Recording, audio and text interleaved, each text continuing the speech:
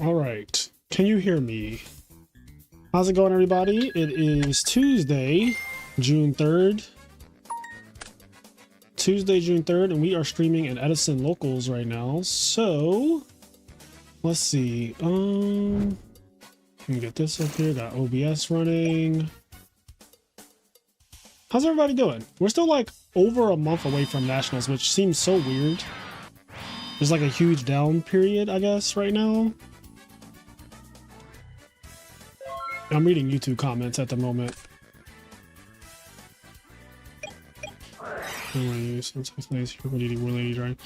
Yeah, so we played that dragon deck that went undefeated in Swiss recently for Master and Disaster. And it cooked, honestly. Like, it cooked. It was pretty cool, even though we drew triple red mat and shit. Nats is in 3 days here. What country are you in where Nats is in 3 days? I mean, technically I could look it up, but that sounds like a hassle. What country has nationals in 3 days? Italy. Okay. Are you going to win it? You know what deck you're playing? You don't have to say in the chat. I don't know if...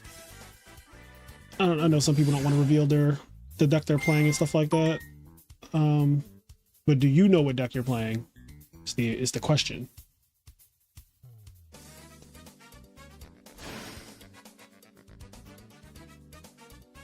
Italy is cracked. Yeah, Italy is cracked. Italy is cracked. Italy has the best Blackwing player, but I don't know if Ludo... I don't know if Ludo is currently, like, playing Yu-Gi-Oh! Like, I don't know if he's active. But if he shows up, he's definitely one of the threats. Yeah, there's just a lot of Italian players who are really good. Like, I don't know if Marcello is doing a commentary or if he's playing. But he's a big threat. Excuse me. What the hell is this?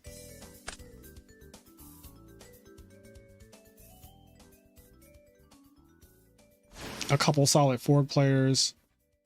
Oh, he's 99% commentating. Yeah. So that's one person you don't have to worry about. But there are a lot of good Italian players. Like whenever I watch that channel, Yu-Gi-Oh! Like GOAT Format Italia, they have some really talented players.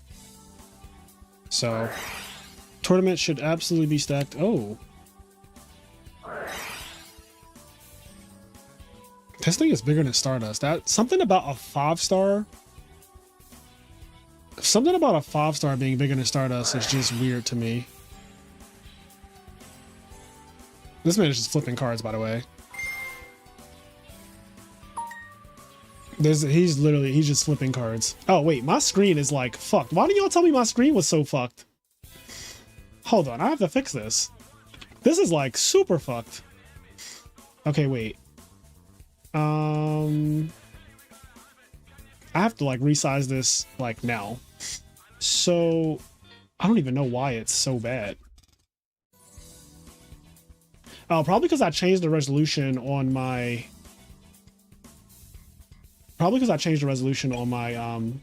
computer. Well, my monitor, I should say. You guys didn't even say anything. You guys just watching like a fucking that looked terrible. Why did nobody say anything? That just looked so unplayable. Is this even right? I feel like... Hold on. What is going on? Do I need to shrink this down a little bit? Okay. So I'm going to bring this down. I'm going to bring this over. I also feel like, is this okay? That's actually the edge. That's that edge. God, I must not have streamed Yu-Gi-Oh! In a little minute. Okay. So we can move this down here. Get that there. Sorry about that. Professional streamer, by the way. That just looks so crazy. That looked so crazy. Like nobody said anything. Like, oh, just by the way, like the game looks fucking nuts. Just so you know. But just continue talking about Italian nationals, I guess. You guys are unhinged. You guys are more unhinged than I am for letting that shit rock. Okay, that should be playable. Like, I think that this is now playable. This is a playable stream now. Hopefully. Move Ronaldo over just a teensy.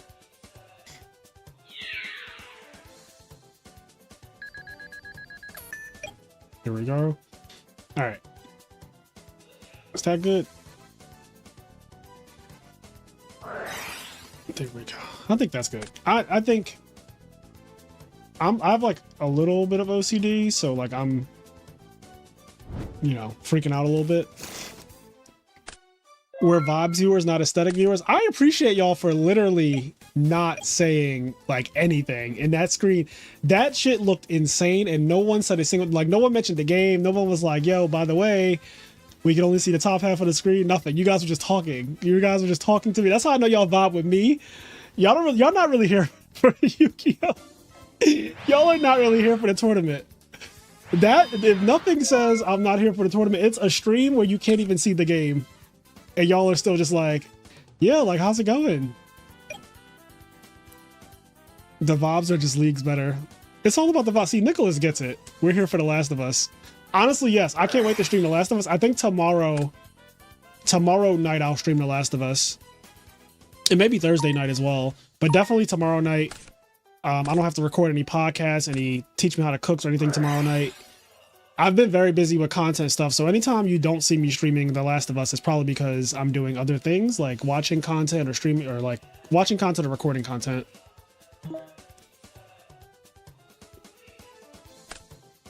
You're the best Edison Yugi tuber. Thank you. I appreciate you saying that. Drunk, I'm that not. That is a very hard name to say because you purposely made it confusing.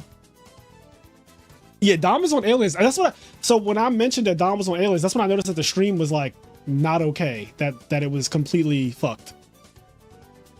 Because I was watching the game perfectly. Obviously, you know, I'm watching it, but I noticed that when I looked over, I was like, wait, they're not seeing what I'm seeing, and this looks crazy. Yeah, my man is on Aliens, but right now, honestly, it looks like he's getting absolutely cooked. So.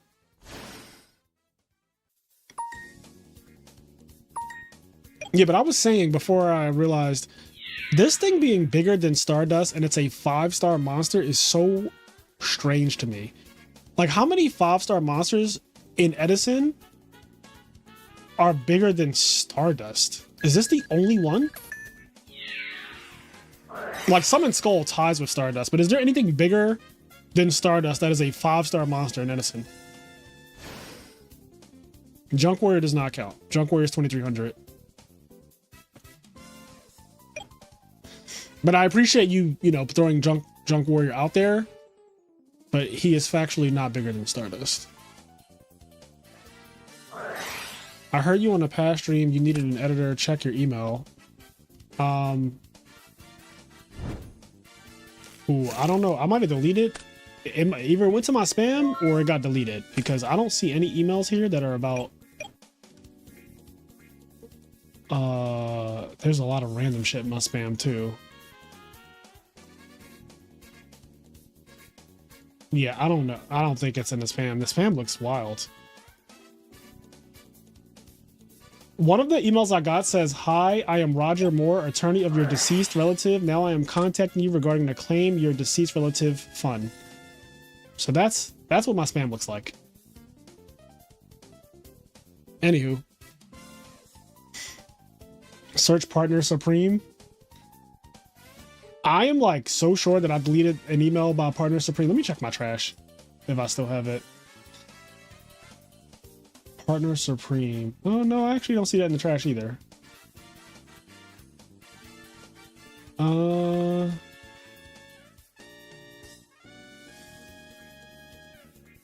I see Patreon emails. Yeah, no, I don't. I do not see like anything in here. Yeah, no, it didn't even go through the spam filter. But anyway, enough of that. Also, I don't really need an editor, just by the way. Like, it's not a like super necessary thing. Like, me and Kenny edit all the videos on the channel. And honestly, it's fine. There's a project that I'm going to be working on that I do want an editor for that project, but I already have someone who I let edit one video and they did a pretty good job, and I think I'm going to use them again.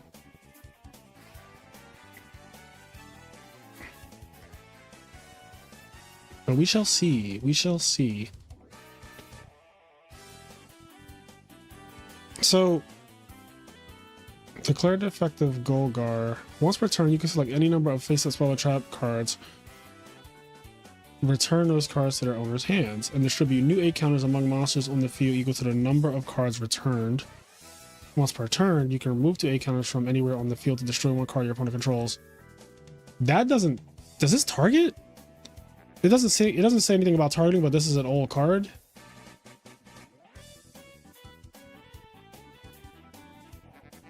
But it does destroy.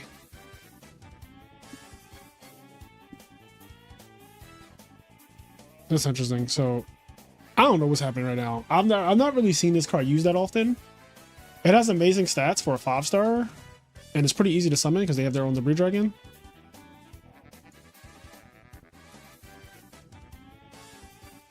Yeah, I don't know where this is going. I'm confused only because there's a Stardust and he's saying pop effect. I mean, we could look up rulings for this thing though. Hold on.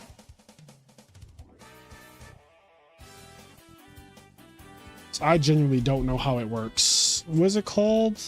Cosmic Fortress. Cosmic Fortress Gol'gar. Okay, so I'm gonna randomly just pull up rulings here. The ignition effect targets a number of face-up spell or traps on the field. Okay, so the first thing targets, which is the targeted cards are returned to the hand when the effect resolves. This is not a cost. If a chained effect destroys a spell or trap card targeted by this, before it is returned to the hand, no 8 counter is distributed for that particular spell or trap. Then the other ignition effect is also, they both target, and it is a cost. So I didn't know any of this. I'm gonna be honest. I didn't know literally any of this stuff. So this is like all new information to me. Yeah, it does target. It says the ignition effect targets 1 card your opponent controls. All of its effects target actually. Like the ignition effect targets a number of face-up spell or traps on the field.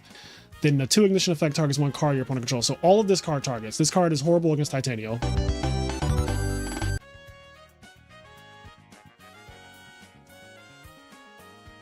Not from Power Rangers.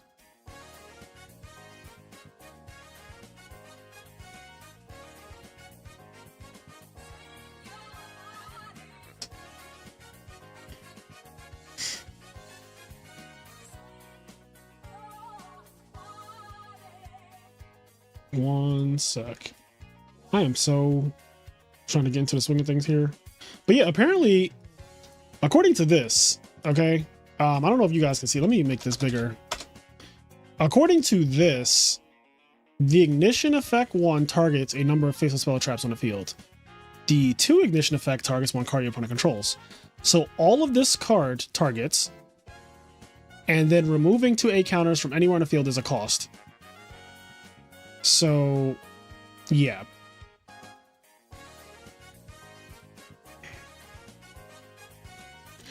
Who is that? James? Start at 7:45. Why would I start at 7:40? That's such a random time to start.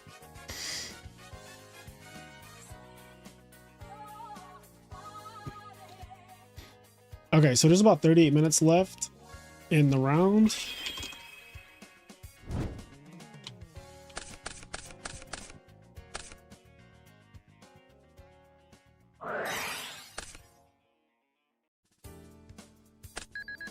So these are Swiss. We're doing Swiss today because there's like 20 people in the tournament, and I was like, we're not doing double elimination with 20 people. That shit will have us up till 2 a.m. So we're doing Swiss. This is round 1.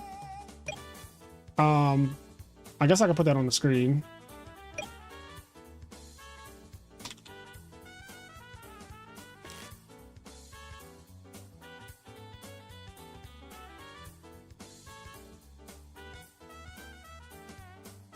You got a party. All right, there we go. So this is round 1. And there are about 38 minutes left. So this round, the first round started at 7:30, like on time. Started at 7:30 on time. And it's 7:53. Oh wait. It's been 23 minutes. Whoops.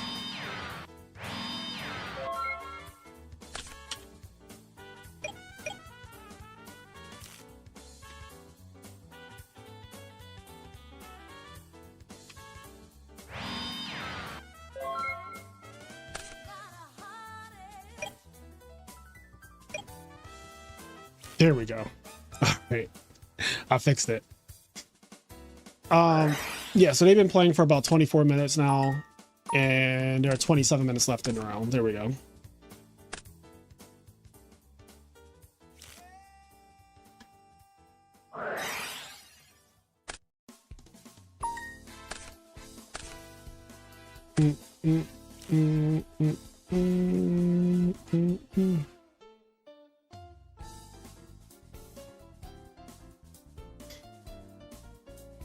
Yes, I am going to the NAWCQ. You know, I did go last year. I just didn't play.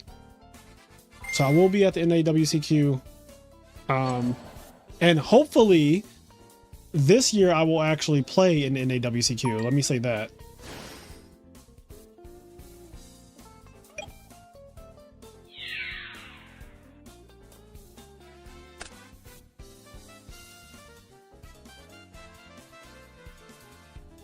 It's in Indianapolis. The same place that I won the Ultimate Time Wizard last year, Indianapolis. I'm ready for another Fraser decklist story. Please, God, no. Do not wish that on me. I'm submitting my deck Friday night. I'm not even waiting until like Saturday morning like I usually do. I'm not lollygagging. I'm submitting my shit Friday night. I'm sending it and I'm forgetting it. You know what? You can also resubmit your deck list anyway now. So like you don't have to do the whole wait until the last minute because you might want to make changes. You can just make changes now to deck lists. So I can just submit my deck list like fucking Monday if I wanted to, and then just come back to it if I decide I want to change anything. Yeah, last year I traveled all the way to Texas and didn't even play. And it's weird because that was one of the best events I ever had. One, because I had just won the last event before Nationals.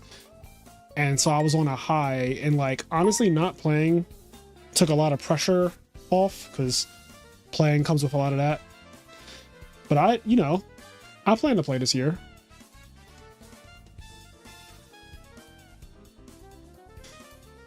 On The Last of Us stream, you mentioned how crazy the infected sound. The sounds were actually made by humans. Yeah, I know that. I actually watched the making of The Last of Us series that's on HBO.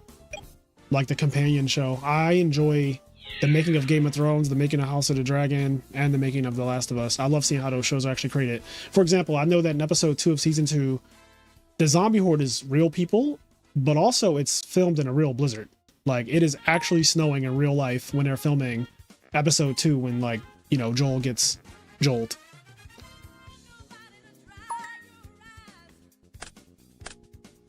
What is this cat? Oh, I'm sorry. Whoops, it's a dog. Not me saying what is this cat, it's a fucking dog. Whoops. When you normal summon an alien monster, you can special summon this card from your hand. When you do, place 2 A counters on face-up monsters. Oh wow. You know what's weird? So this card kind of reads like a modern card where the whole like when you normal summon an alien, you can special summon this from your hand. So many modern cards say that.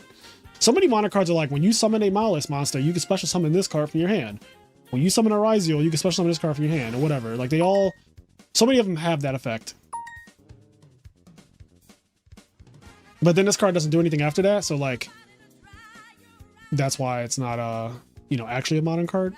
Like this was a modern card. It would say, place 2 A counters on face-up monsters your opponent controls, then draw cards for each. Then if this card is used for the synchro summon of a alien synchro monster, that monster summon cannot be negated. Also, your opponent cannot respond with spells and traps or monster effects when that monster is summoned. That's what it would say if it was modern. You could just add all of those effects to the text.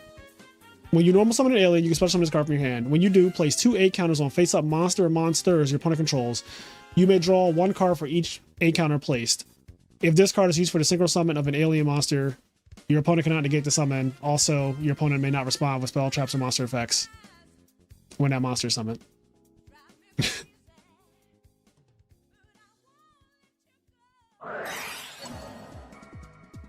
And it would be unplayable, by the way. I don't know if I mentioned that part. It would be unplayable.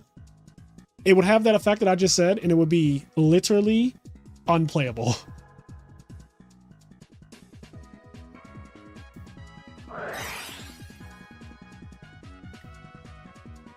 Why are aliens so bad? They have their own debris dragon, their own Icarus, and their own CCV, and a broken synchro. It is strange that they're so bad, but it's because while they do have the things that you said, somewhat, like all of the cards surrounding them are kind of shit. Like even their Icarus isn't as good as actual Icarus Attack, right? Target one face up reptile monster you control. So first of all, it has to be face up. Icarus Attack you can do with face down.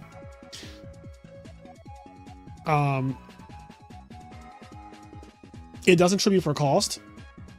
So like, that could be perceived as a good or bad thing, but Icarus Attack tributing for cost is actually usually a good thing.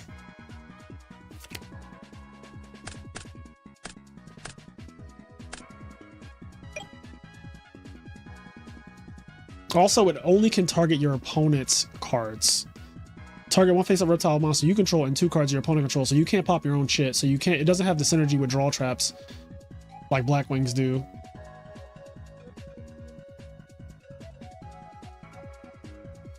So it's like pretty worse than Icarus. It has like significant like things that add up why it's not on the level of Icarus. Their debris dragon is obviously way worse. Like this guy is way worse for multiple reasons as well. One, his stats are just worse, right? Like he's just 500 attack, so he's half of the breeze attack.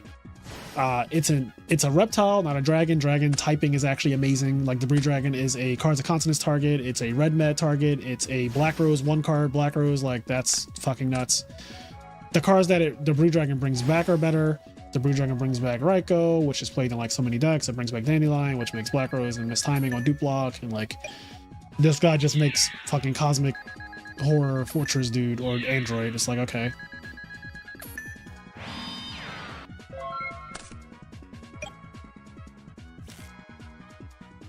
Did they ever like retrain aliens and make them ridiculous? What's up, Rich? Did they ever just like make like broken ass aliens? Like, is that a thing yet? Take my Raza.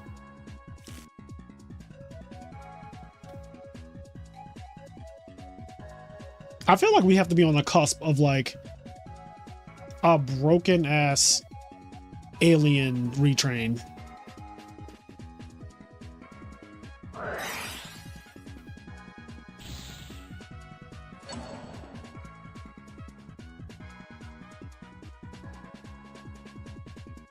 I forgot this deck has its own virus card.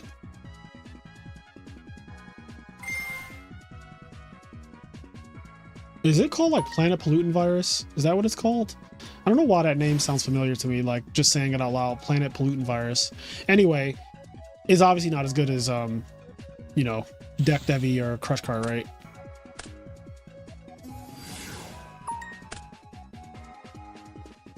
He said, nope. Nope. Hell no.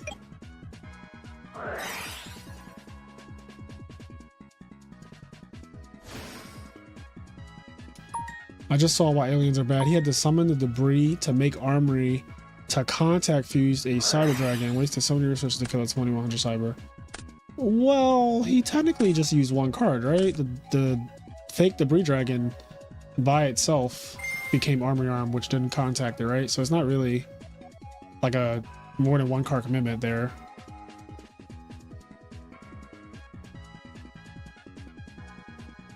I just hate that you have to play like the 4-star monsters in this deck because their 4-star monsters are bad.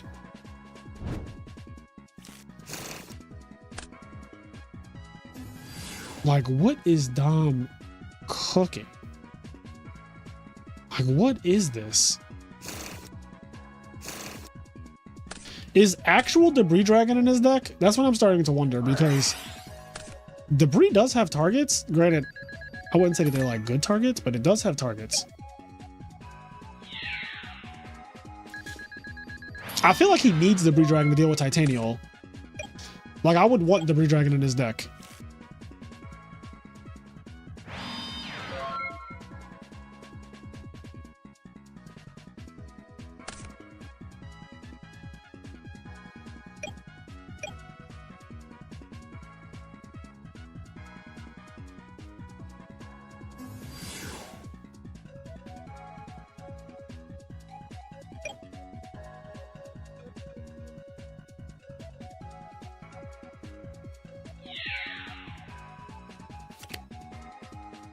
I was speaking about Debris Dragon so much.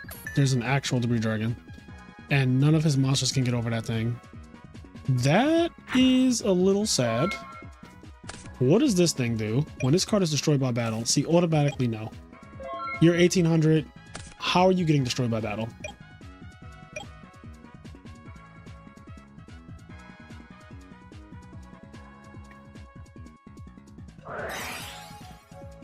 Oh, here it is. Tribute 1 alien. Destroy all face-up monsters without A counters your opponent controls. Until the end of the third turn, after this, place an A counter on each monster. Okay. This is a game, right? Like, if he doesn't have Gore specifically right here, this is just someone in attack mode? You can target 1 level 4 low alien in your graveyard. Oh, it doesn't care what position. Okay, that's cool. It doesn't lock it into attack mode like the Debris Dragon. Here's a benefit. I'll come unplug your monitor. Why would you do that, Jalen? Why are you threatening me? Why am I being threatened?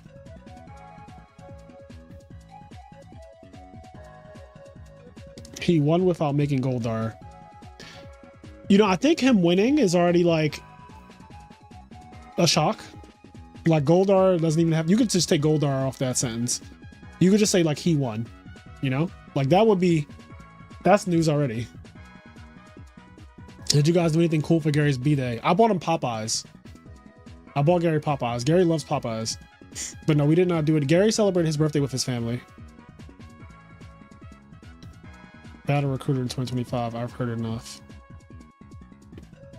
Yeah, like, I don't even like fucking Tomato and Pyramid Turtle in 2025, let alone like an 1800 monster that has to die by battle that doesn't replace itself when it does die by battle.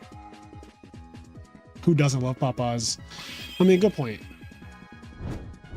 Love that chicken from Popeyes.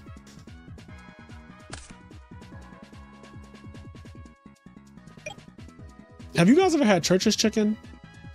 Randomly the other day, I was like fiending for Church's chicken, and I went on Uber Eats, and apparently like every Church's chicken in Philadelphia closed down, and I had no idea.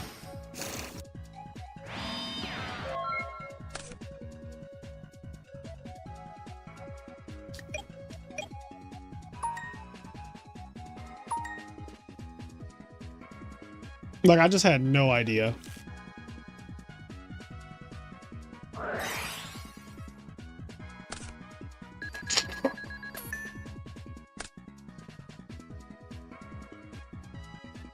Church's biscuits unmatched. Yeah, their biscuits, that's kind of what I want. I wanted the biscuits with the honey. What was your favorite memory from going to Japan this time? Oh god, I mean, the whole trip is just amazing. Honestly, for me, like, I can't name just one thing, Vince. I'm gonna be honest with you. That question is too loaded. Like, every single day we did something completely different. We were in a different city or a different region, doing completely different things every day. And I thoroughly think Japan is the best place to travel to for a nerd. Like, this is my second time going, and I flew first class there. Like, everything about that experience this time, it was like an insane trip. I don't have like one particular thing that is like above all the rest. Like, I had amazing food, I had amazing experiences, I bought amazing things that like I really love. I did see Mount Fuji this time, yes. Mount Fuji was really, really nice.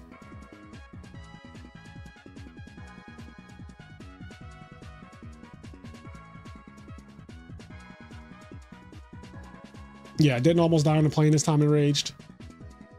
7-Eleven is cracked. Family Mart has this fucking chicken, kind of like how 7-Eleven just has food.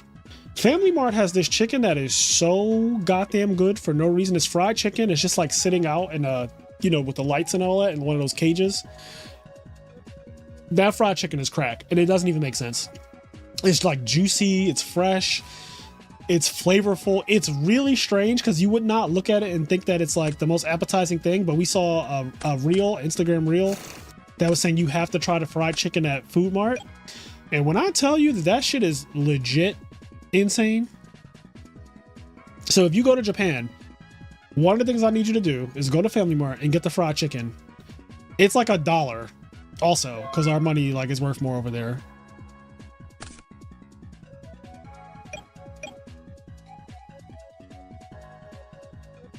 I had a fondue matcha Haagen-Dazs ice cream, and I swear that was one of the best ice creams I've ever had. Yeah, Japan has a lot of the best things I've ever had.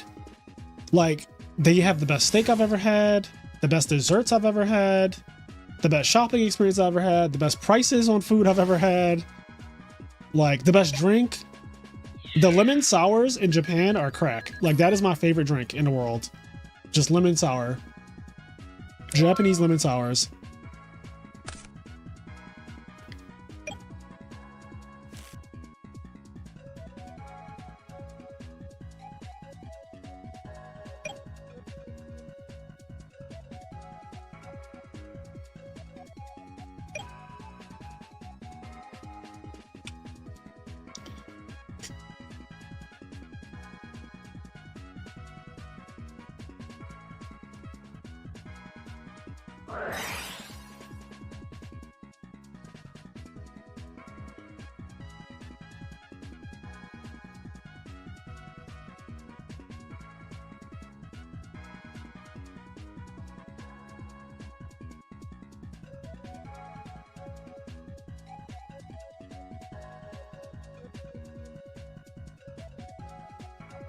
The T-Bell Nuggies are trash. Yeah, I did not like the Taco Bell nuggets. Something about the skin on the Taco Bell nuggets, it kind of like... So I don't like when chicken feels like it's encased in the skin. And what I mean by that is you bite into it and you could almost like take the chicken out and then the skin would be like a shell. I don't like that. The skin should be attached to the actual meat. And when I bit into those nuggets, they all felt like the skin wasn't fucking attached. Like they put the meat into skin, and that is just weird to me. Your lineup is always so fresh. Thank you. I cut my own hair. It's also not always so fresh, but it just so happens that when you guys see my hair, that means that my hair is nice right now. But when you see me wearing a hat, that means I don't feel like, you know, making my hair look nice. So it's kind of one of those things where when you see me wearing a hat or a do-rag or anything like that, it's because I don't feel like making my hair, you know, super nice. But yeah, whenever you guys see my hair, it's always going to look like this basically, because that means that I went outside. If my hair is like this, that means I went outside. I don't go out, like, if I don't go outside, then I just usually am in a do-rag in the house, or like a hat or like a beanie or something. Yeah.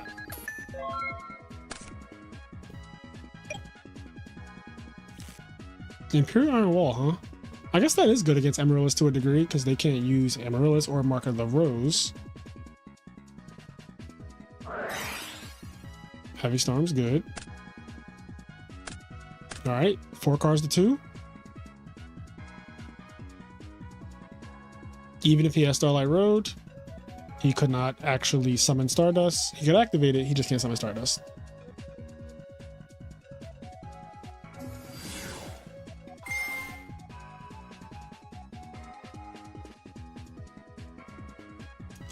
So there's only 2 more people playing.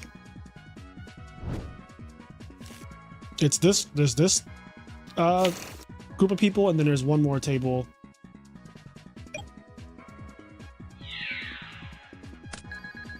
I don't think McNuggets are real chicken. I don't think they are either. I think we know that though, right? Well, I guess, okay, real chicken, they might be real chicken, they're just not the part of the chicken that you really want to be eating. I think that nuggets are like grounded up remains of chicken.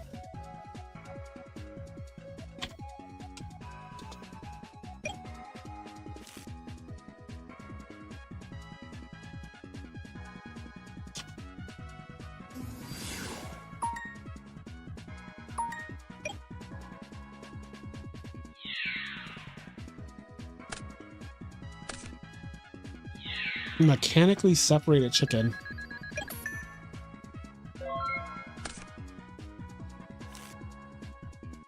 You're going to New York for the governor's ball?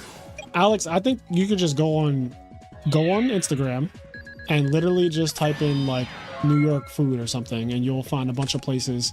Whatever looks tasty to you, that's what I would do. That's literally what we do. You just look up places to eat. This is game 3. This is game 3. Another market arose. Or is this the same one?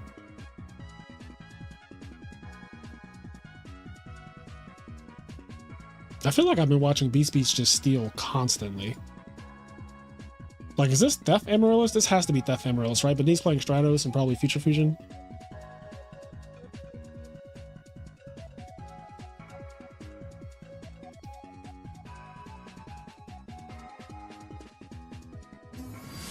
How much are you charging for a cut these days? I usually charge $30 for haircuts.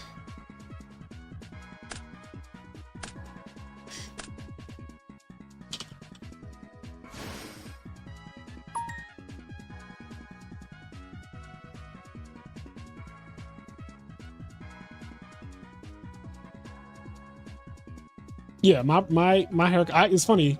Right before I got on stream, I was cutting someone's hair.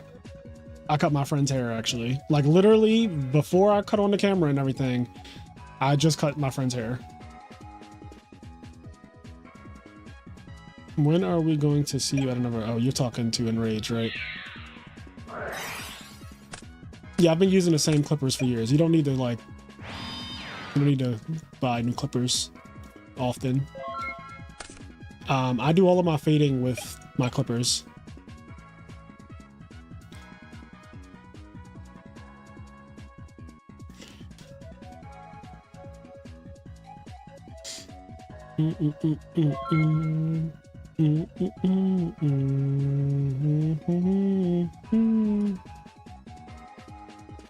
Let me go.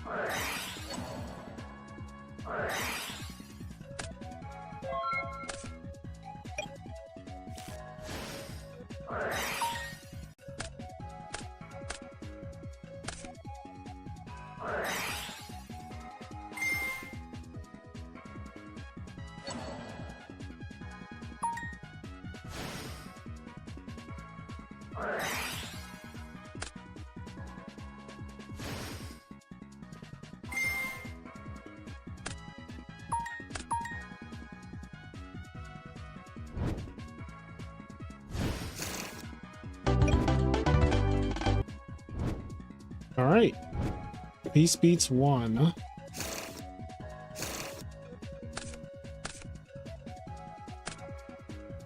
right, so now we can, oh wait, I have this game. I might as well just pull this up here so you guys can see. This is the only match still going.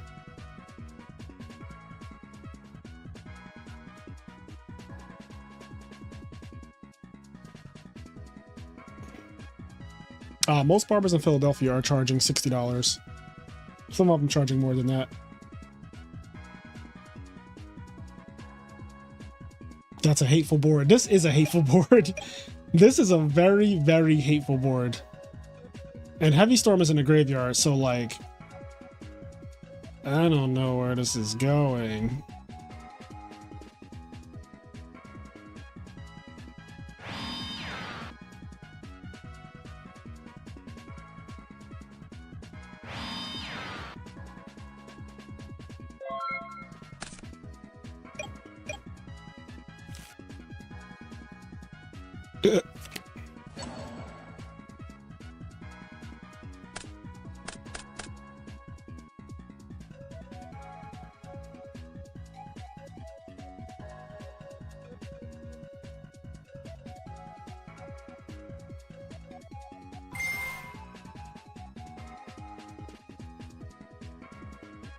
This is definitely some nonsense.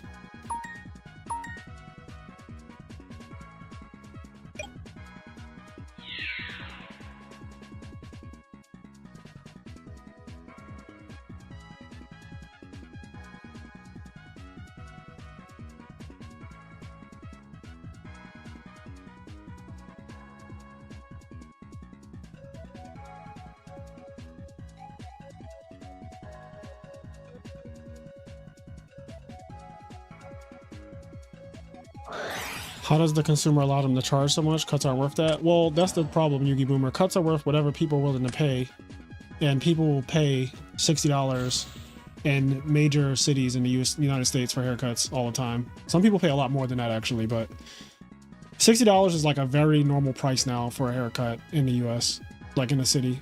I don't know what they're doing at fucking Supercuts and places like that, like white barbershops, but because I've never gone or been to one, and I don't really recommend that anyone goes to like Supercuts or whatever, but if you want like a real haircut from like a real barber, like a skilled barber, yeah, it's gonna cost you.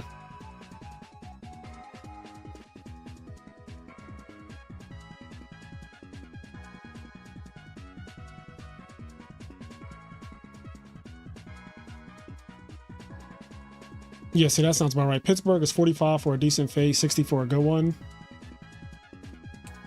He said, I'm so glad I'm bald. Yeah, rent does play a major factor in it. Okay.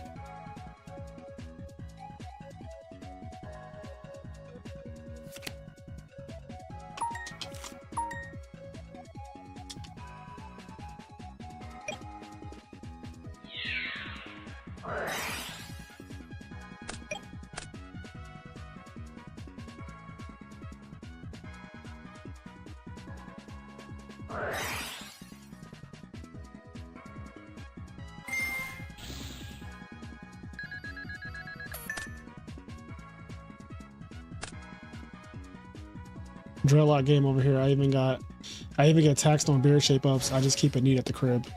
Yeah, I think learning how to do a little touch up on your facial hair is like super necessary.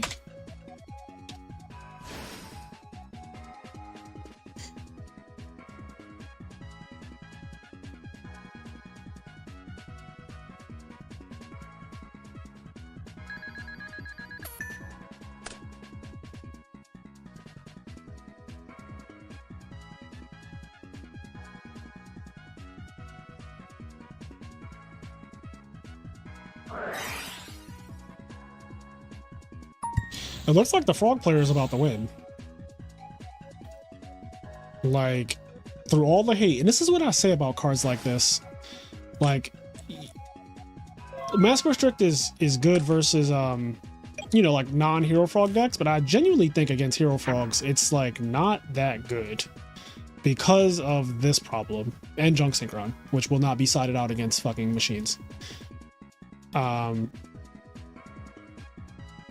Like, this guy is super problematic, and they're in time. So this was turn 0, this is turn 1.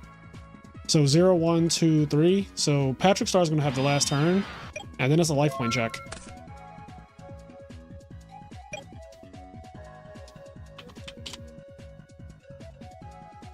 So this is Santi's last turn,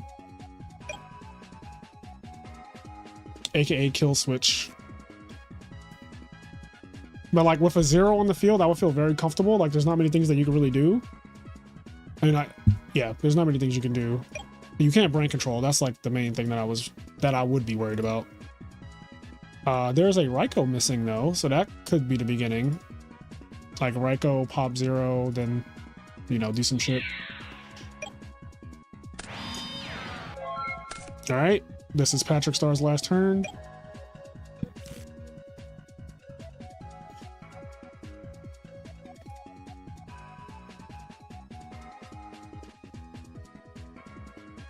No, this is the last turn.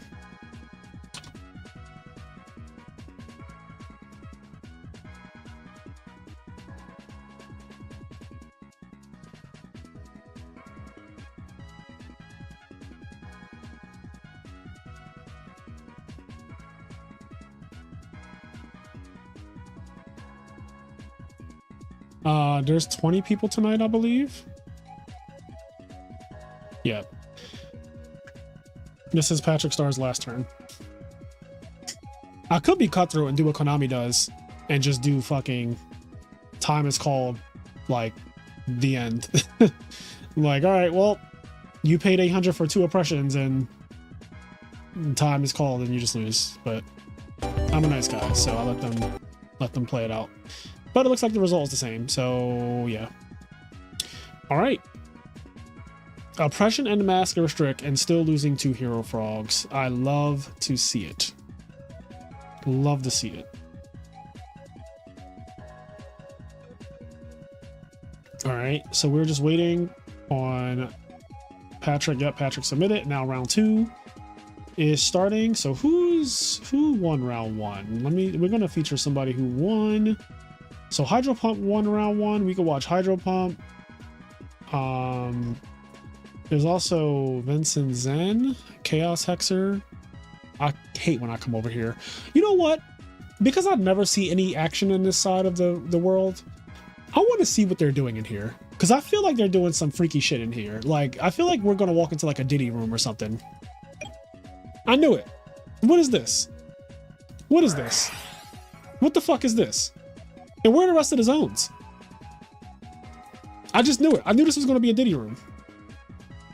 All right. Now we're out of there. Anywho. Actually, okay. Hershey Bar is playing as well. There's a lot of people that I want to see a lot of people this round. Johnson Boss is playing. Did Johnson Boss win round? Oh, Johnson Boss lost round 1 though. Chaos. Yeah, I want to see this one. Actually, hold on.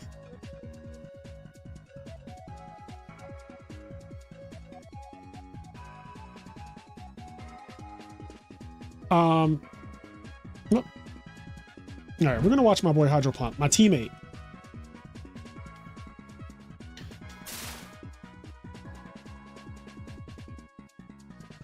Did you hear about the 69-person SoCal Ulti Dad tournament that happened this weekend? I did not. I did not hear about the 69-person SoCal Ulti Dad tournament that happened this weekend. I don't typically hear about events that are regional like that. Like if there was a random tournament in Maryland or a random tournament in Indianapolis or a random tournament in like SoCal or whatever, like those don't usually...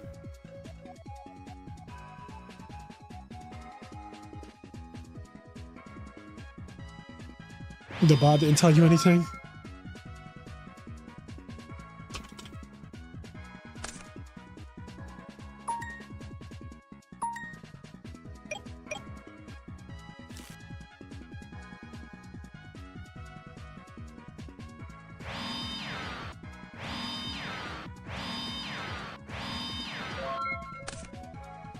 All right, I'm setting a timer of 50 minutes.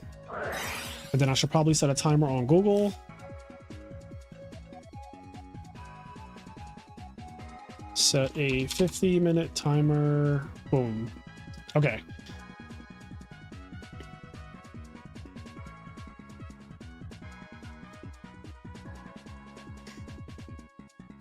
Trap Dustshoot turn 1. Telling someone good luck, have fun, and then going Trap Dustshoot turn 1, I just feel like something about that is dirty. Like, I'm looking at the chat, he's like, hey, good luck, have fun, and then he's, like, simultaneously writing his hand down.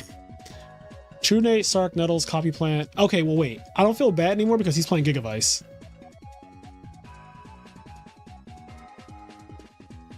Not the 8-man Antarctica local.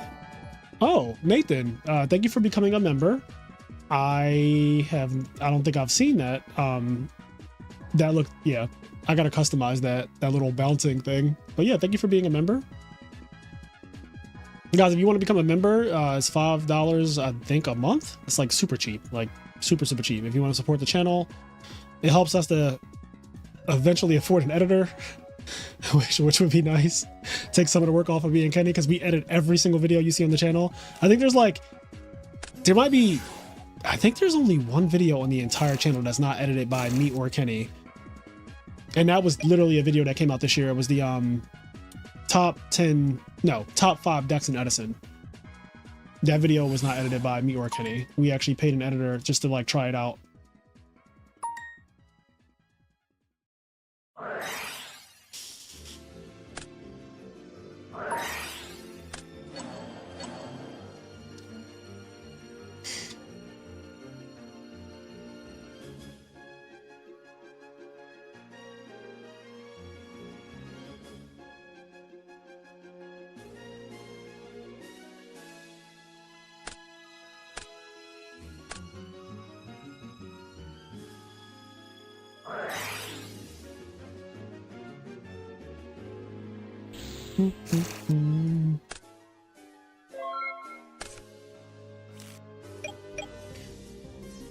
Dustshoot is too nasty. Yeah, Dustshoot is weirdly not that great though against Gigavice. Because one, they play 10 monsters. It's actually a decent chance you just miss. Like it's higher than any other deck in the format that you'd miss. I don't think any other competitive deck in the format has a higher chance of Trap Dustshoot just whiffing. The other thing is that like, so only Lone Fire Blossom is really the card they don't want to have put back. But like if you put back Gigaplant or Titanium for them, if that's their only monster, it's like okay. Honestly, even if you put back like Nettles or what was his hand? His hand was True Nade, Sark, Nettles, Copy Plant, Super Solar Nutrient Miracle. I'd argue that the Trap Dustshoot like kinda helped. Like kinda.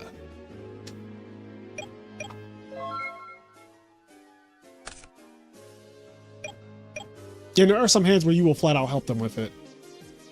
Is it worth the chance of hitting Lone Fire Blossom? I rack my brain with this question all the time because like I genuinely don't think Trap Dustshoot is going to be the end of a Gigavice player often enough. So it's probably not worth it to play because it also will be dead. Like obviously if they combo you at any point, that card is terrible to draw, right? And even before they combo you, a lot of their combo lines don't involve a monster from their hand. Like if you see the way the deck plays, a monster from their hand is not the usual combo route. I basically am saying in a very long way, Trap Dustshoot is really only good like turn one before they take any actions, just like Dustshoot. After that is so risky. Like everything about it is risky. Yeah, Hydro's on Blackwing's Pudding.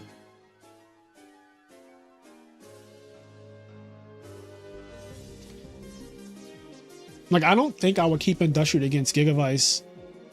Maybe if I'm going, like, as game 3, I'm going first.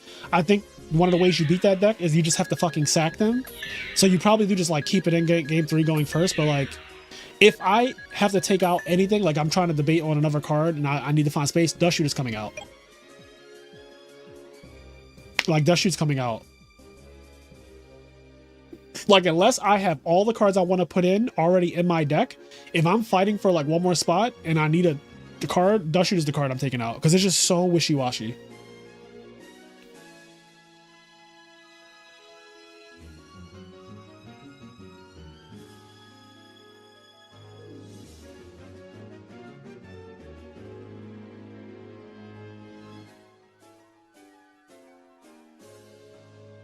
Also, I've noticed lately, I've been watching a lot of like Gigavice replays and stuff.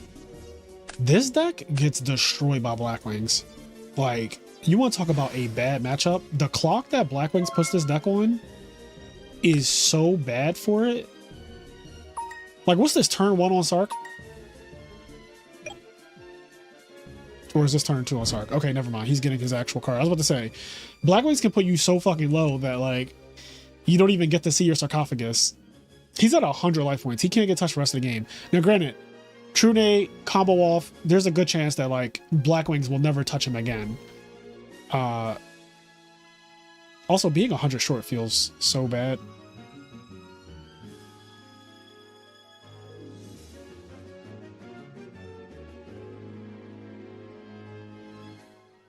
Do you think siding Fosdine in addition to Vanities is the best route against combo like we saw in the last RBT? I mean, it seems to be working. I don't know if it's the best, but it worked for some people. I think it's one of those things you just have to try out. Like, if you're having a problem with combo when you play against it, then that might be your solution.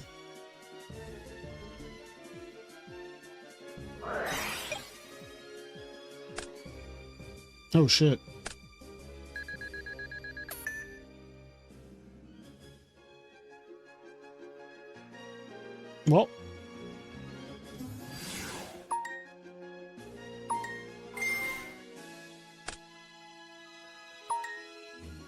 Yeah, Dustshoot is definitely a more degenerate card than Brain Control. I don't even think that that is like up for debate. Dustshoot causes more non-games than Brain Control does, and it's a more unpleasant card to have happen to you, honestly.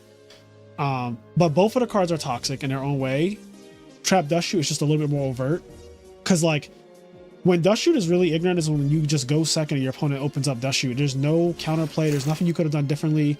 At least with Brain Control, you could be like, all right, if I drop this guy to 800 or lower, like I've played around Brain Control in that way. Or if you make a certain monster like Thought Ruler Archfiend, which happens to me all the time, like that also plays around Brain Control. There's like countermeasures to Brain Control. Dustshoot's countermeasure requires you to kind of play bad. Like, oh, put more cards on the field so my hand is below 4. Like, okay. Use all my cards so my hand is below 4. It's like, okay.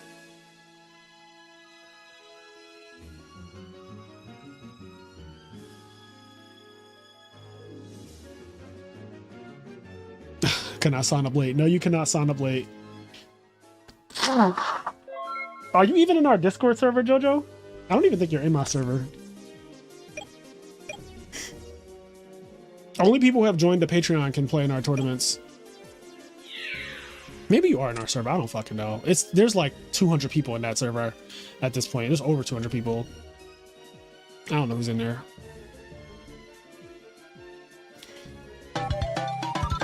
I was about to say, after the Solemn, that had to be game, right?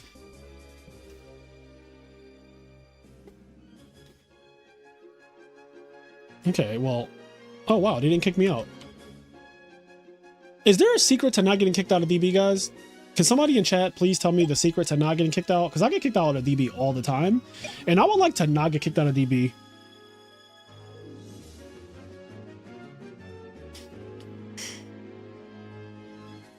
No, you have to join our Patreon in order to get a server invite. I don't send out invites just cause.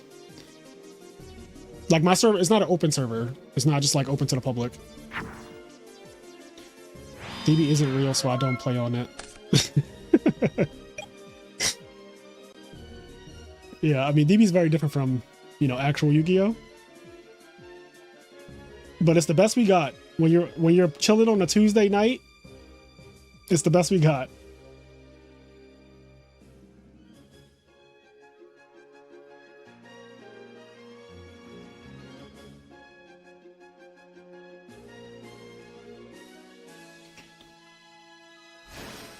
What about inviting the very handsome and wealthy like myself? I don't know who the fuck you are. You mean you don't open 3 of a card every other match? Bro, I swear to God, every time you see me... Oh, let me mute this. Every time you see me recording a video, either teach me how to cook or master disaster or anything, opening 3 ofs, like you saw today in the dragon video, we drew into triple red med. It's like DB makes some very astronomical odds happen far too often.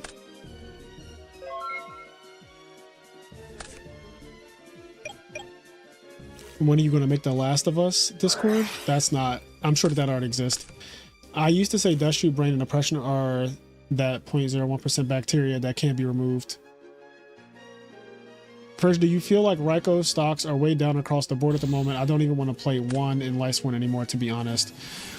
No, I don't think Ryko stocks are down that bad.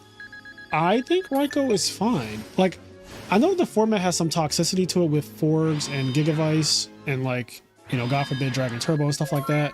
But for the most part, you're still going to be playing against, like, birds, frogs, and Hamster Ryko Kaya's decks. And I think that Ryko is perfectly fine to still play. Like, if you notice, people are still doing well with their Rykos. They're not... Like, Ryko's still fine. Like, I do not think that the answer to 2025 Edison is, like, cutting all your Rykos. The Value Turbo is still doing absolutely fine. Machina Control is still doing fine. Like, all these decks just topped, like, the last couple tournaments that they've been in. I don't think Ryko is, like...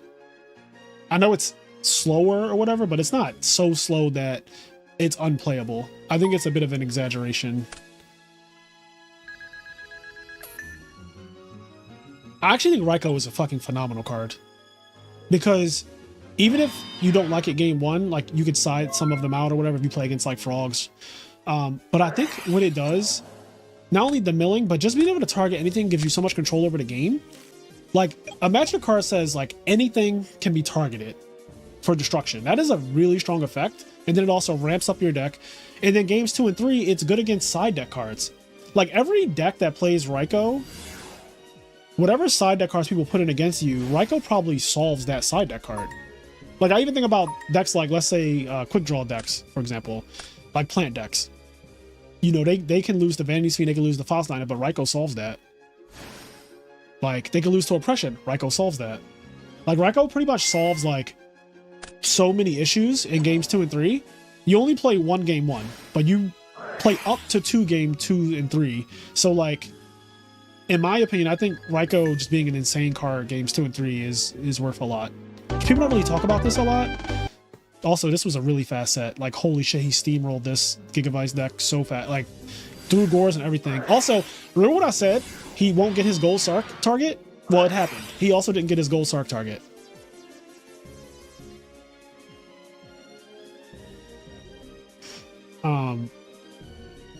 Yeah, he lost so fast that he did not get his Gold Sark. And I actually think that happens way more often against Blackwings than you think. It also happens against Vayu, because Vayu is just as fast, if not faster sometimes. But yeah, I again, to the topic at hand, I think Ryko is still fantastic. Like, I don't think Ryko is like some unplayable card.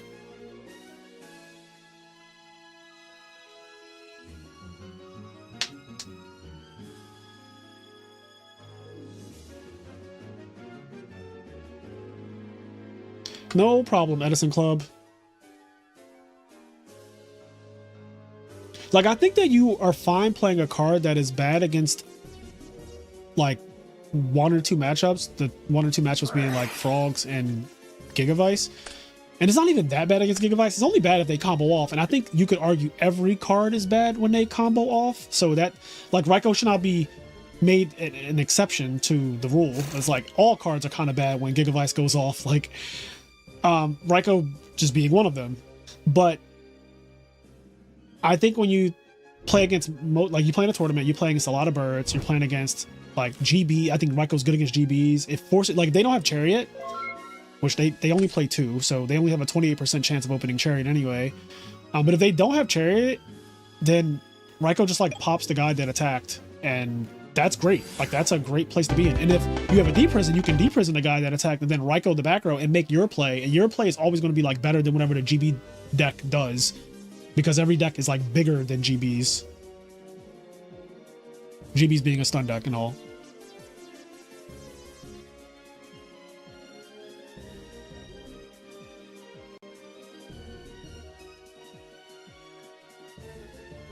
You know what isn't bad when they try to combo Book of Moon?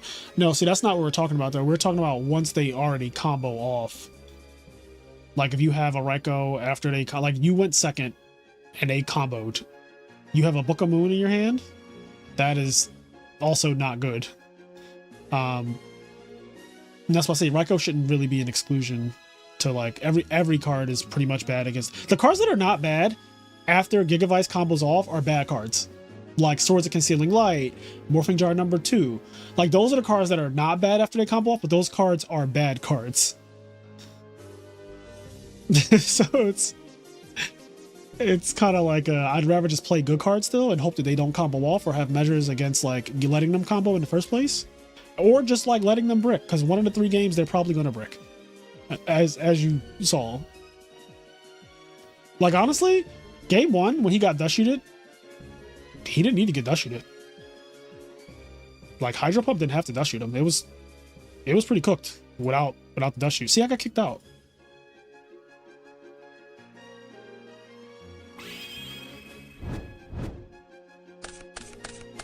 I'm just gonna watch a duel for fake. Or actually, I can probably find a tournament one. Here we go. This is the same duel, isn't it? This is the same duel.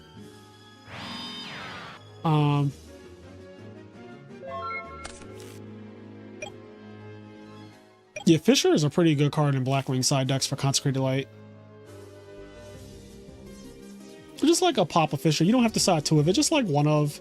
You'll probably have Cyber Dragons and Faustine in your side deck as a Blackwing player, so you have those as well. Also, this is not round 1. This is just factually round 2.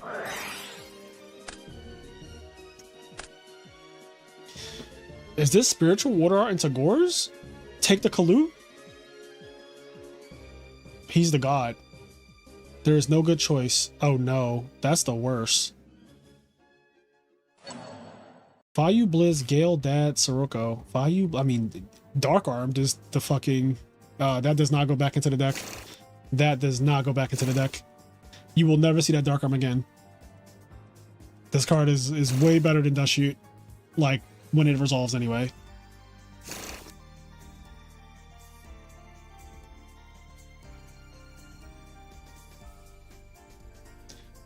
Yeah, you wish the Dark Arm got fucking trapped Dustshoot it.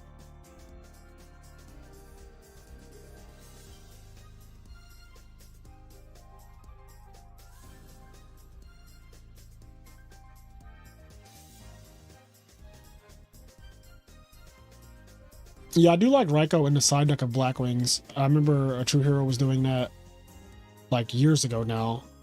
And that was one of the first times I ever saw that. And it makes a lot of sense just because milling in Black Wings is actually pretty good. They play cards they want in the graveyard, like level 4 Black Wings getting into the graveyard to make all your Blizzards live.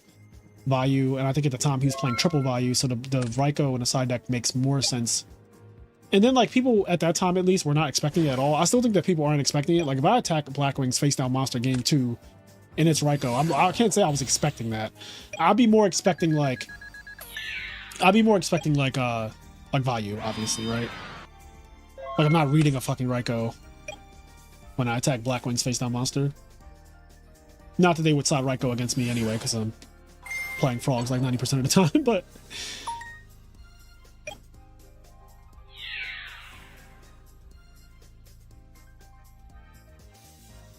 I'm strongly considering playing a non-frog deck for Nationals, though. I've been talking about this a lot, but I kind of want to play something that I just, like, have been wanting to play at an Ultimate Time Wizard, and pretty much Ultimate Time Wizards, I've only played frog decks, and that one time I tried Dragon Turbo, that was a huge mistake. But, yeah, I kind of want to play a non-frog deck for Nats.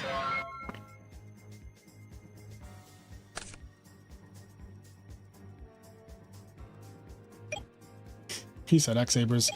I cannot. I'll tell you this. If I play a non-frog deck, it will not be X-Sabers.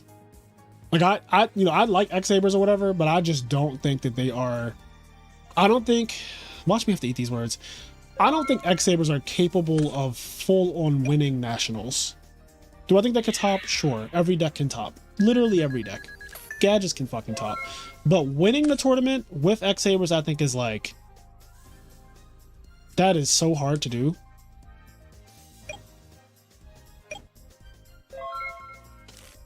What do you think is better, the Dandy Dragon or the Chaos Dragon deck? I think the Dandy Dragon deck is, like, blatantly better. First of all, it bricks less. The Chaos Dragon deck is, like... It's cute, but there are some very bricky hands. I mean, you saw in the video, like, our hands were not good in any of the games, really. The other deck is proven. Like, it just went undefeated in Swiss at YCS Providence, and like when me and Kenny played it, even when we drew triple red med, we still just dominated our opponent.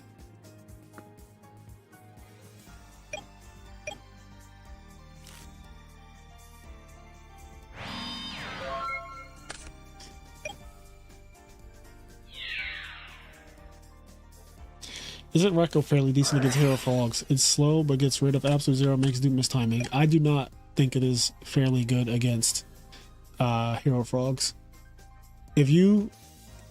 Honestly, if my opponent is playing any deck with Ryko in it, besides Lightsworn, and I'm playing Hero Frogs, I am very happy that you're playing a deck with Ryko in it.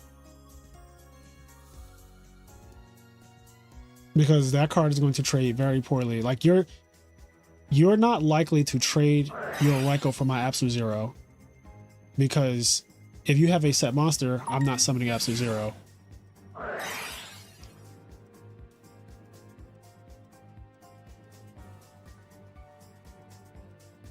And if you have to spend a turn setting a monster against my Absolute Zero, congratulations, you're about to get monarched.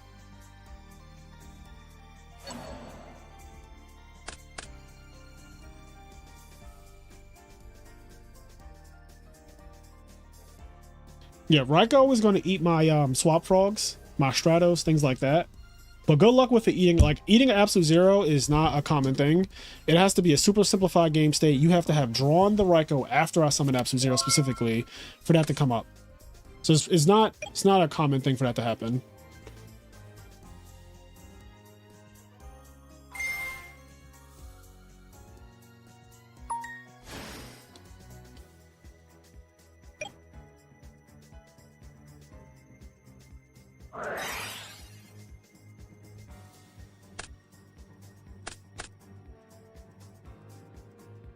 Game is this?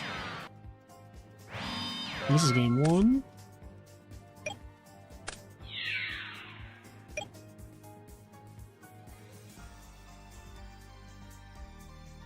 He's playing some kind of like look at your hand for old deck right now.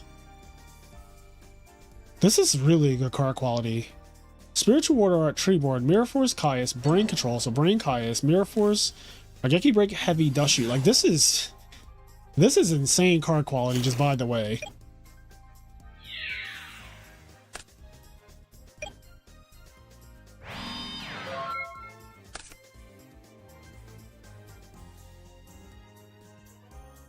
I wonder what this is.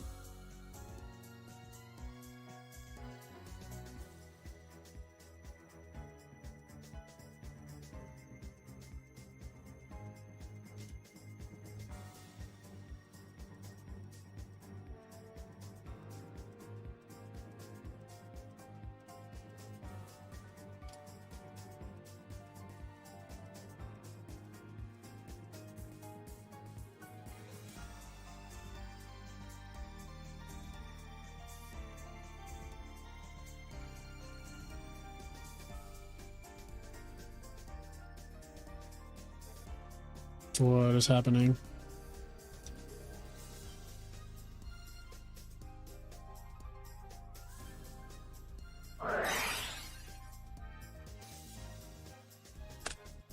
Ooh, discard Miracle Fusion? That's a little gross. Okay, that's a pretty decent pop if he has a Monarch here. But his opponent does have Blizzard. Okay, he has 1-for-1. Ew. Oh, this is so costly. I'm gonna be honest, I think I would have just passed. I'm at 3,500. I think I'm just passing. My hand is Miracle, 1-for-1 Caius, Rageki Break Set. Miracle, 1-for-1 Caius, Rageki Break Set. Yeah, I'm just passing. So he takes 1,200. Swap for all, can't die in battle.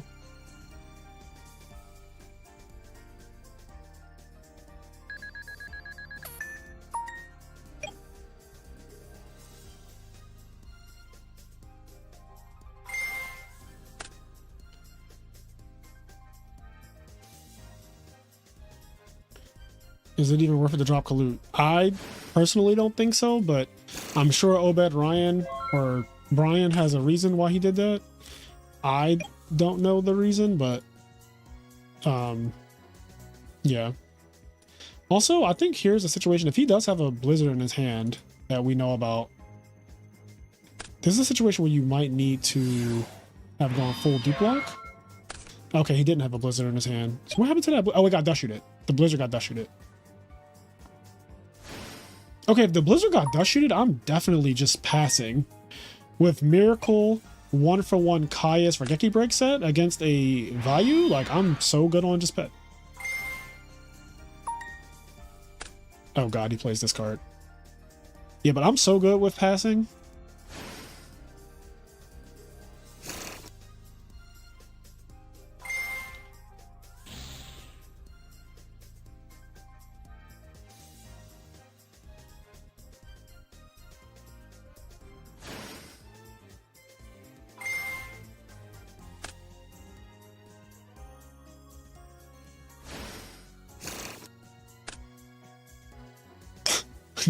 Not him putting the Bottomless in the graveyard in main phase 1 instantly. Like, I fuck with it though, Brian, because I mean, you know where it's going. Everyone's seen this happen a million times, so it's like, yeah, you got me. He needs to draw a fucking deck Devi right now.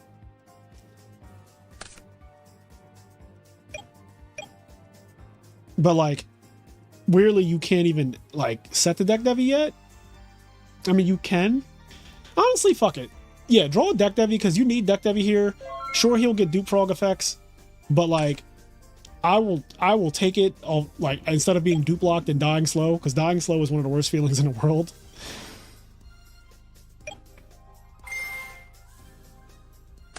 You can get swap frog.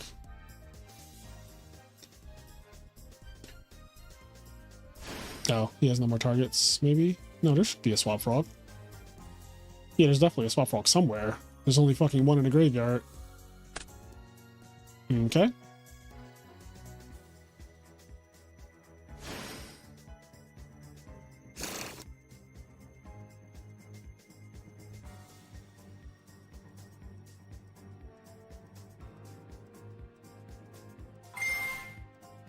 Yeah, I agree. Unifrog is definitely fair, but annoying.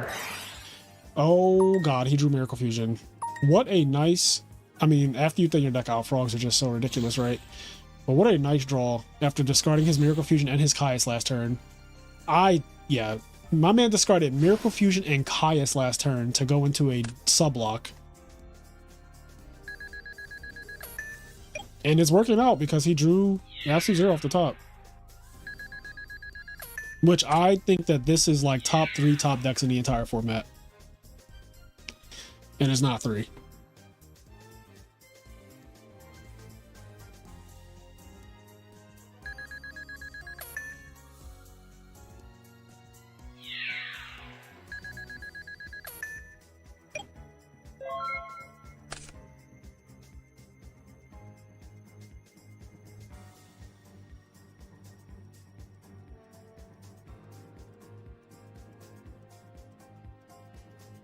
I don't even know what you need here.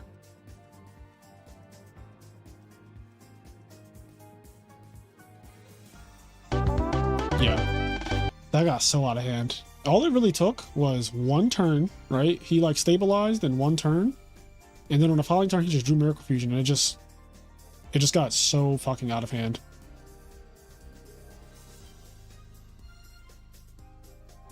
Yeah, 0 being 4,500 attack is like a joke. Hero Frogs is just so broken. It's funny, me and Sizzle, so we both have like Hero Frogs and Value as the top 2 decks of the format. But then he has Value as number 1, I have Hero Frogs as number 1. And I feel like those decks are definitely rivals of each other because they've won the most tournaments in Edison format now. And it's just like, they just go back and forth.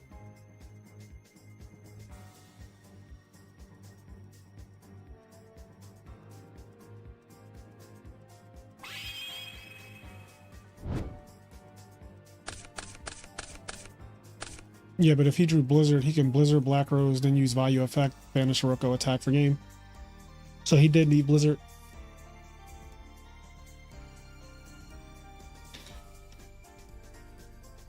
Yeah, Blizzard was in fact game.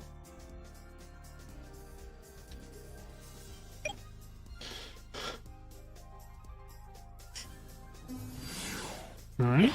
Sure, with no Whirlwind, very tame, very basic, very mindful. And return a favor. You saw his hand game 1, now he's gonna see your hand. But Hero Frogs can be like very resilient. It's slash discard hand, not question mark discard hand. There we go.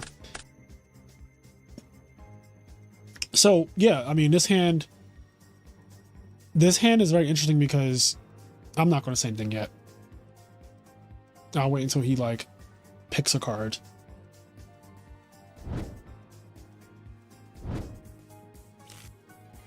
Value's worst matchup is definitely Frogs.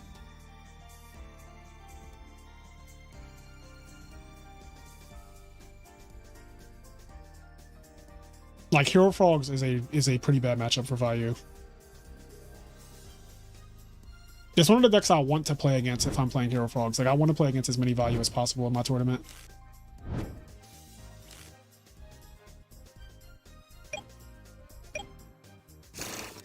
All right, so you put back Caius. I think Caius is definitely right because if you take away the Treeborn access, he still just has a Caius play, which I don't know what the back rows are, but like they might, you know, they might not deal with Caius.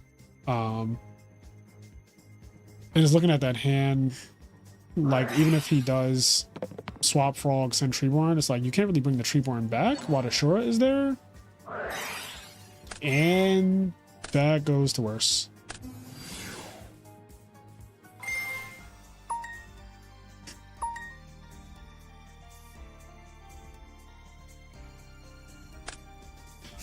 Vayu actually has a lot of fucking bad matchups, just by the way. Like, just ask, if you don't believe me, ask Sizzle. Like, there are some really obnoxious matchups for Vayu.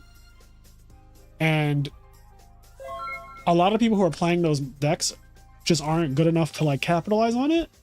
But when somebody is playing one of Vayu's bad matchups, like Hero Frogs, like Machina Control, they typically just, like, run through the Vayu player.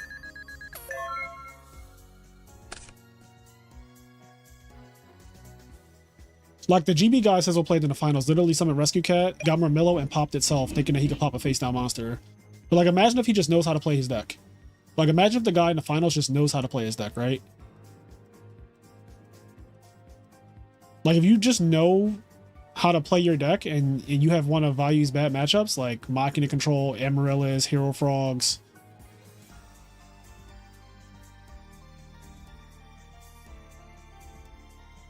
Lightsworn is a pretty tough matchup too for Vayu, depending on how, like, that one is very volatile though.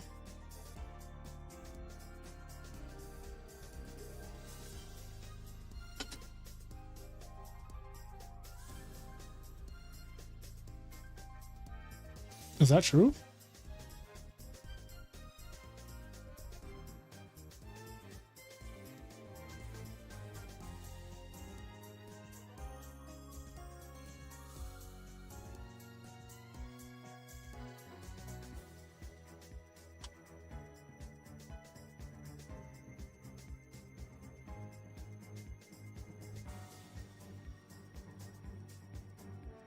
Yeah, I don't know. He's saying Nobin that destroy it. Yeah, I tend to agree with that. I don't know. Most GB players can't manage Heraclinos properly, but I've seen the Murmillo mistake a few times. Yeah, that is another thing. GB players, like the average GB player, for whatever reason, just has no idea how to properly use Heraclinos. They either summon it when they should not have summoned it, or when they do summon it, they don't know what they should be negating. And so they end up just like losing because they summoned Heraclinos. So you guys saw that in the video today, right? Like our opponent just herked and then like threw the game. It was really weird. And that happens like surprisingly often. Someone mentioned Machina being a hard matchup for Blackwings. What's the theory behind that? The theory is very simple. Blackwings struggles against any deck that is playing multiple hamsters. That is just a fact. That is just like a fact of life. This monster right here is Blackwings like Ace Boom Coon. And when this guy can't resolve properly or resolve for a plus, he becomes like way, way worse. Attacking into a hamster with Blackwings is really fucking bad. If you Icarus, you're going to be down a card.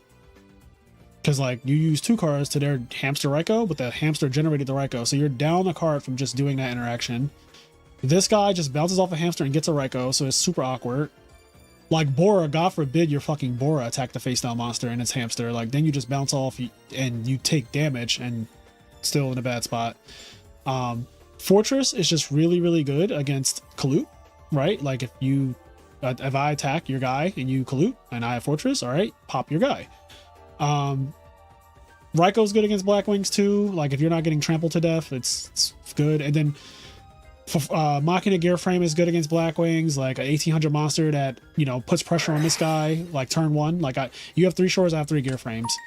So it's like normally this guy has so much pressure, but you could just summon Gear Frame and now you tie, and if they don't have Kalut, then it's like really, you know. And then I think Pot of Avarice in the mid to late game, like that mid game to late game Pot of Avarice just grinds this deck out of cards.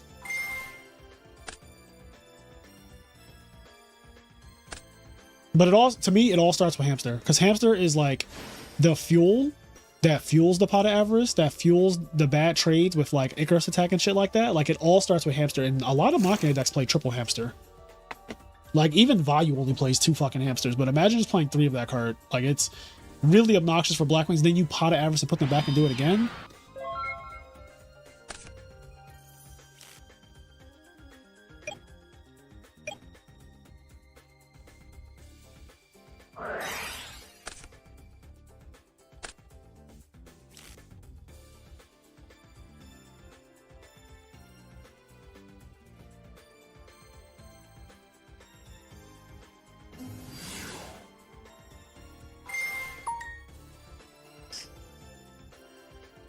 Yeah, but saying Whirlwind Dad is the problem for Machina is like a nothing sandwich, because Whirlwind Dad is a problem for every deck, right? Like, that is the equivalent of saying nothing. That's why I don't even mention that as like a thing, because that's such a like, okay. It's kind of like the same thing as Gigavice and the Ryko argument. It's like, well, yes, if they combo, then Ryko is bad, but so is every other card. If Blackwings has Whirlwind and Dad, sure, Machina is no longer the fucking deck to beat. Neither is any other deck. Like,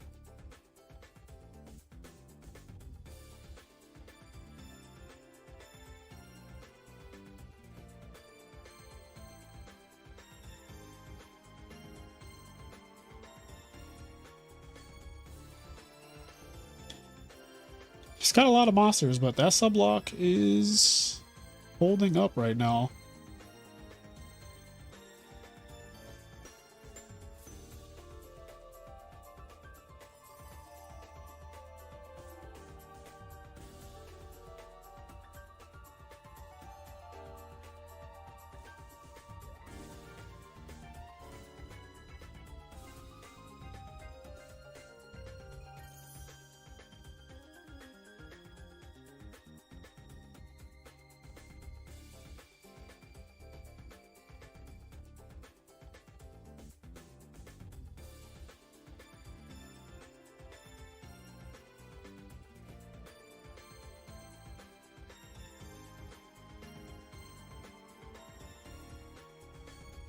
Chat.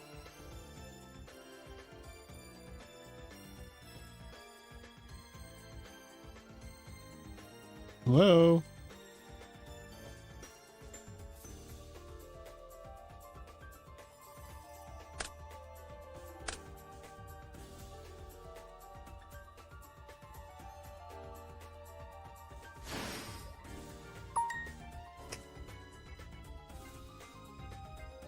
All right.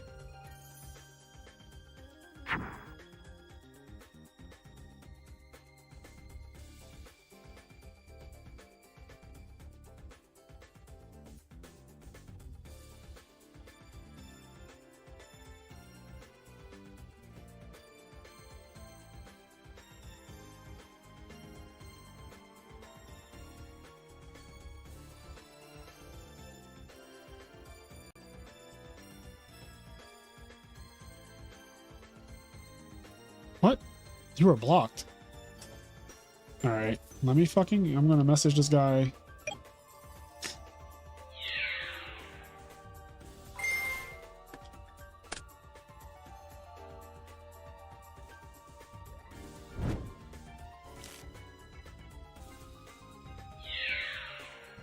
Alright, I just gave him a slow play warning. Brian in Discord.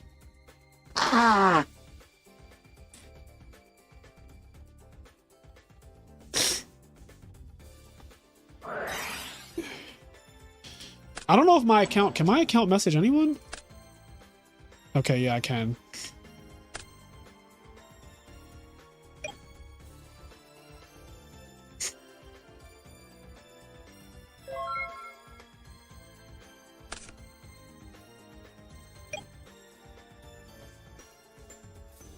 Alright. I also just told him to unblock me after this duel or forfeit the tournament.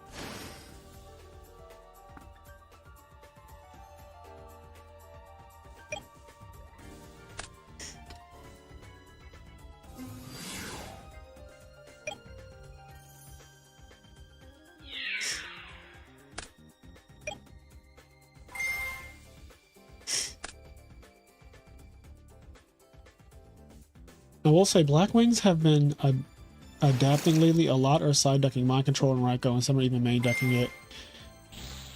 Yeah, I mean,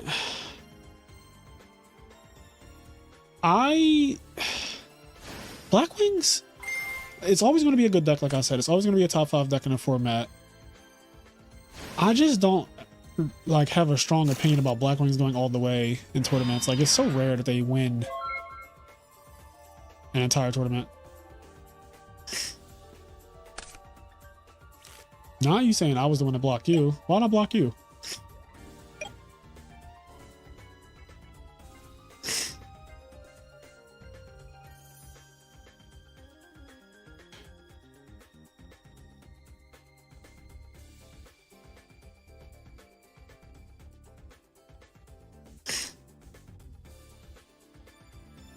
I mean, listening to the stream is fine. Like, I do not care about people listening to the stream.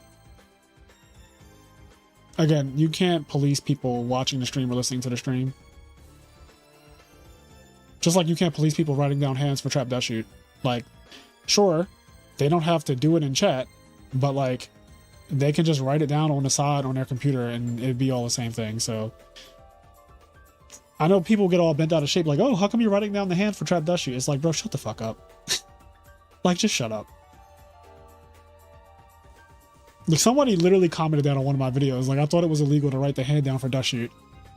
And I literally just typed, shut the fuck up. And then I, like, realized that I was on YouTube and I, like, backspaced the whole thing. And I was like, are you being purposely obtuse? That's what I ended up saying instead.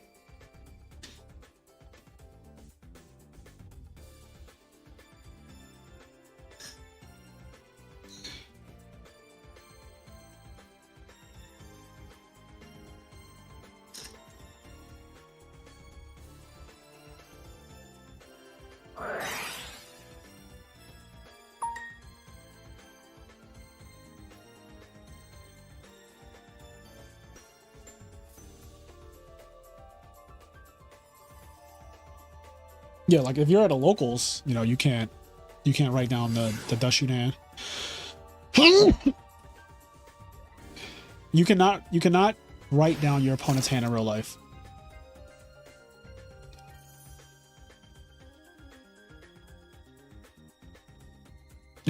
Compile all my best phrases into a book.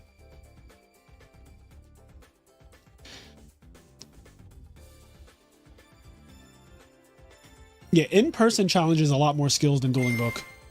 One, in person you have to play by yourself. You can't play with a group of people in a Discord call. Two, in person is timed, like actually. That's like a huge deal. Three, you can't note take. You can't fucking take notes. You can't watch. You also just can't watch replays of your opponent, so you know what they're playing, what tech they're on, and all that stuff.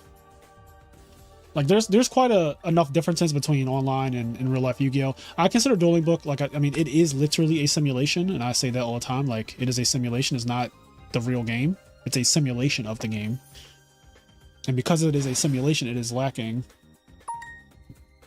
in certain aspects. There are some people who take Dueling Book entirely too seriously, though.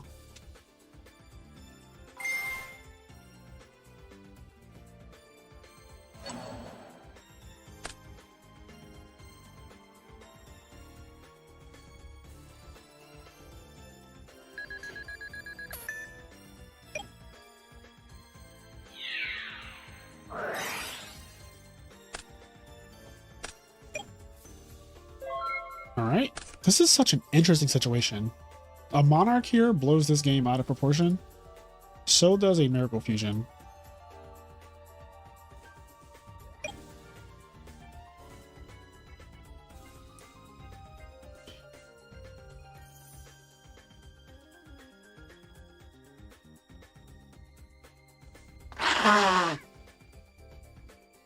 Sorry, I have a runny nose. It's like really annoying. That's why you keep seeing me like blowing my nose and shit. Stratos. Stratos is actually pretty good, right? Because it beats over the Dark End and he gets rid of Whirlwind this turn. Yeah, that's pretty decent. Not the new coronavirus. Veda, you've said one thing this entire stream, and it's fucking coronavirus. Go fuck yourself, alright, bro?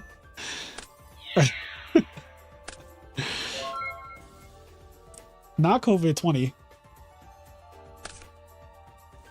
Not literally COVID-20. Alright.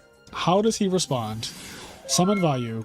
Pass. That is not... What's the plan there? I mean, I guess, okay. Kalut does beat this whole field. I was like, I don't get it. Now I think I get it, though. I think I get it. He could be bluffing the Kalut, though. He could also just be like bluffing it. What's a good deck with no tops? I don't know if such a thing exists. A good deck with no tops? How do we know if it's a good deck then?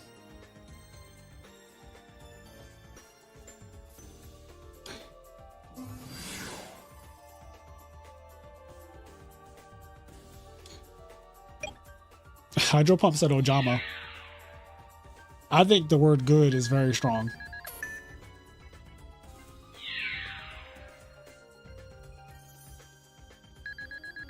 Okay, he did not have Kalut, or if he does have it, he did not want to use it. And Chaos Hexer is playing around Gores, because he did not attack with Alias, if I'm not mistaken.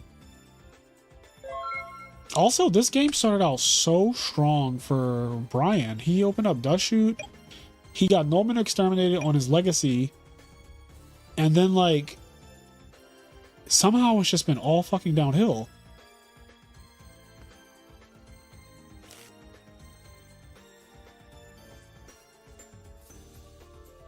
Yeah, Hero Frog's just broken. I don't know what else to say. Like,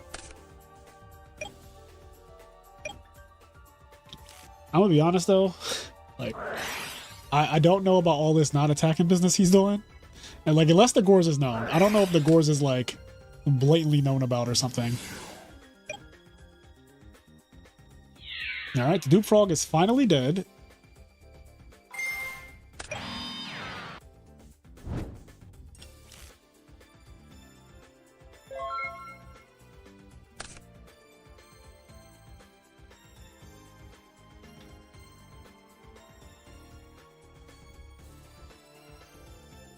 E3 plays broken tier 0 decks and has no tops, so that's something. I don't think that was the question. I think he said what deck is good that doesn't have tops, not what person. I'm not really sure what E3 had to do with that. Random local big host that can't use a deck with any tops this year. That... Why, though? That just seems like so many steps to remove the fun from Yu-Gi-Oh! Like, I don't get it. Oh, somebody asked me what my opinions on Hero Beat are in the format right now. And like, I still think Hero Beat kind of sucks. Like, I don't think it got better, if that's... Like, I still think that Hero Beat is fine. Like, it's fine. I just think that for me, if you're asking me, someone who plays literally the most technical decks in the entire format, which are frog decks, I just think Hero Beat is shortchanging yourself like drastically.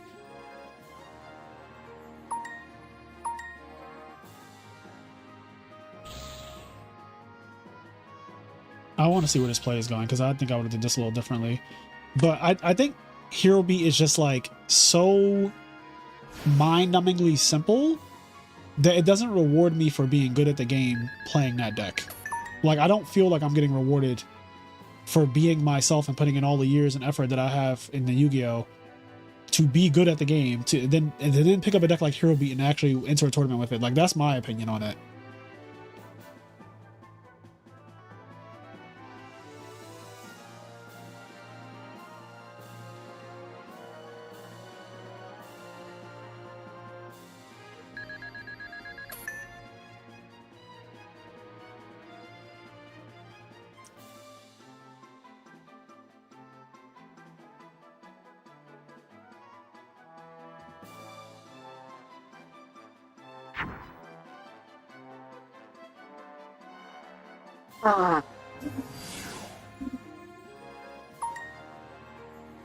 He just knows that that back row is not Mirror Force, huh? And why the hell is the Unifrog of all things in defense mode?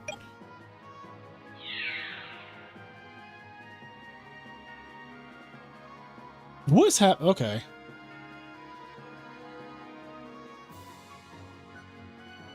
Why would this be in defense mode?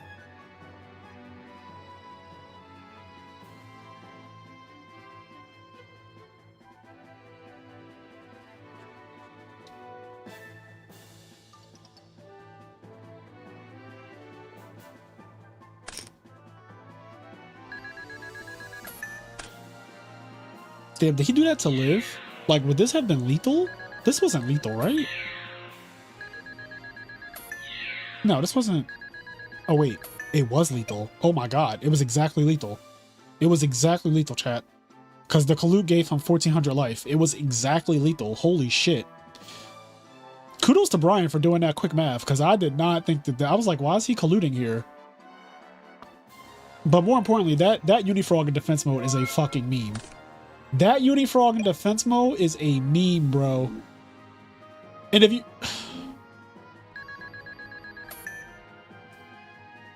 That Unifrog is a fucking meme.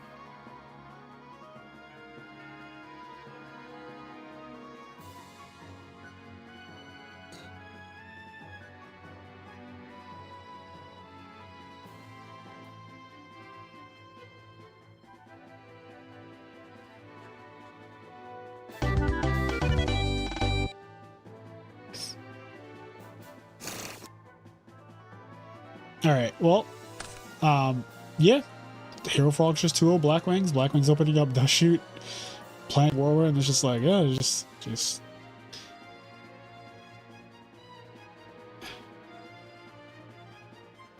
Okay.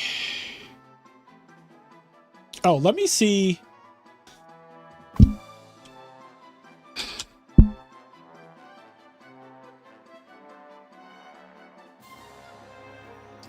Oh, I really do have him blocked. Whoops.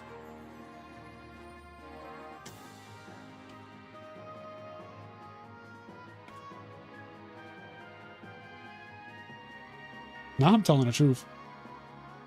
All right, who's still playing? Are we in round 3 yet? How much time is left? Oh, it's time. Who the hell is still playing?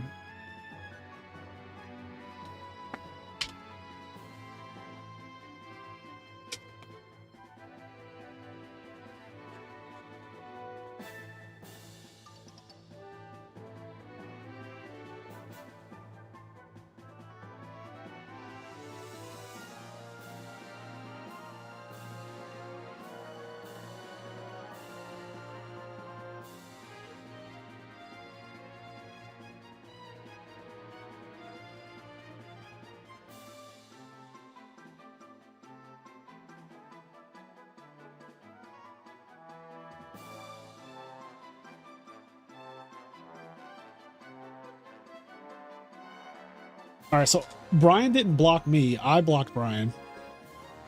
Who do you main in Smash Ultimate? I main Diddy Kong, and a side of Game & Watch. I main Diddy Kong with a side of Game & Watch.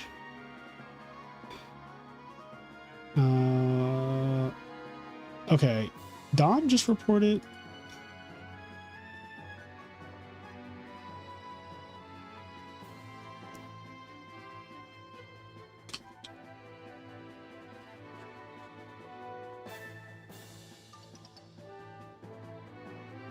All right, so once Brian reports his match, I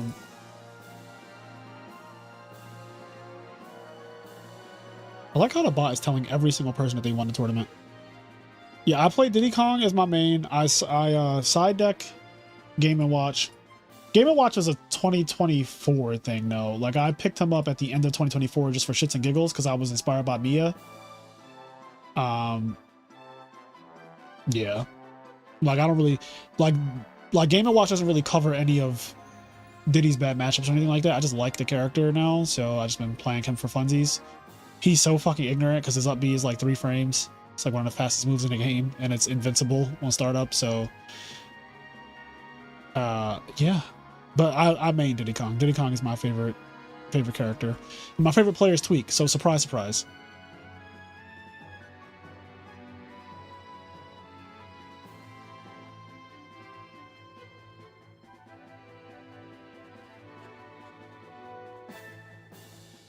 The hell?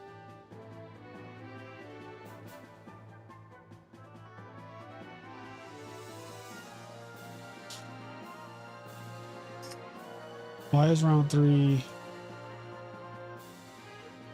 Why is round 3 not starting automatically?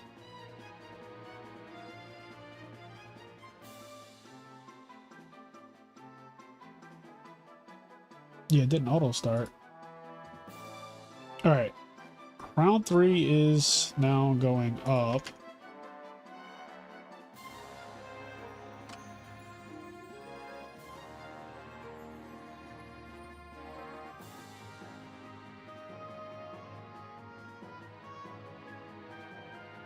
All right, round 3 is going up now.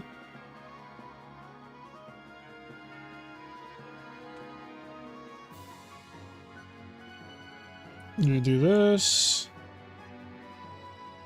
All right, start the timer. I don't know. I also didn't get a sound from. Oh, unmute. Yeah, I didn't get a fucking sound from the timer, but I had to tab mute it. I'm causing all of my own problems today. Like, it's me. I'm the culprit. Like, I fucking had the timer website muted so it didn't play a sound when the time actually was called. I thought Brian blocked me. I blocked Brian. Like, what is going on? Who am I?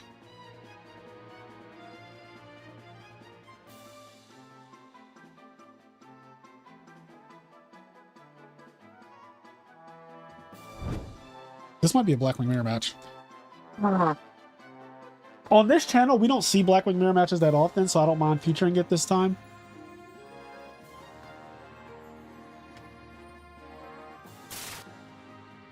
Alright, let me catch up on the chat.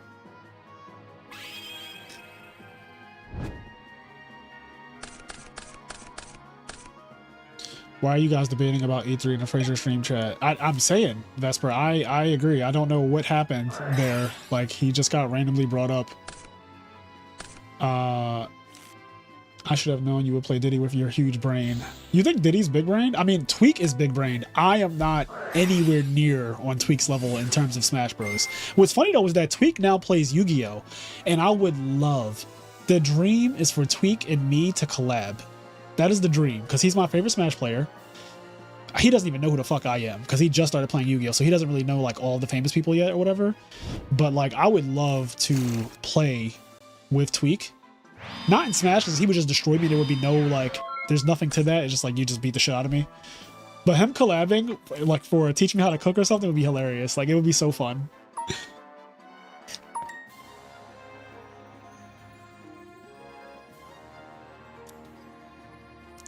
Yeah, I wish that Vincent, in terms of Diddy with a side of Game & Watch, I do wish that he picked up a real secondary and not fucking Sephiroth. Like, Sephiroth, unfortunately, was a waste of time, but I get it because you got to respect the effort. Like, he didn't know when he picked up Sephiroth that he was going to be as bad as he turned out to be. But then, like, once he realized that Sephiroth was bad, I wish that he just, like, switched to a better secondary. But it's easier said than done. Steve in the extra deck. Yeah. Having a pocket Steve is so ignorant. I just feel like you're using a monkey character's anti-black. Fuck you, Veda.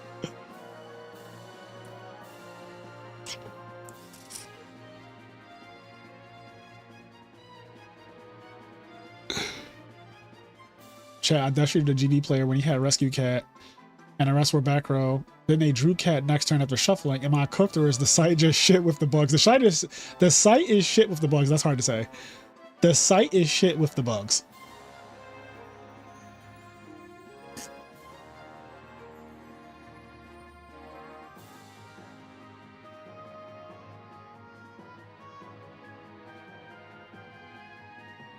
He is playing Modern Yu-Gi-Oh! Unfortunately. Yeah, Tweak plays Modern.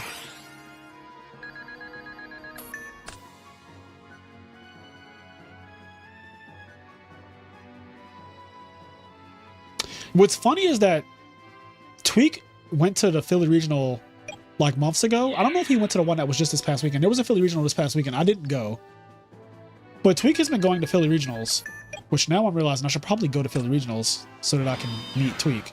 But he's been going to Philly Regionals and playing Modern, which is like really cool. But I could even do like a Who's That Yu-Gi-Mon with him, which would be fun.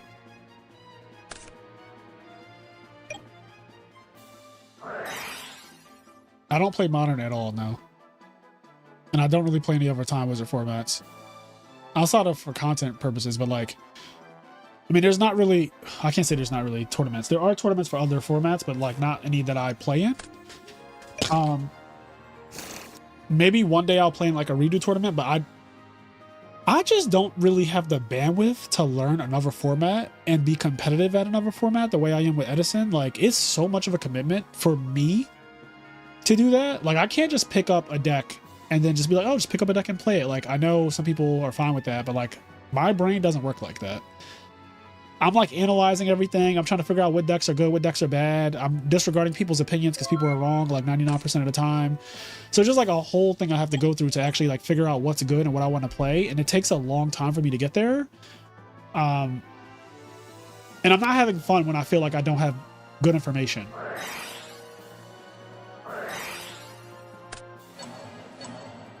Like, until I gather the information that I want, I feel like I'm not going to be having fun. So then it's just like not even worth the effort for me to start.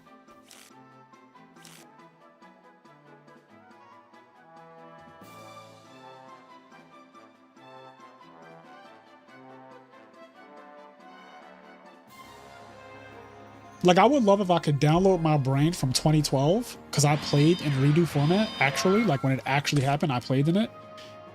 But, like, unfortunately, that's not a thing. So I don't have all the knowledge I had back when I was playing that format, because I knew, like, a lot then. But now I have to memorize all these combos, and memorize all the side deck patterns, and memorize all the decks that you play against, and how to play against them. And it's just, like, so many things.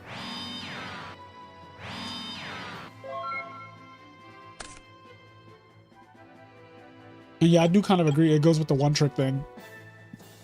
Hey Fraser, how are you doing? Really enjoyed your new video today. Honestly, one of my favorites on the channel. Oh, thank you. You mean the video where we're playing Dandelion Dragons or whatever? You guys should watch DraftKings too. I know not many people watch DraftKings, but the last episode of DraftKings, even if you don't watch any of the other ones, the last episode of DraftKings went crazy.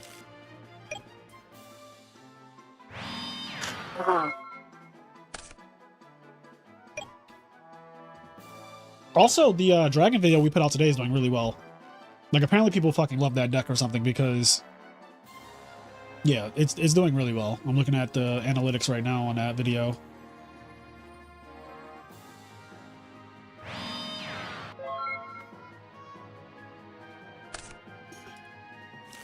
But yeah, the edits in the last DraftKings video that went up yesterday are like amazing. I really want you guys to see it. I want more people to see that video. It's a True Hero versus OG. So it's like two of the top players also. Like OG won 2 RBETs. A True Hero, you know who he is. And they're playing against each other in the finals of this draft bracket that we have internally. And it's really good. Like twists and turns and everything. It's actually really, really good. Like you could just watch that episode, honestly. You don't even have to watch the first 4 or 5.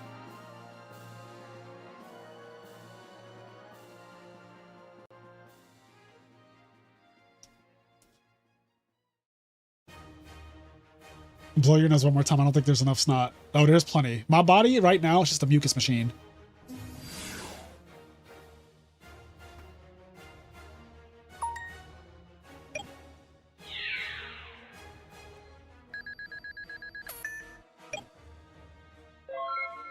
I'm so used to playing with Valor recently. I wish it wasn't Edison. Yeah, how would Edison be if Valor was in the format? Like, I don't think Valor is that good. It would definitely have an impact on Edison though, like for sure. But I don't think it would be as like crazy as you might think. Because we have priority. I think if you put Valor in and you remove priority, then you're talking. But if you just take Valor and put it in Edison format and we still have priority, the card is like honestly kind of mid with priority around. Like, if I'm being perfectly honest, I think it's kind of mid. Mucus machine is nasty work. It is pretty nasty, yeah.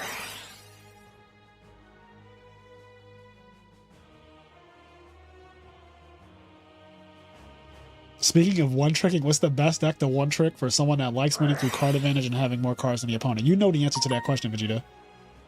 You literally know the answer to that question.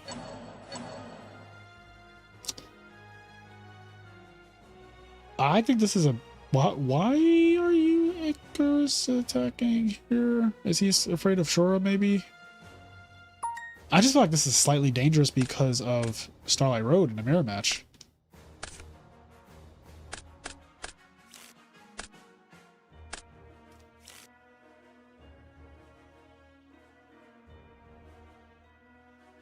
Somebody saying frog, frog, frog. Yeah, the answer is definitely frogs. If you like winning by having more card advantage than your opponent, then like there's not a single deck in Edison that is better at doing just that than the Frog Engine. The Frog Engine is a card advantage machine. If played correctly.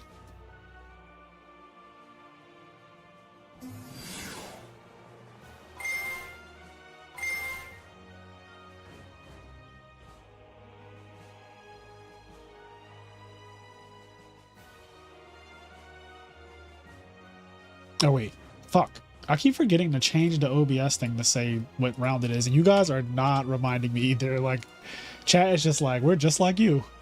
We just like you for real.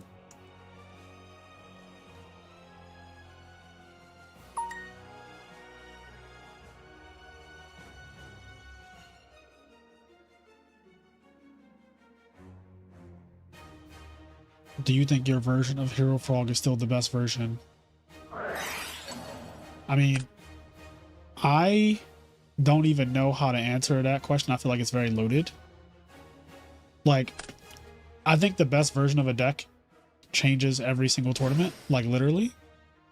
So, the deck, if you're asking me about the deck I played last year when I won in Ultimate Time Wizard, like I would definitely change it now based on what I'm seeing in 2025. It's been a year actually. This week that was actually June 2nd is the day I won, and that was yesterday. So it's been a full year. I would definitely change the deck now.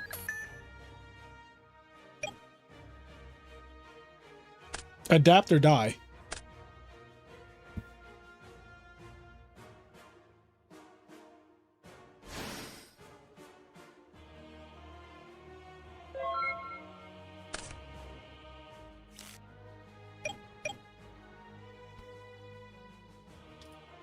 What's going on?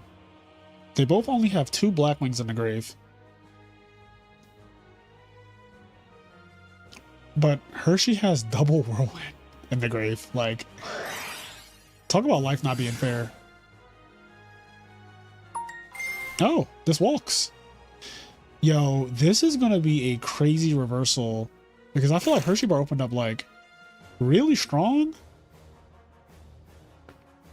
If this is all the same game, I feel like he opened up really strong, and somehow, some way, Hydro Pump is stabilizing now.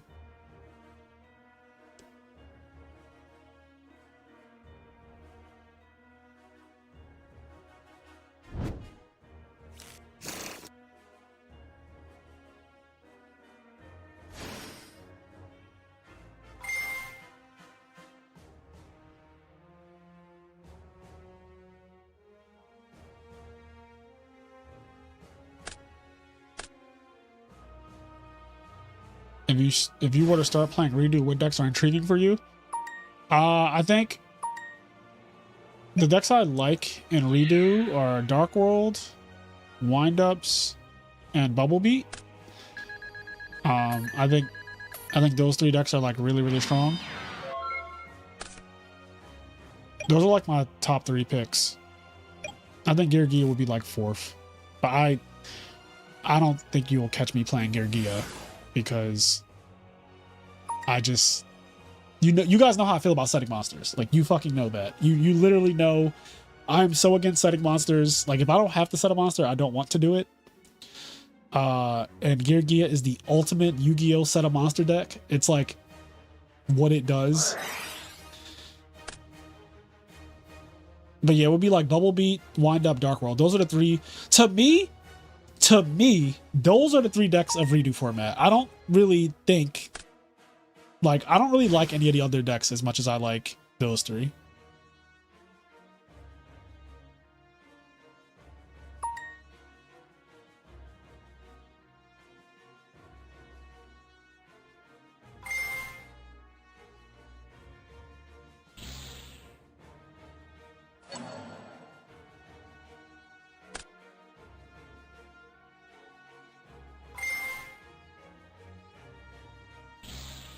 Hershey Bar's card quality is so broken. My man has doubled Whirlwind, Heavy Storm, Dark Armed, Allure, Mirror Force, MST, Bottomless, Deck Devi this game. Like these are this is like Hydro never really had a chance. Hydro's brain control is also gone, and he just got Deck Devi for Blizzard. Yeah, it's time to wrap this shit up. He had a hell of a run. You know? It's really hard to fight it. Look at this graveyard. It's really hard to fight against this. This is like so hard to fight against.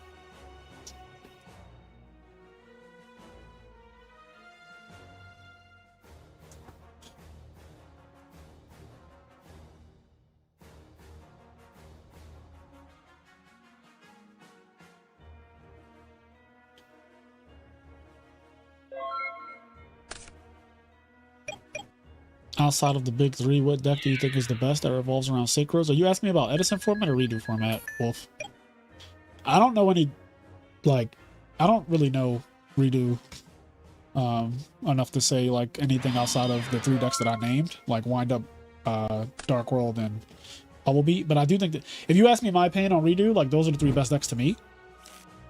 Maybe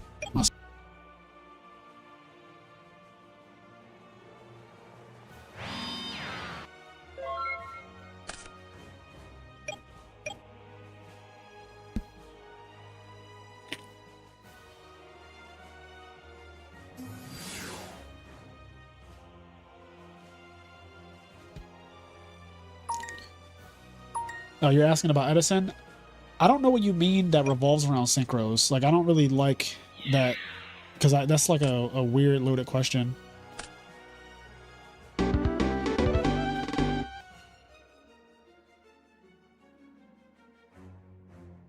Like, outside of the big three, what deck do you think is the best deck?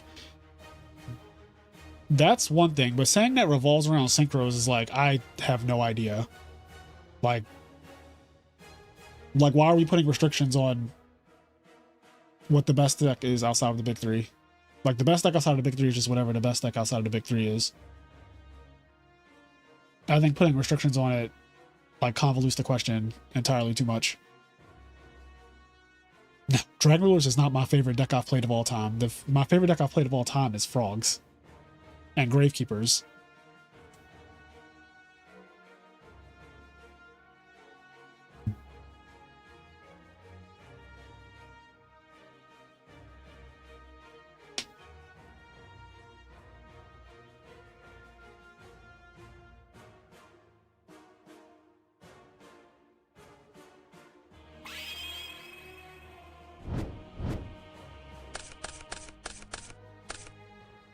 Gravekeepers is not a set monster deck. I don't know what Gravekeepers you fucking play. The Gravekeepers I played in 2010, we were summoning Descendants and Recruiters and Commandants and Assailants, and we were attacking. Should I even summon my spies and attack? Summon, attack. In.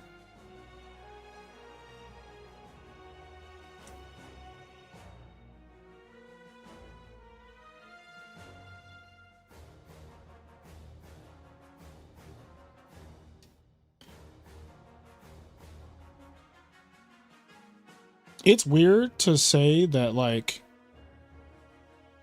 I know you guys are trying to be funny by saying like, oh, you say you hate set monsters, but like you won with Gravekeepers, but like Gravekeepers is not a set monster deck. I don't know why some of you think that.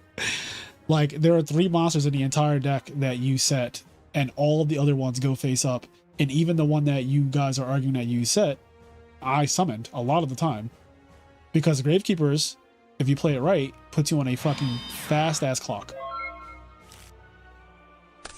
And because we played multiple Starlight Roads, it was also correct to just bait people's Torrential and Mirror Force by summoning Spy in attack mode when you already had a monster on the field, or summoning Spy and using priority with Descendant that's already on the field.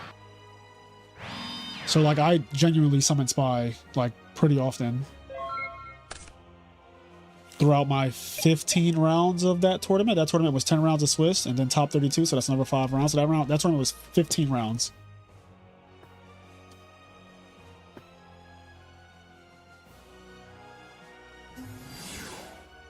Like, I'm not saying I never set Spy, but I also, like, I play Frogs and I play Dupe Frog, and I set Dupe Frog, you know, sometimes because you just have to set Dupe Frog sometimes, but I wouldn't say that that's like, oh, like you like setting monsters, right? Man, I never set a Dupe Frog in my life. You never set a Dupe Frog? What's up, Stango? What's going on? If I set a Dupe Frog, what about that Swap Frog I'm going to draw off the top? Maybe I can special summon that Swap Why do Frog you now. sound so fucking, like, Southern right now? What's the accent? Like, what is that? That accent is horrible. Like, that is it's genuinely like, it's because it's like, what about the Swap Frog in my hand if I draw it? All right, I'm turning you down. Anyway, how you been? Why'd you turn me down? Because you were actually peeking in red for some reason. Like, your mic is really good, but it also makes you really loud. That's fair. Anyway, no, you're down to like 80 and you sound fine. Speak real quick. I want to make sure that you're not like too low. Hello. How's it going? Yeah, you guys can hear Stango well enough, right? Yeah, no, you've been playing your Dragon Ruler deck in Modern, right? Yes, I have. We need to do that video. I know I've been bullshitting, but You have been bullshitting. I didn't even mention it. no, I know, but I know when I'm bullshitting. No, you know what I mean? Like, I don't have to. Like, you don't have to mention it for me to know. Let the record show that I already gave up. That's so. I mean, well, that's how. Okay, well, you deserve it because you've G'd me a couple times now. All right, no. There's been plenty of That's not how- times where you were supposed to do commentary with me or like do something with me and record it, and you just didn't do it. So, you know, we're even. All right, I call truce. Didn't this guy's mother tell him 2 wrongs don't make a right? Yeah, well, You're supposed to be the bigger man. I believe in an eye for an eye. So, fuck what my mom was talking about. I'm very big on eye for an eye, actually. Like, I'm probably the biggest eye for an eye kind of I don't think many people know how much of an eye for an eye are you. I am a big eye for an eye kind of guy. In fact, you know, they say if everyone's eye for an eye, the whole world goes blind. Well, guess what? We're all fucking blind in this bitch. We're all Ray Charles and Stevie Wonder if you leave it to me.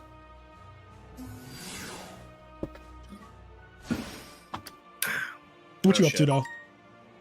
Not much. I got back from locals. I'm eating some Chinese food. You've been playing locals. Look at you. Well, they're proxy. They're proxy, so I'm just playing friendly games. Okay, But, you don't have all your Dragon Rulers yet. Yeah, I ordered my cards. They'll be here probably by the next time that I can play in locals. That's awesome. Is there like real competition at your local yet? Do you know? Well, one of the people at my locals, he got 7th at the Philly regional. Pretty good. This weekend. The Philly he- regional was he 10 did- rounds too, so Yeah. He did pretty well. Most of the guys are definitely pretty good. There's definitely some slobbering going on, but most of the people at my locals are pretty solid. yeah. And everyone plays, you know, definitely meta for the most part. A lot of Malice, a lot of Mitsurugi, a lot of Ryzeal. All the good stuff. If anyone in chat knows anything about Modern Yu-Gi-Oh, are Dragon Rulers trash? Or are they like playable? Like, what do you guys think? Just curious about people's opinions. What's going on, Quest? So I know he has chat, but I'll give my opinion.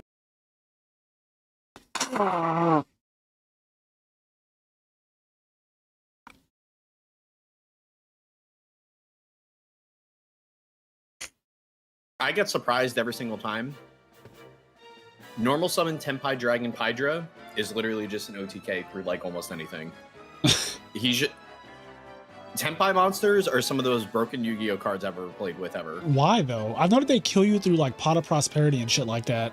Yeah, Pot of Prosperity with your damage being halved when you're at like 16,000, like it can do like fucking 16,000 damage. Yeah, that just seems so ridiculous. I don't think they've topped the YCS. No, they haven't topped the YCS. So they're not like definitely YCS level, but as far as like regional and like local level, they're pretty solid. Well, okay. One I don't know. There's only been like one YCS since they've been out, I think. Yes, that is true. And that's the foreign one. I think it was like Ecuador that just passed this weekend. I don't think that there's been a YCS for No, them. Providence had them legal. Oh, they were legal at Providence? Yeah, they were legal at Providence. And none top? That's actually pretty sad. Yeah, none topped at Providence. But a lot of the builds have been like changing over time. Yeah. Like there's definitely not a like consensus build. I know Houston has a pretty strong Yu-Gi-Oh scene. It got top 8 at a Houston regional. Okay. Yeah, I wanted the deck to be good. Like I genuinely did. But if it's like, unfortunately, if it's not a deck that's close to tier 0, which it clearly is not, I don't even want to waste my time like playing it at a YCS, because it's just kind of like a waste for me to spend that money to go to a YCS and then like play a deck that, one, I'm playing in a format that I already am not very familiar with, and then I'm also playing like not even the best deck or close to the best deck. So that would be a bummer. But what I will do is I will record some content with Stengo on the channel, and we could play some Dragon Rulers on ladder, and that would be fun. Yeah. The deck's pretty fun to play. It's definitely not like a meta deck for sure. Yeah. I would say though, it's 100% a viable rogue deck, in right. my opinion. And what will happen is, and this is what I hope, modern format goes through ban lists. At some point, these broken ass decks have to get neutered, and perhaps then Dragon Rulers will enter the conversation as like a real deck, you know? Yeah, I mean, as the really, I think the biggest things that hold Dragon Rulers back is Ash Blossom? Not Ash Blossom, actually. It's actually all the hand traps and side deck cards that are like for Mitsurugi and Malice. All these like people Lancia. siding in like Lancia and Droll and Lockbird is like, Droll and Lockbird's not too bad, but it is an annoying card. Lancia is just annoying because if you just open a certain flavor of hand, you just can't do anything. Yeah, Lancia is a turn skip for a lot of decks. Yeah.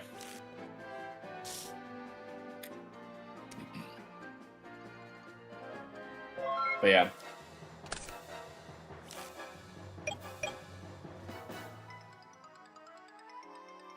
All in all, for how much I've committed into playing it and playtesting at my locals, I'm satisfied enough to play with it at my locals for sure. Right. Because I can see that I can viably win against any of the decks, because Christia locking people or Quackmere or Drago locking people is good enough. Yu-Gi-Oh doesn't need 30 hand traps. Say that again. I'm gonna pin that. Damage step, you're good with me. I like the damage step actually. Let's proceed to damage step. Yeah, let's proceed. Let's proceed to damage step. I feel like in modern, proceeding to damage step isn't even a big fucking deal anymore.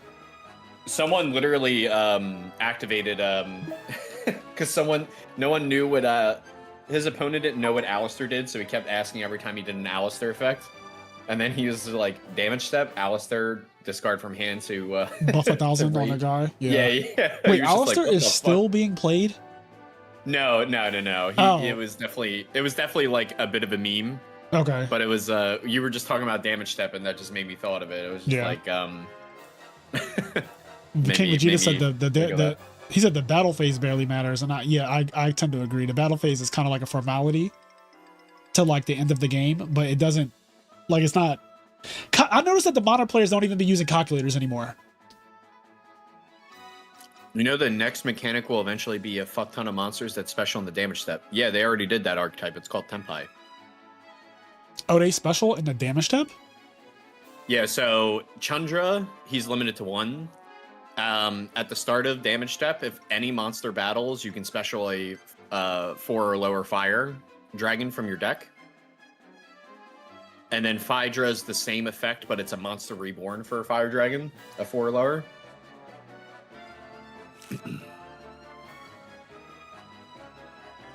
Yeah, so they already do broken stuff in damage step. Damage step or battle phase.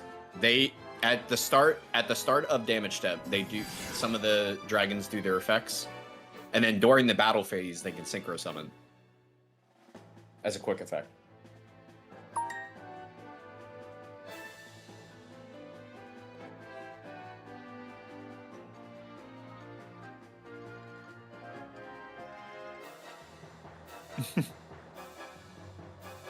Not the eyes emoji from Quest.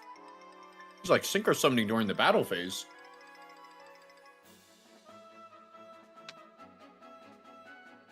Did y'all ever play frogs with grass and toad legal? No. I don't even know what format that is. Me either. Frogs. Oh, is that paleo? I think that's paleo. I don't know what format paleo is like. Yeah, but I viable wouldn't in. call paleo a frog deck though. It's definitely not a frog deck. It's Like- it's a trap deck. Yeah, like I never looked at paleo and was like, this is frogs. I mean, maybe that's what people considered it at the time. I have no say so in the matter. I wasn't playing, but No, you're right. It's not frogs. It's definitely just get paleo traps in the grave, then summon them, and then make totally awesome out of them. like I get that you could play like Swap Frog and Ronin Tonin or whatever if they were legal. I don't even know if they were legal, but oh, it was just Ronin Tonin. Ronin Tonin is not even a frog.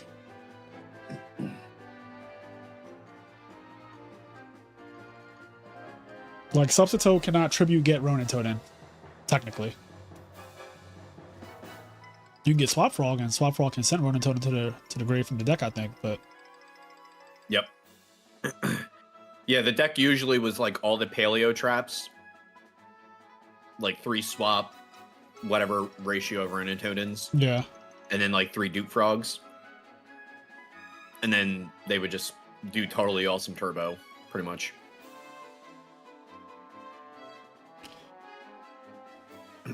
yeah, I remember playing Swap and Ronin Tonin, but like, again, I still wouldn't consider that. I don't know. I don't give a fuck. Like, who cares what it was called? Whatever. Like, who cares? Like, next Vegeta, topic. Like, just who cares? Do you prefer retro or modern? Do people compare modern to fighting games? I don't really know where the fighting game analogy necessarily comes. I guess because there's like a lot of like, there's like several different decision points in the middle of your turn and your opponent's turn. So I guess like I can kind of see where that's coming from. It's not the exact comparison I would use, but what was I gonna say? I actually just like Yu-Gi-Oh in general. Like I play a lot of formats. Frazier actually Yeah. kind of knows from like me and Cairo. Like Him and Cairo I've- literally play something called the Cream Circuit, where they go from GOAT format all the way up to modern. They play like 8 How many We play formats do you GOAT, play? Edison, Tengu, Hat, and then Goat. So y'all, and then GOAT, and you mean modern? Oh yeah. Sorry. Yeah, Goat, Edison, Tengu, Hat, Modern. So you guys are skipping redo. You guys should start adding redo in there. I think we both just don't like redo.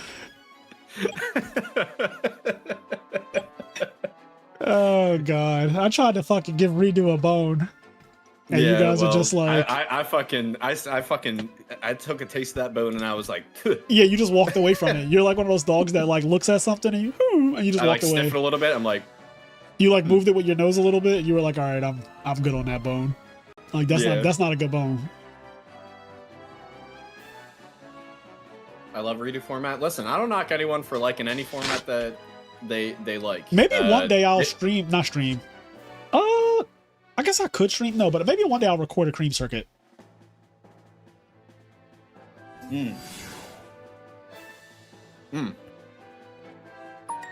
That'll be a rambunctious video. Yeah, you guys get very rowdy, and you guys start posting. I saw your memes in that Discord when you were like, "Sorry, Tien," and like Chelsea. And Oh shit. yeah. Goodbye, Tien. Oh, Yeah, that was Tengu. That was good.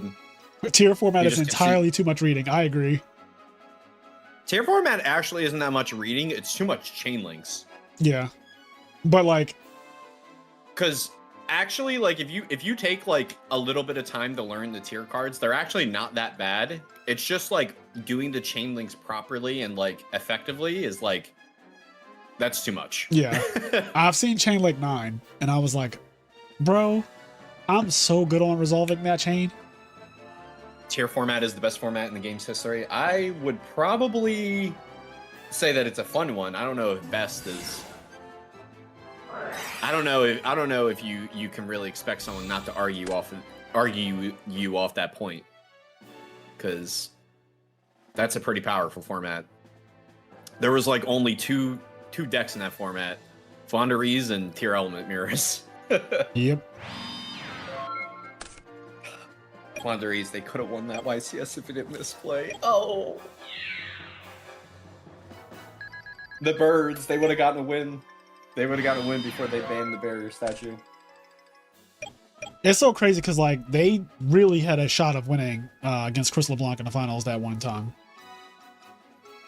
But the guy got snake charmed. He chose the wrong card off of duality, and that was the game. That guy wasn't going to beat Chris? No, he wasn't. No. I mean, he literally didn't. Like it's not that he wasn't going to beat Chris. Like he literally, we already saw the result. Like he didn't beat Chris. We did see the result. Yeah. He had the opportunity. It was right there. It was like duality. It was like 3 cards, and he just chose wrong. And Chris helped him to choose wrong. Did y'all play Chimera Tech format? Now, I don't know about you, but that's not a format. That's just, yeah, I just ignored that question because whenever people say things that are just like not even, I just skip. Yeah, that's just not a format. Pepe, that's probably a hard one to sell for Cairo. To play Pepe. That's also not I think fun. that's the fresh. I think that's the not the fresh. The last format you played, Fraser, right? No, I played past Pepe. I played up to what are those things? Zodiac. Zodiac. Yeah. Which one? The Zoo version or like the Fusion Substitute Zodiac, and that's where I quit. Yeah, Fusion Substitute. Oh, that deck is so cracked.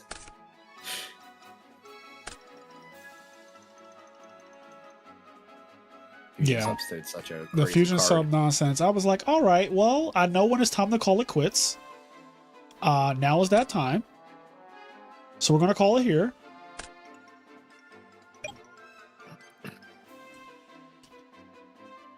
And it's gone. And it's gone. The infamous Zoo match. Is that the one against Peter Chang? No, that's I was playing Zoo. That's before, right? No, I was. Yeah, I was. I was playing. You can't tell. Oh, you can't tell because you didn't do anything. Because I didn't do anything. But I was, in fact, playing Zodiac in that Peter Chang match. And what was he was playing Infernoids and something else, right? I don't know what the something else was, but he was playing Infernoids. Because I know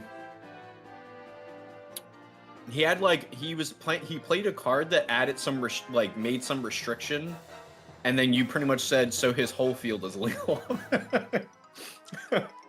He doesn't have a single legal card on his field because he activated this card.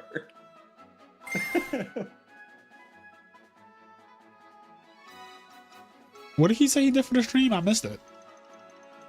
I gotta rewind. Did it for the stream. Yeah, apparently Hershey did something for the stream. Is it just like double collude? Haven't pulled that off in a while. I feel like it's double collude. Oh wait, no, he colluded the collude to make it tie with Goyo Guardian. Oh, so he could drop his dad. Is that what it was? I mean, I don't know if I don't know if that was like for the stream part of it, but no, I think it was like he dropped Kalut and purposely crashed or something. I don't even know. Goyo was trying to attack Kalut. He dropped a Kalut from his hand to make them tie, and then he dropped Dark Arm. But I feel like when he said haven't done that in a while, that was more so not the Dark Arm part. I say. Oh, he yachted into a Kalut when Goyo attacked. Oh, is that what happened? Now that's crazy. All right, well, Hershey Bar moves on undefeated. Scoreboard. Yeah, honestly, it's so funny that Fraser has 2 infamous Yu-Gi-Oh matches.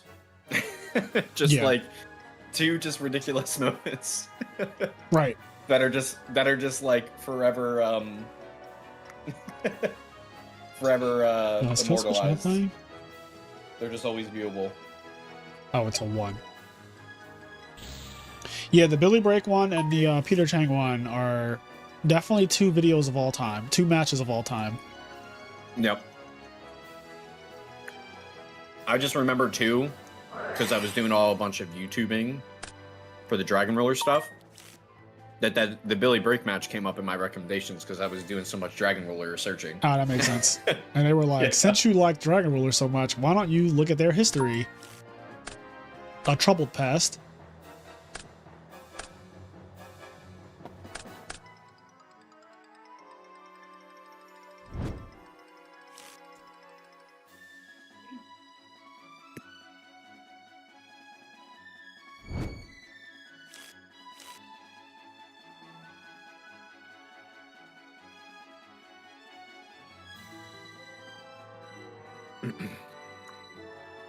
Yeah, I don't know if there's ever going to be a big enough retro community for anything past Hat.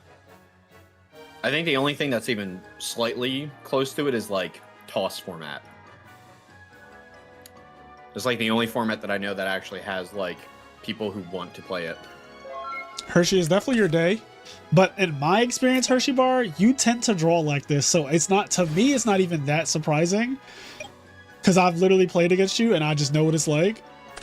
So when you're opening up Whirlwinds and Dark Arms or just drawing into Whirlwinds and Dark Arms, I'm like, this is Hershey Bar. It's just who he is. Not you telling him like, this is just you on an average day. Yeah, like This it isn't really is special. though. Like he really is just about this life. Like he one tricks Black Wings for the most part. And like it pays off. The deck has bonded with him. I think toss is also kind of overrated. None of the decks interest me. None of them That's seem that fun. Thunder Dragon, Orcus, Sky Striker, right? Yeah. I hear that name thrown around a lot. Toss. People talk about that. Yeah. I think it's probably the most popular or relevant quote unquote retro because personally for me, I think if your format has link monsters, it's definitely not a retro format. Yeah, you mean like modern retro, because Edison is by far the most popular retro. Yeah. I Oh, think it's sorry. I didn't finish my thought. I was saying probably the most relevant retro format that doesn't have like a very, very large player base outside of like Hat, Yeah. Edison, Goat, and all those. That's like the next one after those. Yeah. Because I think Tengu had like a little thing, but that definitely died out. Why do you hate people calling it toss?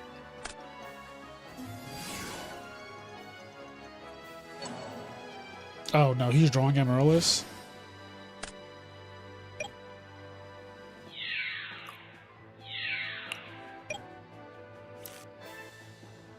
Not drawing an Amaryllis.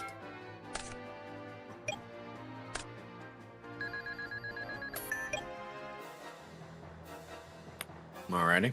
It's so awkward to bring it. Yeah, you can't bring it back. Yeah. Unless you want to get your shit spun again. Yeah, like you want to have two Amaryllis in your hand. Like that's actually such an ignorant way to extract the Amaryllis out their graveyard. Like you just rising them to the top. Like you can have these in your hand. Oh no. That is disastrous. This Probably card perfect is circle. broken. Did you guys hear the debate that this is the best Monarch overall? There's a video that Red Gadget put out like over a month ago now, I want to say, about the best. Now, granted, it's not based on like real evidence, but I think he did his thing where he like surveys a bunch of games on DB, and then like if the person dropped Ryza, like how many times do they win? If the person dropped Kaius, how many times do they win? Something along those lines. Yeah. Which isn't a It's real like some indicator. pseudo. It's like some pseudo math. Yeah, it's not a real indicator of like which Monarch is better or whatever, but it is what he did. Damn, Kill Switch is getting right to it. He fucking said end phase. Did you? Summon Yeah, End Phase Reborn is broken. Freeborn. I like it. We're getting straight to the meat, the fucking beans and potatoes here. All right, Kill Switch. He triggered the Kill Switch for sure. That Ryza on Amaryllis is just so like that is gross. I will say, from playing that new list of Hero Frogs, I love me some Ryza. The one that plays still triple think Ryza. No. The one that you and I like kind of worked up. Oh yeah. Double Ryza. Yeah. I still think Caius is better, 100%, but Ryza resolving in a lot of game states feels oh so good. Yeah, Ryza's broken. Especially when you Ryza back row and they do nothing to it, and you're like, ooh, Oh, that's the perfect. yeah. Because I was just like, Oh, everyone's done. I'm only rising this back row because I want to drop absolute zero, but if you're not going to bottomless it, then just take this extra 24, King. Wait, is everyone done?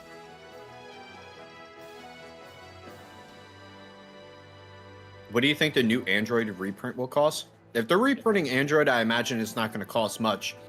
The older printing is definitely going to cost more because people just like playing with the older prints.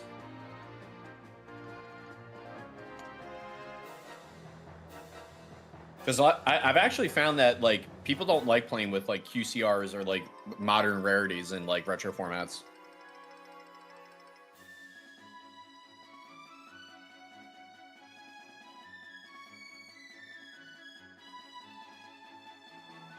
I'm starting the next round. All right, so round 4 is starting 50 minutes. So that round actually finished early. That's one thing I like about Swiss. You can actually just get ahead of schedule if people start like dropping, if people start playing faster, if rounds just conclude faster. It's kind of nice. Sometimes when you summon Treeborn in end phase, you end it real quick.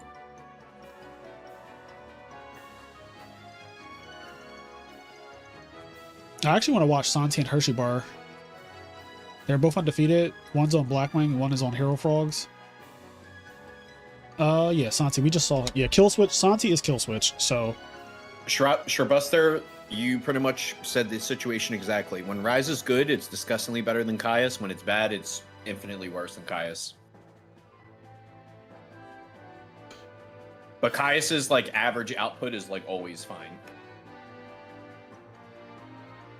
Sometimes it's broken against Blackwings because you banish their only 4 that they summon for that turn. Yeah, that's a big one. That's where it's like, you know, it rivals like a good Rises spin. But like the average Caiusing is just solid.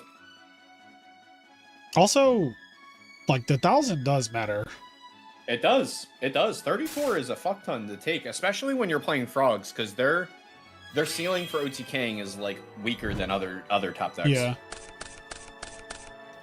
It's funny because Frogs happen to also have the highest OTK potential in the entire format at the same time. Yeah, yeah. Oh, Frogs might just be the best deck. Hey, look at this. Hershey Bar just, you know, I told you he's bonded with this deck, bro. I don't know how he does it, but his Dueling Book account, I want to play a tournament on his Dueling Book account because I feel like I would just scrape everybody with Blackwings. He just draws so outrageous.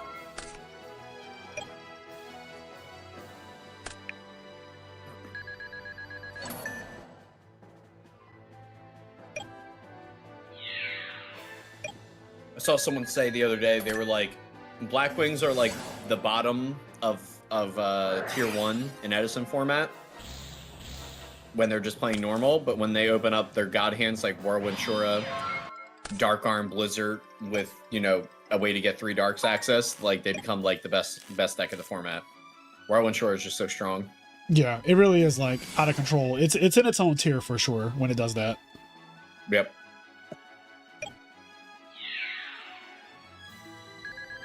Some cards even raise after a reprint. Yeah, I don't know.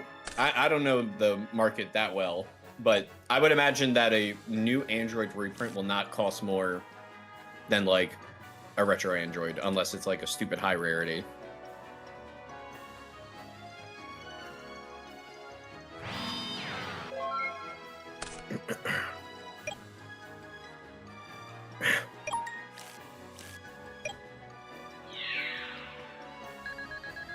Blackwing normal is base Goku, Whirlwind Shore is Ultra Instinct. I will say, Killswitch stabilized very quickly on that Whirlwind turn though. Like he yeah, Brain Control Caius, that gets him out of there real quick. And he got a bottomless got changed, so he went plus on that too. Because he lost 2 cards, they lost 3. So like they are even. The only plus that Hirsch has right now is that he went first. That's like the only thing. Which is like honestly better than you could hope for a lot of the time.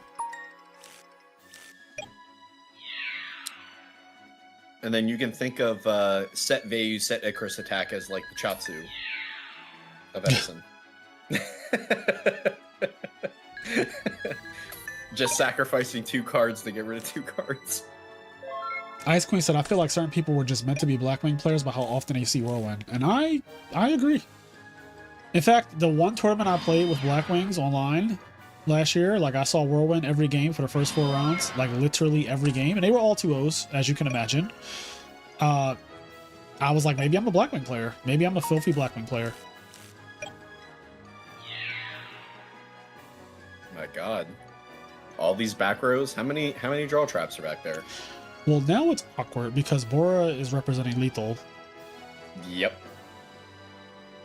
Start a battle phase.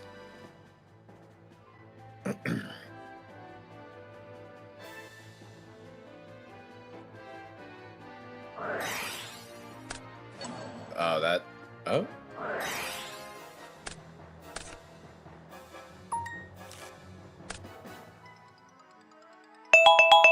That's so dirty. Oh, fuck. That's the old timer.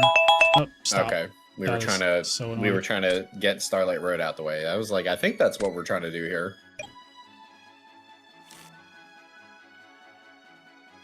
Yeah, that or he was trying to trigger Icarus Attack or something? I don't know. Yeah, I mean, I imagine it was Starlight Road because we wanted to Mirror Force and not Did use he? Stardust. Did he, does he know that he plays Starlight Road, though? Like, that's such a... I don't know. I don't know.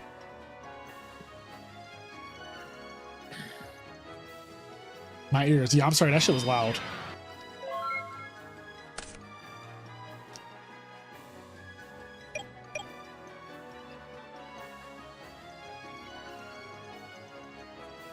I'll probably watch this one last set and I'm going to watch some Love Island. You gonna watch some what? Love Island. Oh God, you're one of those. Fraser, it's cracked. I have enough reality TV shows. Tell him you had your doubts. I have my doubts. You heard her. You love it though. It's just like you need it. It's correct. It's like it's such a guilty pleasure, but like I'm not even like ashamed. Like I fully embrace it. Not being ashamed about Love Island is just so absurd. Like Yeah, you were deep in. I mean, your wife is, you know, she's able to Yep. coerce you into some shit that every guy ends up watching a show because of their girlfriend. That like Yep. they would never That's have true. watched on their own. No, I promise you, Love Island never would have entered it. But like, you know, it would be unfair of me for me to pretend that I didn't like it if I actually did. You know what I mean? Yeah. If I took like the hetero straight, you know, straight male brain and be like, I can't like this. It's like I just do though. It hits. What When is it so hits, it like? Could hits. you describe in a simplistic way why you like Love Island? I think honestly because it's every week. It's every day. Oh, it's every day. I forgot. That's It's been so long. crazy. Day, big Yeah. boy. So it's like, you know how like reality TV, it can hook you, but you can lose interest because it takes too long to get to the next part. Right. Every day is too much. Like that's broken. Every day is a bit much. If my Yeah, favorite like, reality they- TV show came on every They day, actually solved the formula. Like every day is like actually too good. how long does it run though? It runs all summer. Oh no, that's too much. Yeah. Oh, that's way too much. That's way too much. It has it's like off during what is it, babe? Sunday? Wednesdays and Saturday. Wednesday and Saturday. And it's on every other day. Perfect amount It's of on every content. other day. That is, yo, if you fall behind, you're just fucking lost forever. It's the perfect. Yeah, you can't fall behind. No, it's the perfect amount of content. And I can't start that, you know, because that would just ruin my life. That would like my channel would just fail. They'd be like, "What happened?" I'd be like, "I started watching Love Island." Tell them about the hose. He doesn't want to know about the hose. Cost on more. When you say hose, you mean like, like people, or do you mean the appliance? No, like actual people. Oh, okay.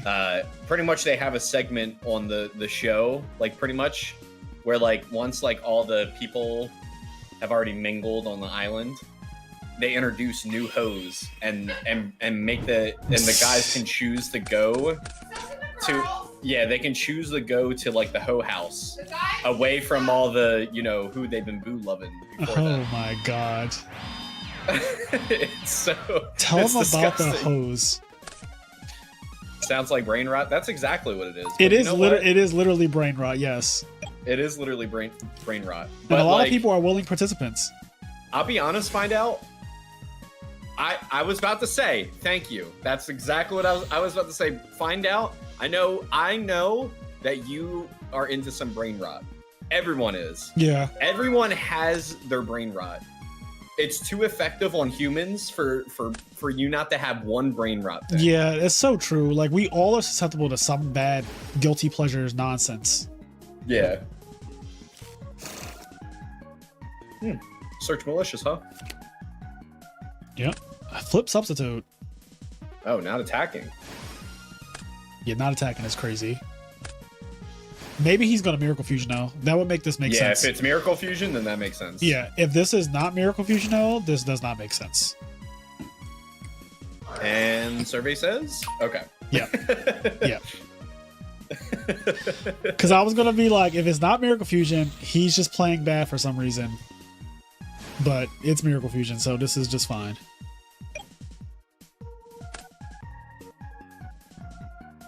It's also entirely too much damage. Like straight up take half. Yeah. We'll just say 45. We'll ignore the 100. You can keep the 100. Unless it matters. Then it's judge. You can keep the 100. Raza, thank you for the sub. And look at that. He's dead to Caius right now. Oh see shit. That's actually crazy. That's actually so crazy that like if he puts a Dark Monster on the field, he is dead to a Caius. Yeah, if he tries to go some cute shit like set Vayu, set Icarus, and then his macro gets wing blasted, guess what? It's actually so absurd that like at any point during this game now, if he gets Caiused, like dodge Caius for the rest of the duel, challenge. And you know there's a discard trap in that hand. He searched the malicious. I wonder, could he have full dupe blocked? I feel like right here, just because I want to prevent all possible disasters, I would have full dupe blocked here. Full dupe block makes a lot of sense. And I also say that because you are not getting Treeborn Frog back unless those are both discard trap, not discard traps, draw traps and discard traps. Okay, there's one. Yep. The monster, sure. Yep. So he's preventing Icarus, and then it's probably there's two. draw All trap right, on now. the draw phase. Yep. So okay, Ooh. this makes a bit more sense. Although it's still like, dare I say, unnecessarily greedy. Yep. Right. You Okay, see you that's- now you see why I'm Yeah, saying yeah. this. I was like, okay, well, this can be your only chance. It's got to be torrential right now. Right. Is unnecessarily greedy because if you just had double Duke Frog 0, you're just attacking now. I'm not bringing back Treeborn Frog. I'm not activating my back rows. I'm just attacking you. Yeah, I could get by with the spin the monster still though. I could live with a spin the monster. Oh, He's saying that's a battle trap. You set Ain't torrential no on a way. battle trap. Oh yeah. my You set. goodness. Come on. You set or Icarus because it was probably. Oh, you're dead. oh my Oh, god! Oh my goodness! Teach me how to cook. Teach me how to cook. Kill switch is actually pretty good. Teach me how to get cooked. Oh no. Oh no, not the abridged series. Oh my god, Frazier. Teach me how to get cooked. You get quest on to show you Morphtronics. And spaceships. Yeah. That's awesome. Teach me how to get cooked, play all like the bullshit ass rogue Edison decks. That's a pretty good name. You don't have to pay me nothing for that. You can get that. you Teach me keep how to that get one for cooked free. is already a thing. Cause you remember the fish episode with that guy? What guy? The guy who literally like burned the kitchen down, who went undefeated at Anaheim in Swiss, and then he came and teach me how to cook, and we went like 0-6 or something. Like we lost every game we played. The fish guy. Are you talking about like Forgs? No, he's playing Fish OTK. Like actually, it's a teach me how to cook, but we changed it to like teach me how to get cooked. Maybe I haven't seen this episode. I'm not sure. I know what you're talking about. All right, hold on. Let me see. I'm gonna pull up. So in the comments and like at some point, I think maybe even during the video, like teach me how to get cooked came up as like a thing. That name is known. Fraser, I feel like you could do a full video on when the soft lock and when the full dupe. Yeah, probably, but I don't think that's like. It's too narrow. I feel like that's definitely not a good content. I was gonna say I It's think like it's too wide open in terms of how to like explain that. Like there's too many Oh, variables. I was just talking about views. Oh yeah, like who cares, right? Yeah, that's I think who there's cares. an audience for it. That would be like a good like coaching Patreon video. Like Right. $5 you can like get the cooking on the opinion of when to dupe lock, when to sub lock. Some shit like that.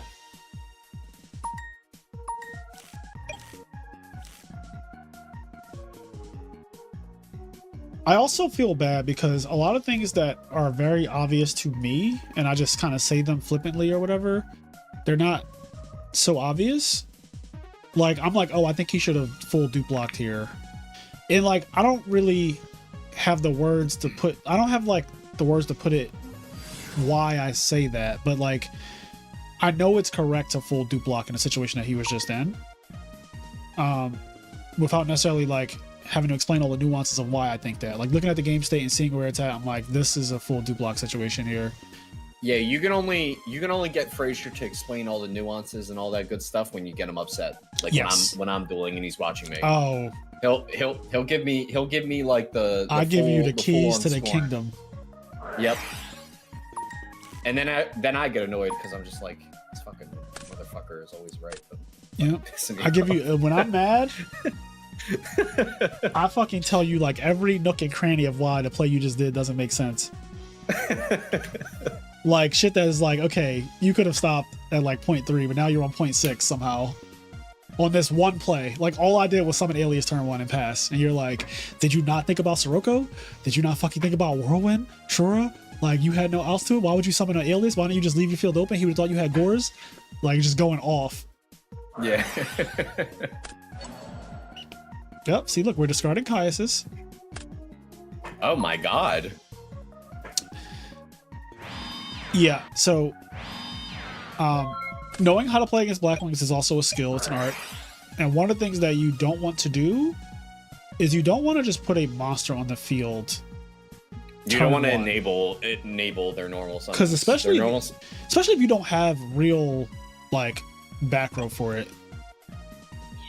Because clearly like Wing Blast plus Draw Trap is not real back row. I think if you just set the Draw Trap turn 1 and pass, like that's fine. But like setting those two and then summoning Alias puts you in such a bad spot to literally just normal summon Sirocco. It's like such a simple play that they do. They play 3 Siroccos and like your best option against that play is to use Wing Blast, which is not good. Yep. Like, okay, Black Wings has a hard time with frogs. When frogs are playing really annoying, where they're just doing like summon swap frog, poke, bounce, pass with no field. Because now Sirocco is just a dead fucking card that you play 3 of, which means you have a 40% chance to open a card that you cannot use. Like, you have a 40% chance to open up any card you play 3 of. And if I don't have a monster, you just have a dead card 40% of the opening game, which is like not good. Also, you don't know if I have Gores or not because frogs always look like they have Gores unless they do shit like summon Alias turn 1.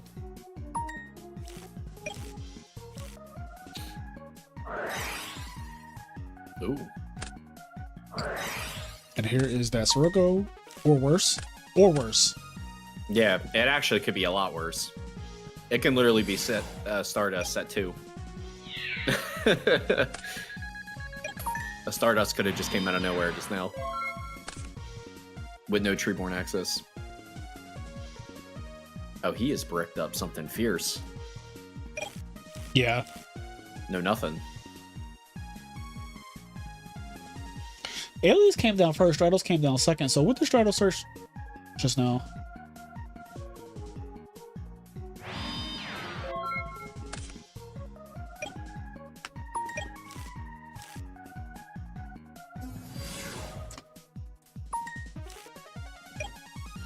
Oh, he searched Molly. God, I love that card.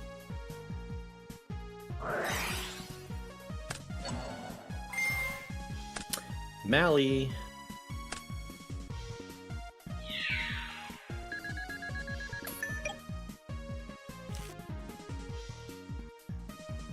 Okay.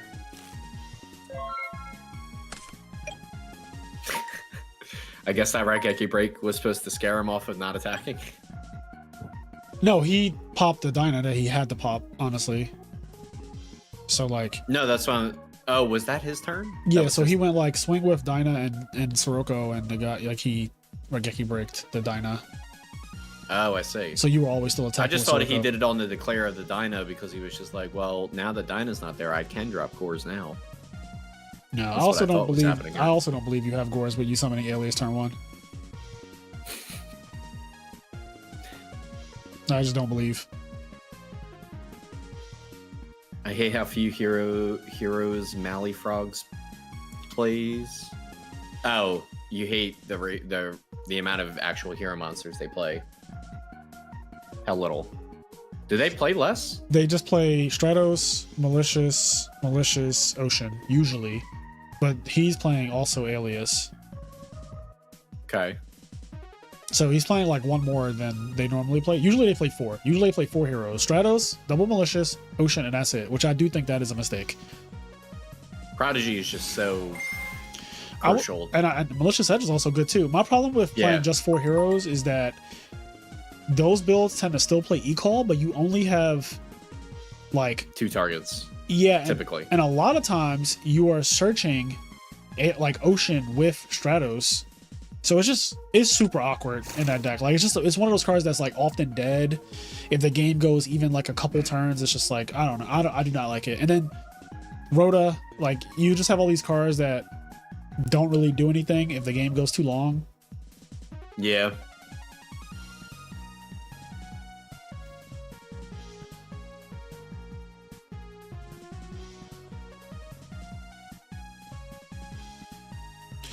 That's also find out. I don't really agree though, because 0 doesn't always hit the graveyard is the problem. Oh, this is bad. Oh, he has the fucking MST. That's so broken. He got him to play. He got him to pay an extra 800 life points by doing it that way too. That was kind of nasty. Not gonna lie. Also, he has Malicious still. That we are saving this Mally. Yeah, I mean, I guess you do, because if you use it, you risk like losing, because it's not enough damage. This is only 3,000, so this is 1,000, 1,018, so 28 is the max. Oh, he is going for it. I was saying the only consideration is that you would banish the Mally from the deck and then use the Mally on the field to not draw just a fucking Mally into your hand. But I wonder if he's doing this to drop him below brain controls. Oh yeah, this drops him below brain control. So I do think that this has merit. I don't like it because of Shura, but I think it has merit just off the basis of brain control is now dead, and I guess he might have like a soul read that I think you have brain control. I think you're lucky enough to top deck brain control, because that would have been awful to just draw brain control against the 0, kill him. Potentially kill him. You're at 58. I don't know. 58 is pretty healthy for brain control with only you would have 3 cards after the brain control. With no 4 in the grave. This is really bad. Damn. Damn. Damn. I didn't know we had a diva on the dueling ground. That's not even a diva, bro. I didn't know we had a diva on the dueling ground. Not saying nice deck when you know something. Oh, you mean like the nice deck comment? Yeah, that comment's crazy. Nice deck is actually crazy. That was a cunty ass comment. Hey yo, calling his comment cunty is crazy. That was a cunty fucking comment. Your opponent summons Blizzard and goes attack with no effect, and you go, nice deck. And what's he gonna do about it? Is he gonna do anything to this face? Is he gonna prove him wrong? Show him and prove him wrong. Oh, that was the nice deck was crazy. Yeah, prove him wrong. Oh, he drew the brain control. Yo, Kill Switch actually played it. I mean, okay, so I'll say this though. I do not think you're going to die at 5,800 from brand control if they're on such low resources. It will require like such three cards in hand, no level 4 in the grave. Right. So like, because I was thinking the worst you could do is Goyo plus my absolute 0, but that's only 53, so I still don't die. And you're just passing me back my 0, right? Like you're passing it back to me because what else can you do with a 0? But he didn't even have a level 4 in the grave, so like, nice deck is crazy. Yo, nice. That was such a fucking cunty low comment. That's some shit. That's some shit you say to somebody when they like pull up with some rogue, and they look frustrated. Right. They look frustrated when you're playing meta. And you just rub it like, in a nice little bit. deck. Yeah. All right. Well, I'm gonna go watch Love Island. That was great. Yep. Gave me some good laughs there. See you, Stango. I'll see you, chat.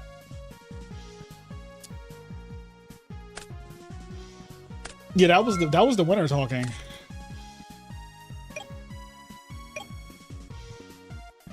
All right, chat. It's just us again. So what is going on? I kind of don't want to see a frog mirror right here. I'm just gonna leave. Who else is playing? Hold on, let me check. Oh, OG's playing Hydro Pump. That's way better. It's the same matchup. Blackwing versus Hero Frogs. They're in game 3. Hero Frogs is doing really well, I would say. I mean, life points are higher, card advantage is higher.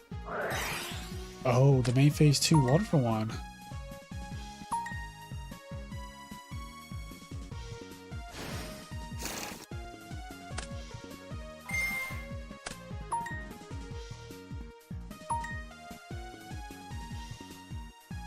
So many frogs, yeah. Edison format is full of birds and frogs.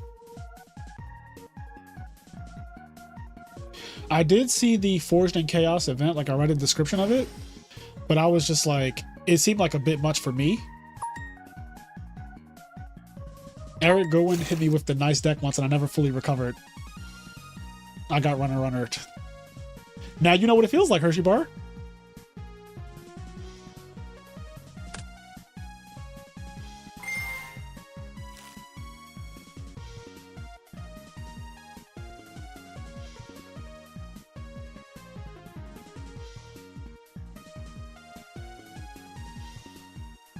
He said, I put you out of break control range. I'm the GOAT. Hey, yo.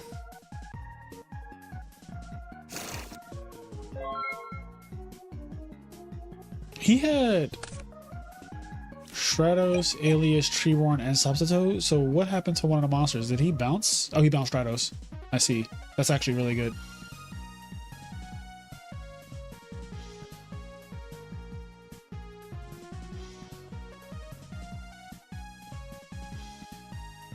King not in pocket.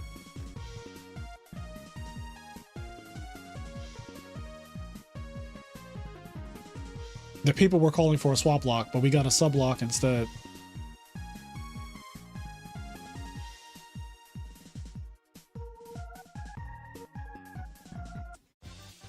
It is time for a change in the music. Thank you, King Vegeta.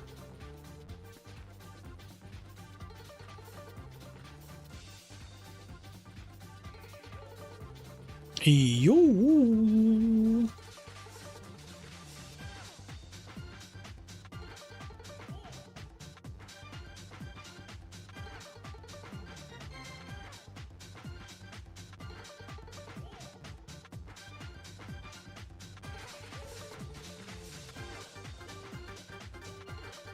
Oh, we have another guest coming in. Another member of the house.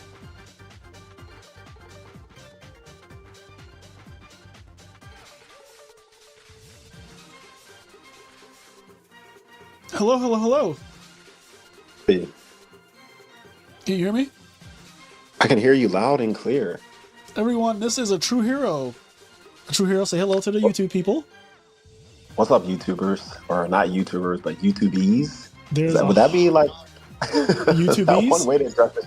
I think YouTubers is fine. I think they could be called YouTubers.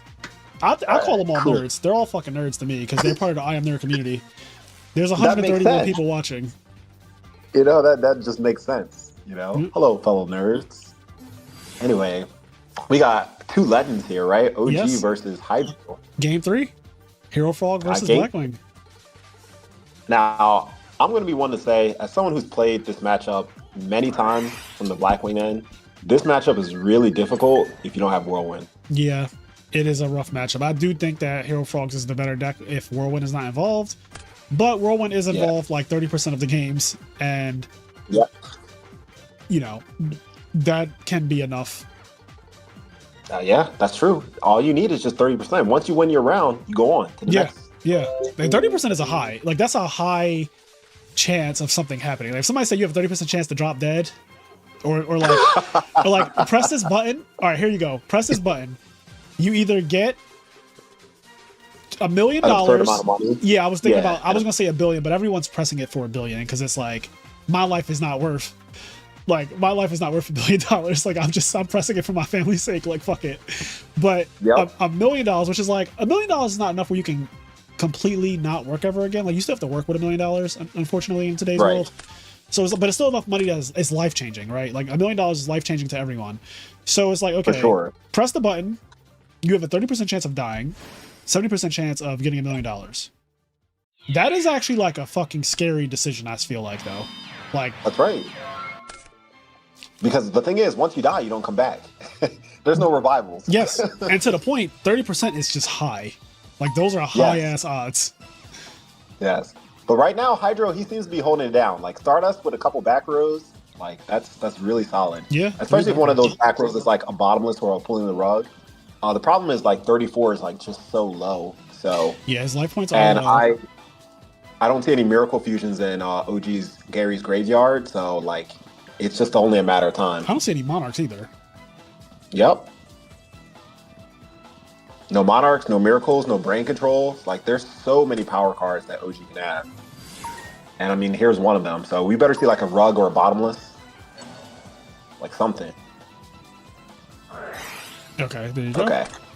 There we go. And obviously, Bottomless doesn't stop anything, but you can do tricks with Stardust and protect your Stardust and things like that. Right. So Bottom's not the best card, but you know, it's good. Now Bottomless against a 0 is amazing. It is. If he had Bottomless right there, though, that would have been a little awkward, only because he goes Bottomless. He's at, he goes Bottomless Ryza, Stardust goes negate the Bottomless, and then OG has a Swap Frog just conveniently sitting there to present the exact same situation next turn. Yep. But Rug is really good right there. Rug just answers the problem. I mean, I personally, when I play this matchup, I side Bottomless out because of the reasons that you just said. Bottomless is just, it's already a pretty lackluster card, but against Monarchs, it tends to be more lackluster. All right, well, OG has to make something happen, like, right now. And with a Dustshoot coming, you better have that Christmas Miracle.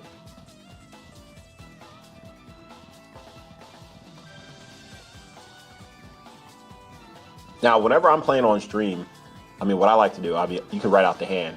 But you can just, like, banish your hand. Like, if I'm the opponent, if I'm OG99, I'm just banishing my hand. That way, everybody can see. Everyone in chat can see. Everyone on YouTube can see. The whole world sees.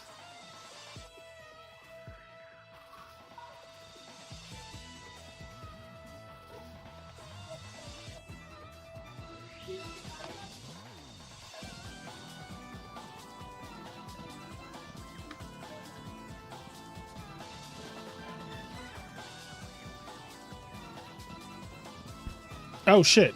I was still muted. What the fuck? I muted myself 2 different ways. Listen, like I was like, okay, maybe it's my thing because you know I'm in Korea, so I'm just like, all right, maybe it's like this Korean Wi-Fi issue. Yeah. Not me becoming a mine. Okay. The chat was like, you're muted. And I'm thinking to myself, oh, maybe they're all behind on the stream. Like, the whole time I'm actually muted. Like, actually muted. What I was trying to say was that this is one of those turns where having, like, Econ in your deck is good. I know a lot of Hero Frog players do not play that card anymore, but I think Econ is insane because you're playing multiple copies of Brain Control. And, yeah.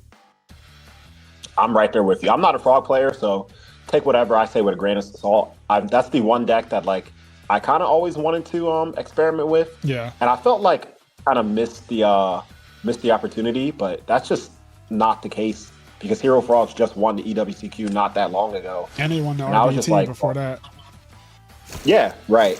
So I was just like, oh, like it's too late. There's already like there's Dream Frogs, there's Forgs, and like all these other frog variants. I was like, it's too late for Hero Frogs, and that's just not the case at all.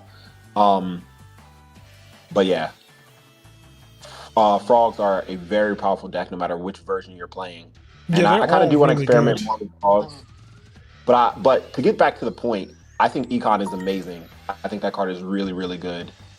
Ludo, when I was talking Like- to Ludo a while ago, he was saying that Econ is one of the things that he thinks makes the Blackwing Frog matchup really hard. Like he thinks Econ against Blackwings is like really strong, and he hates when they see that card when they're playing frogs. Like if he's on Blackwing. Yeah. I mean, same here. Gary's hand is awkward though. TT, Uni, swap, Yeah. Kaya, Stratos. So he got Kaya sent back. So he does have Stratos. Stratos is pretty good though. But Yeah, because he can search out Malicious Malicious Edge. Edge. Yeah. Yeah.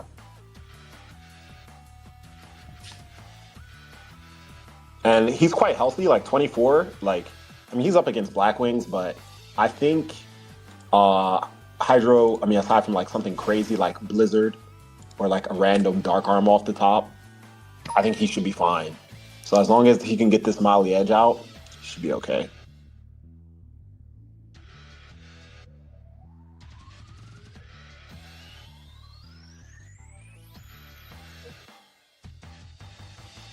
And like I have a read that Hydro has Icarus set. Oh, interesting. Hence why he summoned this Kalut. But you know, could be wrong. Yeah, he had 3 back row. One of them was pulling a rug. Then he immediately drew Trap Dustshoot. Right. And he chose to put back Caius, which kind of almost seems like he doesn't have a second pulling a rug or something to stop Caius. Like Caius was actually, A threat. yeah. Yeah. And it's me, I'm here like middle, technically end of the game. So I didn't see game 1 and 2. Same. So I don't know exactly like what builds he's on, and I don't know like what traps he's playing. Like I don't know if he's playing the draw traps or things like that. But just based off my general knowledge of the game, I would have a read that he has Icarus Attack set. But that's the cool thing about Yu-Gi-Oh! It's full of surprises. I could be surprised. Would Edison be fair if Substo was at 1? Edison is fair. Like, it's fair right now. I'm assuming Gary uses his extra normal here. He didn't specifically declare, but I think this is what he meant to do. This is so So interesting. he's trying to like bait the Stardust, but like I don't understand why, because he doesn't have DD Crow. And Hydro knows his whole hand. I'm genuinely very confused right now. I also don't understand why he didn't use his regular normal summon, like to try to kill this Kalut. Yeah, same. Like this play makes no sense to me at all. Well, I want to say that Gary's new to Hero Frogs, but at this point, I can't Oh even say. wait, the Kaias didn't get put back. Oh, well, that explains a lot. I thought, oh, wow. Okay, we were under the impression that the Kaias got put back, but the Kaias was kept because he fucking has a second pull in a rug, which honestly, I feel like if you blatantly like don't put my Kaias back, like I kind of know where this is going, type vibe. Yeah. It's just unfortunate though, because even if Gary normal summoned Stratos, then Same thing. I assume, right. Well, if he activated the effect, same thing. But yeah. Yeah. All right. Well, Tears. There you have it. All right, I'm following you around. Wherever you go, I go. You follow me? All right, let's see what the bracket looks like. Where's my bracket at? Also, how much time is left? That's what I really want to know. Get down. 11 minutes are left. Okay.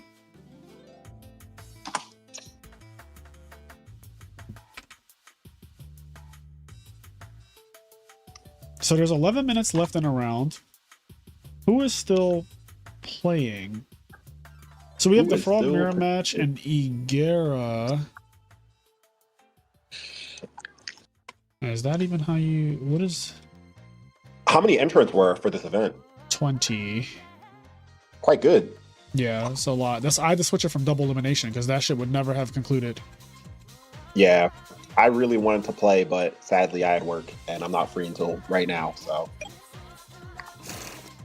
all right, here I come. Here I come. Here I come. What the fuck is happening in here?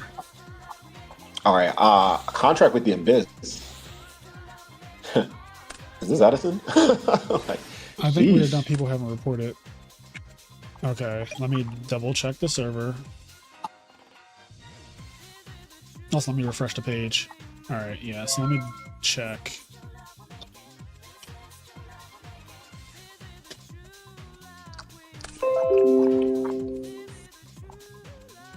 Cinnamon roll. Cinnamon roll got a nice little profile there. Nice little profile picture. Reminds me of someone great.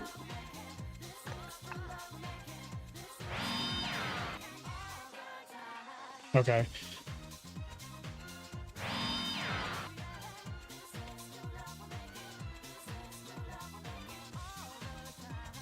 So there's actually only one match still going. Potentially. Okay. I don't even know if it's actually still going. Yeah, because they could have not reported. I got Yeah. it.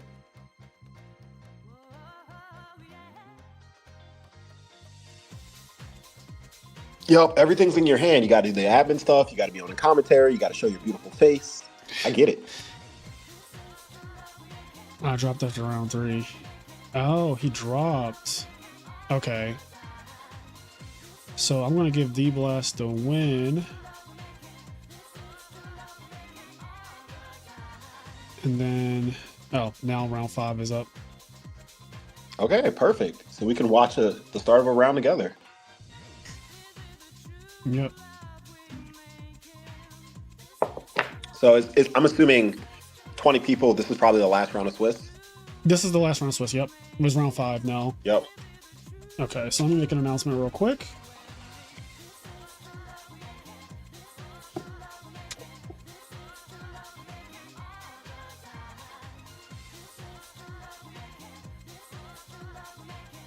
Let me set a timer. 50 minutes. All right. So last round of Swiss. I can also change this on the stream to say round 5. Mm-hmm. All right. So it's round 5. So last round of Swiss, and then we'll have a little. I don't know if we're supposed to cut the top 8 or top 4, but we'll cut the top something. I was just about to ask that. Yeah, I we'll think cut the top after something. the rounds conclude, you can just look at the records and That's exactly what I'm decide. gonna do. Yeah.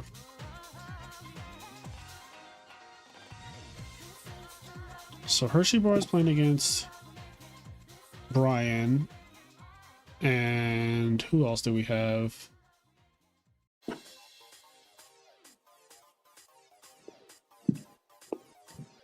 I don't know if anyone else has started yet. Let me go to duel. Kill Switch. Okay. So Kill Switch is undefeated. He's playing against Chaos Hexer. Okay. This bracket, which is Vincent Zen. Let me make sure. Okay, I had to refresh, so this bracket looks better now. So there is one undefeated. One guy is 4-0. Then there's 1, 2, 3, 4 X1s. So after this round, the X1s will theoretically be cut in half. So I assume they're playing each other. Mm-hmm. Actually, one of the X1s is playing against the undefeated, though. But either way, the X1s will still be cut in half, just by math. Right. And so yeah, it probably will be just cut the top 4. I don't think we need to do like a whole top 8 thing. That just seems That's like what I way was too many. thinking too. Yeah. And also, yeah, I think 5 rounds for 20 people is like very generous. So I think it's just like top 4 is good enough. Yeah. You don't need the extra. Yeah, like if you It's like, couldn't, get an X1 record or better by this point, it's like, yeah, I'm pretty sure it just cut the top 4 here. and at the end of the day, it's not like they paid dent in this tournament. That's also true. And at the end of the day got in. Yeah, that's at the end of the day does gotta end. Like it got You in. know? Like I don't know. Like at the end of the day got in. So Be careful who you say that to. They might get upset. really, Some people, they might get upset, even though it's just a fact. Yeah. You Like, know? I don't know. Like, I'm not trying to be an asshole. Just like at the end of the day, they got in. I know you're not trying to be an asshole. Just at the end of the day. Yep. All right, I'm coming. I'm following you. Where we watching? Who are we watching, rather? Did they get my message? Like, what's going on? Why are they not? Oh, using bathroom. Chaos is using the bathroom right now. Okay. Okay. All right. Little potty breaks. Yeah. Little potty breaks. So the next big tournament coming up in Yu-Gi-Oh! Is Nationals, right? It is Nationals, and it is July 11th or something like that. Any predictions for Nationals? So Frogs won last year. Okay. I think this year, I think a big three deck will not win. So I do not think Hero Frogs, Vayu, or Black Wings. I do not think either one of those three decks will win Nationals this year. Well, I don't think Black Wings are winning. Yeah, well, that's the easiest one because Black Wings almost never win. Yeah, like I think last year they got one funny. win, which was just Anaheim. I think they just won Anaheim. It was just Anaheim because I remember because I spoke to the guy and I was like, you're the first person in America to have won like a YCS with Black Wings. Yeah, which is crazy. Yeah, he was like, really? I'm just playing the deck I played like 10 years ago. Like, yeah, congrats. He commented on one of my recent videos and he was like, because it was the video about one tricking, and he was like, yeah, I've been one tricking Black Wings, and I actually topped 2 Ultimate Time Wizards and won one of them. And I was like, oh shit, congrats. Yeah, I mean, like I saw both one trick videos because you've had more than one. Yeah. And I think what you said is like quite good, and also even like OG when he got second place at the what was that Southside Gaming Tournament, I believe. He basically said in his like deck profile that he believes you should play one deck and like kind of master it as well. And it's brought him a lot of success. He got second at that, won 2 events. I've been one tricking fucking same deck. Like it does help. Like it actually does help, I think. And we've seen so many people doing it. Now that Edison is like Edison has been going for a while now. Like real Edison, I should say. I don't count like 2021. And honestly, most of 2022 is not real either, if I'm being honest. 2022 and 2021 are just kind of like the Stone Ages. But 2023 and forward, when Ultimate Time Wizard starts, when like a lot more of the better players really start to play and all that, I think is like. Yeah, no, I agree, and I think like just there's so many people, even in like, I mean, you and Eric both mentioned this comparison, the Melee comparison. Yep. About how like when you think about the top players, for the most part, they only main one character, right? So it's just like Hungry Box doesn't need to be good with Fox, and actually his Fox is terrible. It's awful. But at the end of the day, you can make a competitive argument, right, that he's the best player in the world. You know what I mean? Right. So it's just like if you one trick and you're one. Yeah, at one point he actually was. Yeah. At one point he actually was. Now it's just like it's a debate. If you look at the entire history of Melee, right? It's between Hungry Box, Mango, and Armado. Armado's up there too. Yeah. And like the fourth one in contention these days is Zane, right? Yep, for like because Zane he's making history right now still. But I will say it's just so funny because Zane, all right, finally they're getting started. Yeah. Zane, even though he's known as the one trick guy with Marth, he actually did not like being called like a one trick pony. So he started a series on YouTube where he plays he plays every single character in the Melee roster, and he reaches the max rank online with that character. Yep. Because he just wants to show everyone that like, no, it's not just Marth carrying me. Right. Yeah, that's exactly right. I can do it with every. But the thing is that I want to say is like, first he won, right, with Marth first. Right. And a lot. Yeah, and a lot. And then he was like, all right, let me show y'all that I can do more than just like Marth, which is totally reasonable. Like I think after you feel like you accomplished your goal, to then branch out and try other things is fun. But I do notice that in tournaments he just still plays, Marth, right? Like, yep, and that's also true too. So it's just like, even though you did this to kind of prove to everyone that you can play with the other characters, at the end of the day, if you're playing like a shadow game, you're picking Mark. Right. Like if somebody said you're playing a shadow game, you're playing for money, you're playing a tournament, you're playing a real character. Also, that video about one tricking that me and Sackface did was specifically about playing in tournaments. I don't care about what you guys do when you're testing. Like people were like, oh, like I have 5 decks that I test with in my friend group, and it's like, okay, like what I don't like. Me and Eric are never talking about your testing. Like what you play for fun or to learn the game is one thing. What you choose to enter a tournament with, like a serious tournament, a major, is a completely different thing. So if you're testing and you're using like 5 different decks, by all means, if that helps you to get better, do that. But I think playing a bunch of different decks, specifically with the mindset that the reason why you switch decks is because you feel like you can't do it with the other deck, or because you're not as good with the deck as you think you are, you know, ego, and you think that the deck is the problem and not you. When people don't look inward, that's my issue. Like, I agree. My bad. I agree. And you know, one thing kind of to address like the elephant in the room is like myself, right? I've topped 3 Ultimate Time with 3 different decks, like top 4 or higher with all 3, and like, but I haven't won one, right? Like I haven't won any of them. So it's like it's nice to say like, oh, I've topped with this, and actually in the entire world, there's only one other person who's topped with as many different decks as me, and that's Rick Novak. So aside from like, but even Rick Novak, he won. It was a team event. But anyway, he still won. But it's just like, at the end of the day, a win matters so much more than a top. Yeah. I could top with 7 different decks. Yeah, and at the end of the day, people are just going to be like, whatever. Yeah, right. Because you've already proven that you could do that. Yeah. Over and over. Like, you've done it. You're in that. Eric was talking in a video. I forget who he was with. Oh, it was with Steven, who also now was a 3-time Ultimate Time Wizard topper. After Providence, and he was like, you're part of a very small group of people who have topped 3 of them. And I didn't realize that was like a thing until Sackface brought it up. Like I didn't even know that like there's a very, very small group of people who have 3 or more Ultimate Time. Yeah. I think there's like less than 5. I think there's less than 5. It's like me, you, Eric, Rick Novak, Steven, and Dan Rose, I think is the I think he Dan has Rose. 3. Right. Yeah. I believe he does. So it's like, I think, you know, hopefully I'm not leaving anyone out, but I think that's everybody. Yeah, I feel like it'd be hard for us to leave someone out anyway, because like if you have 3 Ultimate Time Wizard times, we probably do know who you are. Yeah. But he anyway, said only the point one is of those is a like, cheater. I'm not even going to comment on that. I am not going to comment on that today. Nope. Oh, nope, it's funny. Did someone nope. just say that Dan Rose was a cheater? Did someone say that? Someone, well, I'll comment on it. No. We are not doing that. All right, I will. Tim Pontes. Because I'm going to respect your rules. Yeah, right? please. I don't want to start. I don't want to kick that off on a Tuesday night. It's a Tuesday night. We're just vibing. But anyway, at True Hero, you are part of an elite class of people who have 3 Ultimate Time Wizard tops or more.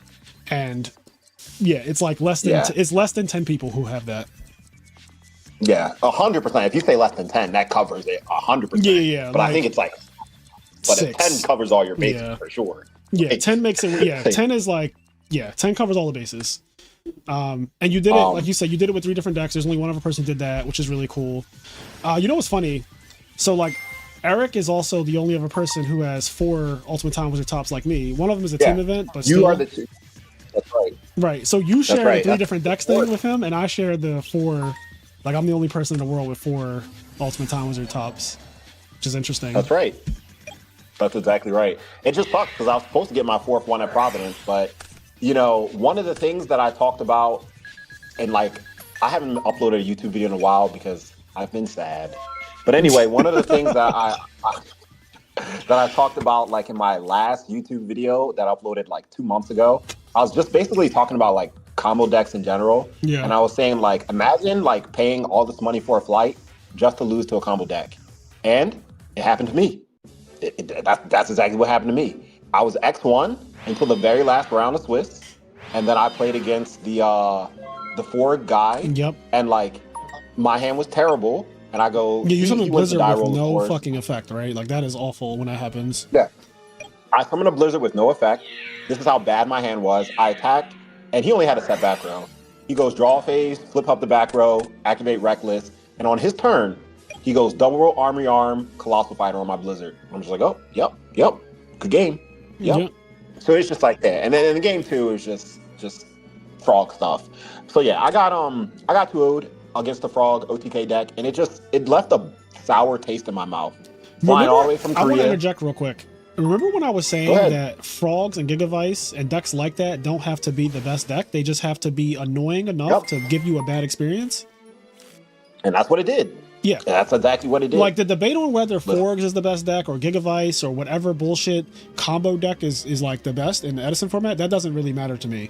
The problem with those decks is what they do to people who play retro Yu-Gi-Oh! Because if you fly or travel far somewhere to play in a tournament and then that happens to you, that is what can kill a game. Like, and that's kind of what I was speaking to, is like, I don't really care if you think that Forgs or Gigavice or any of those, or Dragon Turbo, whatever. I don't care if you agree with me or not that those are the best decks. They just, that doesn't matter. The fact of the matter is that like they're very dangerous decks, because if people keep losing to them, that will make you not want to play the format as a whole. Like, you just be like, why the fuck would I play this format when that you flew from Korea to play and you got all the way to the last round, you were X1. So if you win, you guarantee top, and you will have your 4th top. You'll join an even more elite class, and you have potential to actually win, which is like huge for you, because I know that's like one of your big goals, as everyone's goal pretty much who plays competitively. But like, then you just get Frog OTK twice, and honestly, you had no agency in that match. Like, you had no agency. You could have been anyone that sat down in front of him that day, right? Yep, that's right. That's exactly right. So it's just like so unfortunate, and like I wouldn't care if I lived in America. Like, I mean, I would care, but like it wouldn't be as bad. It wouldn't be as impactful, yeah. Because I lose the bullshit all the time at events, and you guys know I play in a lot of them, and I lose to nonsense all the fucking time. But I'm like, all right, well, there's just another event next month. Yeah, right. That's the thing. It's just like, if I lived in America, it's just like, all right, it's unfortunate that I got like forged out the game, but I'll just try again next month. But it's like, I can only play in 1 to 2 events per year because of, you know, living so far away. And it's just like, when that happens and I'm flying all the way to America, and it's like, yeah, like I made a mini vacation out of it. I got to hang out with like, you know, the homies, like OG, Televisual, a couple others, right? But it's just like, at the end of the day, I come to win. And it was just like, when I came on that trip, like the boys, like the Bing Bong crew, like they were hanging out at the house, like they were having fun playing like Catan and things like that. And like, for those who don't know, wait, the Bing Bong crew, who's that? Oh, like Sushan and Ernie? Yeah, and like Ernie and like Jake XO and like there's... And shout out to them too. They won Edison War League Season 3 recently. Televisual, Ernie, Jake XO, like they recently just won Season 3 of Edison War League, which is actually a pretty decent accomplishment, because that shit is like, I don't know, 14 weeks or something like that, plus top 8 or I don't know. It's a lot of Yu-Gi-Oh! It's a lot of team dueling. Not literally team dueling, but it's a lot of relying on your team to do well, and they did the whole thing, which is like really nice. So yeah, it's amazing. But yeah, like you said, you made a vacation out of it. And like having fun. It's just like, I didn't really participate, not because I don't like those games. I love those games and I love hanging out, but it's like, I come with an agenda to win. So it's like, if we're not playing Yu-Gi-Oh, like, I don't care. But like, if I'm there for like the summer, then yeah, like, sure. But it's just like, I was so focused on like doing well and like winning that I didn't get a chance to like hang out. And yeah. It was unfortunate, but I'm telling you, I'm waiting for the day when you move back. Honestly, Fraser, I think about that every year. The only reason why I don't move back is because I know my luck. As soon as I decide to move back, I'm like, yeah, like I'll move back. I'll start over in America again.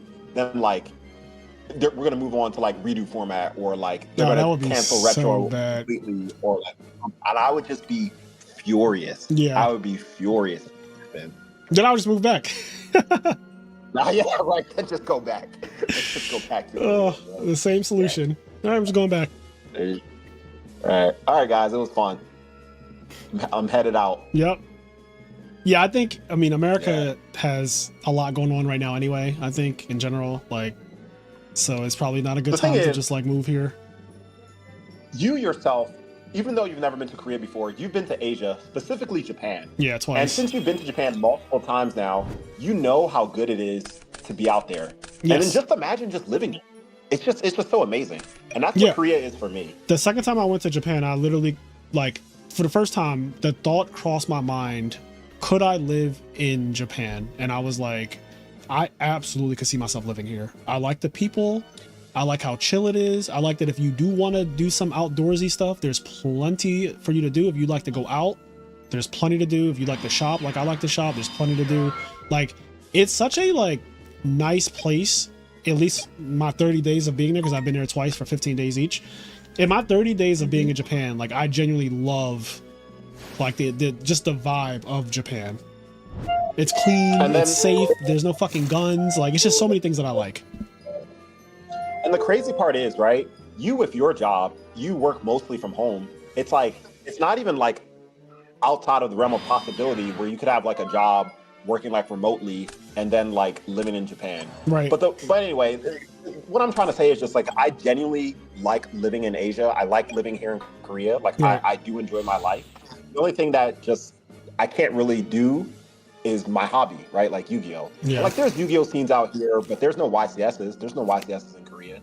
And like, modern advanced format is very popular here, but like, I'm not interested in advanced format at all. Like, zero interest.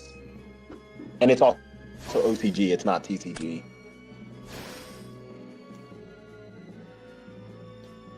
I'm looking at some of the chat here.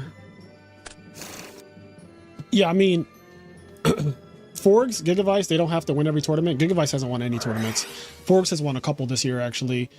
But like, yeah. No deck wins all the tournaments anyway. And Forgs and Gigavice are both relatively new. They're like two of the youngest decks in the format, which is scary. Like, Gigavice came out this year. It started at YCS Orlando. It's like its first top, and I consider a deck's like first top to be kind of when it starts aging from there, because that really, your first top is what puts everyone's eyes on it. Like, sure, somebody might be playing a Harpy deck right now that actually is kind of nice, but it hasn't topped yet. So I'm not fucking counting like the Harpy deck that somebody had in 2022 as like, you know, real or whatever until that happens. But Gigavice started this year, which is crazy. We're only 6 months into the year. We're not even a full 6 months into the year. The 6 month just started, so we're like 5 months and a couple days into the year.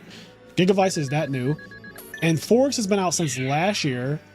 And really, it's been out since like the end of last year, because that is when the conversations about it started to really pick up. And like, you know, me and Alistair have been talking a lot, and then eventually it won this year. It won an Ultimate Time Wizard this year. The person who made the deck actually won with it, which is also insane. Yep. So like, they're the two newest decks. So people saying like, oh, like, what have they even done, or they don't even have like a bunch of wins or whatever, is like crazy, because one, you're comparing them to fucking Vayu Turbo, Hero Frogs, and Blackwings, which have been around for literally 3 years, 4 years. Honestly, Blackwing and Vayu have been around for a very long time. Hero Frogs is even more new than those decks. And like, but the point is, comparing Gigavice's success and Fork's success to things like Blackwing, Hero Frog, and Vayu is actually ridiculous, because those decks have had fucking years to play at events, have representation, win events, top events, and all that. These two other decks have had literally like less than 365 days.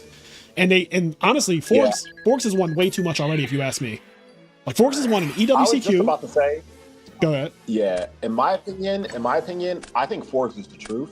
Yeah, I think it is real. At the end of the day, even if they don't have their Fork combo, like, it's still just the Frog engine. Yep. And the Frog engine is deadly. Like, jumping back to my terrible Providence experience, game 1 I got OTK'd, but like game 2 I just played Frogs for the most part. You know what I mean? Yeah. So it's just like, just the Frog engine itself is good enough. Whereas like Gigavice, like, there's 2 versions of Gigavice, but the more popular one is the one where they go all in, not like the control-y one. Even though both decks, they kind of received their premiere at the same time. But the point is, it's just like, when you go all in on the Gigavice deck, you don't have anything else. Whereas like with Fork, they don't need the Fork engine to beat you. They don't need like Fishboard. Yeah, they can just beat you with just. I think what makes the Fork deck better than Gigavice and Dragon Turbo by a lot is that, one, it doesn't really brick. Like, it's really hard for the deck to brick because the individual cards are strong. Whereas when you look at Gigavice, Super Solar Nutrient is fucking awful. Like, that card is so fucking bad. But at the same time, that card also enables your deck to do the most broken thing that your deck does. So it's like, in a lot of the, when they lose, when they brick or whatever, when they show you their hand and they didn't do anything, or they just don't even show you their hand and they rage quit, like, Gigavice usually has like some combination of Super Solar Nutrient, Miracle Fertilizer, Hidden Armory, or like other equip spells, because equip spells are so good at Yu-Gi-Oh, right? Like, they have 7 equip spells in their deck. triple super solar nutrient, a bunch of miracle fertilizers, a bunch of like copy plants, nettles, and all these other bullshit, like double giga plant. Like so many of these cards are terrible. Like they're fucking terrible. But when you look at a frog deck, any frog deck really, but Forg specifically, that deck is just comprised of cards that are good. Like they're just fucking good. Like Maria Gree, Salvage, Pot of Avarice, Substitute, Swap Frog, Treeborn, Dupe Frog. Like these are just good cards. So then that deck is like way more consistent. It also kills better than all the other decks. And then it can convert itself into like other nonsense. It's a really powerful deck. It's not the end all be all, and that's a good thing because you know you don't really want a deck to be the end all be all. But again, the point is that like it being so good and consistent is scary because it leaves a bad taste in people's mouths after they lose to it, the way they lose to it, and they might not want to play anymore. Yep. That's what happened to a true hero. That's what happened to a true hero. That's right. That's what happened to a true hero. Why isn't a true hero doing anything? Yep, well, he's sad. But anyway, so I think both decks are definitely good. But I agree with all the points that you made. When it comes to consistency and just the ability to kill easier, like my money is on Forks. Yeah, for sure. I do give Gigavice a little bit of slack only because I think Gigavice isn't quite cooked yet. I do think Forgs is closer to being cooked than like Gigavice by a good amount. Like I think Forgs, I won't say that it's solved because somebody just fucking got third place with Kinkabayu and all that stuff and like triple trap stun. So that build is completely different than what we've been seeing. Forgs is not even the one I lost to. Right, that's the one you lost to. Forgs is not even solved, but it's closer to being solved. I think that like 30 cards in the Forgs deck, probably more than 30, like 35 of the cards in the Forgs deck are just like, these are the 35 you're always playing. And same with like Value Turbo. Like Value Turbo is like 35, 36 cards solved, and the other 4 cards you can choose yourself or whatnot. Gigavice, on the other hand, I don't know if the way people are playing it is correct. Yeah, so that's what I was like kind of trying to like indirectly mention is like everybody goes on the build that's all in. Yeah. But like, and I get it, because when that build goes off, like it's really hard to crack that board. Yeah. But there could be a potential, chance or world where it's like the other version could just be better. Right. But like nobody's playing it, so we don't know. There's not enough data. But Yeah. Hey. Let's see. And it's funny, right? Because all this started off from like what deck we kind of think will top nationals. And if you ask me, so you said one of the big 3 you don't think is going to make it. I don't know. I don't think one of the big 3. I think they said what's going to win. I don't know, but I answered it as what's going to win. And I think this year, I'm just shooting at the board. I just think a big 3 deck will not win this year, just because it'll be kind of interesting if it doesn't. I mean, it would be interested. Yeah, it would be interested. I'm going to give my money to Value Turbo because that's like the easiest answer. One, it's a good deck. Yeah, it's the easiest answer. It's the safest answer. One, it's a good deck, but 2, more so than it being a good deck, it's just so heavily represented. It is. It's so there will be more Value Turbo players in the tournament than any other type of deck. Yes, for sure. So it's just like numbers alone, like they just got the sheer numbers. Yeah. It only takes one. And that's right. It only takes one. Did Value? I think one did top last year's nationals. I think it was Rick. And apparently, there was a YCS in France, I believe, where the first place prize was a giant Bionic, which is amazing. I don't know why Europe gets like all the best giant cards. They also got, was it Dark Armed? They got Dark Armed too. Yes, bro. They get all the best giant cards. They get all the best giant cards. I heard that event. So I didn't know that there was. You said it was Italy, or no? You said France. So I heard about a smaller. I heard about a smaller nationals that was like in Europe or whatever that had a Brionic, but it was oversized, not giant. Now I don't know, but I don't know if the French nationals just happened, because we're in a season where now all the countries are having their nationals and they're all before America. So there might have been one that recently happened where like an actual giant Brionic was given out, which is so crazy, because I think that we should have got that. Because I'm American, if you're wondering.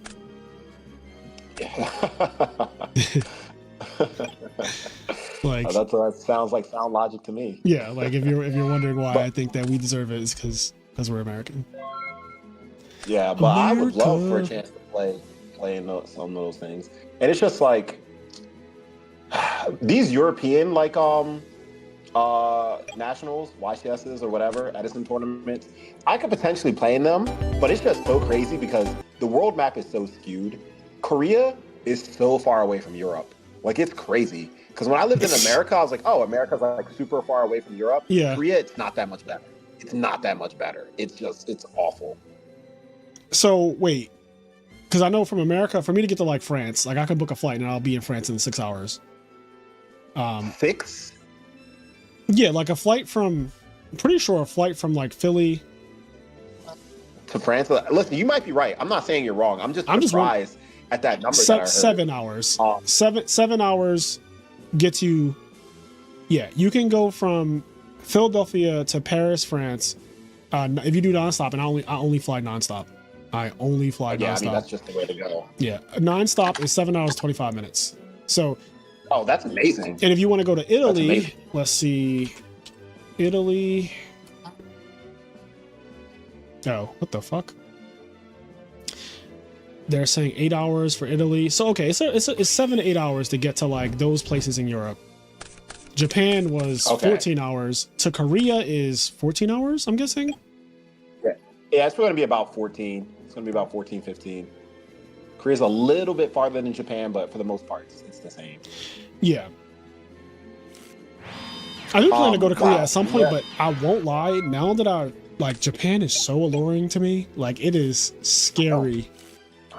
So it's funny because one guy who I know, he was supposed to come to Korea, but he didn't because he booked a trip to Japan, and he fell in love with Japan, just like you. He fell in love with Japan, and then like he's booking his tickets for his summer vacation, and then he booked for Japan again, and then he's like, hey, like I really want to come to Korea.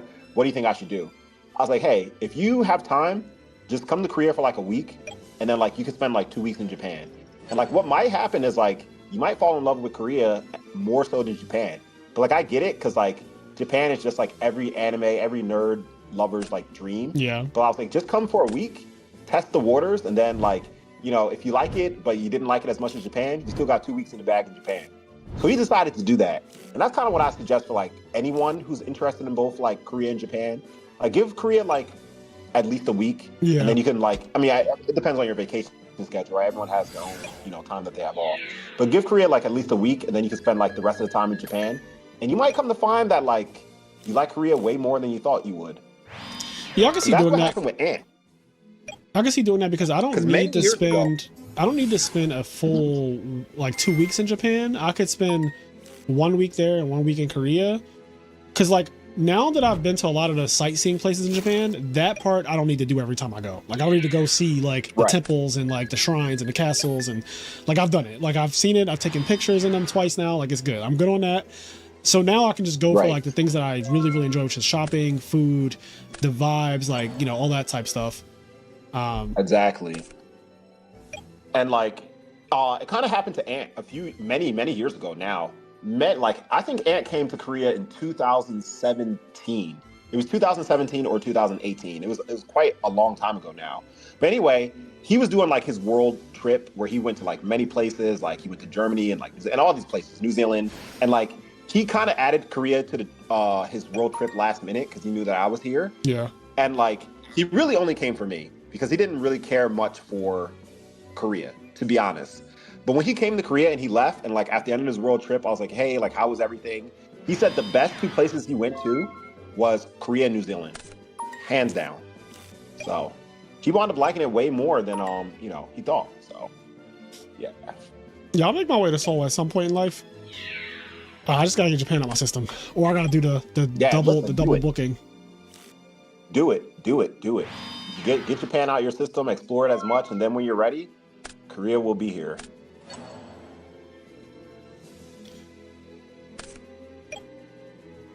Anyway, these guys, they're on their game 3, and it looks like they're what? Mirror match, it looks like? Hero Frogs versus Hero Frogs? Yeah, I think this is a mirror match. Yeah, it's definitely a mirror match because I know Chaos Xer pretty much always plays Hero Frogs. Like he one tricks that deck, and then Kill Switch, I think I've seen him on other Frog decks before, but he's on Hero Frogs right now. And he got not Trap Dustshoot, but Spiritual Water Arted. And he has Miracle Fusion now. So his opening hand had Treeborn, Double Wing Blast, Ocean, 1-for-1 and Miracle Fusion, and Chaos Hexer took the 1-for-1 to like slow him down, which like, you know, successfully, because if you don't take 1-for-1, he could just go 1-for-1, pitch Treeborn, summon Ocean, do Substo combo, thin his deck out, and then like now his deck is just way better than yours since you don't even have Treeborn access. So he stopped the 1-for-1, but then he left the Miracle Fusion, and now the issue of leaving Miracle Fusion is there, because like now you're just losing to 0 being big and really hard to deal with. Yeah, but I mean, this is Kill Switch. He put all his eggs in one basket here, right? So, if Chaos is going to turn the game around, now's the time to do so. Yeah. But the thing is, Kill Switch is so healthy, though. He's so healthy. Lightning Vortex, one time. Lightning Vortex would be fucking nuts. Lightning Vortex, one time. He didn't even bounce. Did he bounce anything with Swap Frog? He just said, I'm leaving it all out? Like, kept it there. Yeah, he just kept it there. He said, look at it.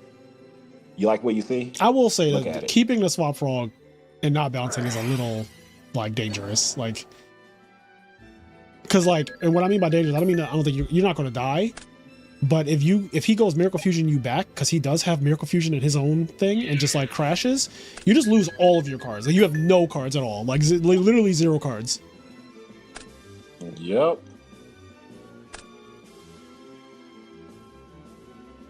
So he tributed to 0. All right, I mean, that was a good trade. That was a good trade. Yeah.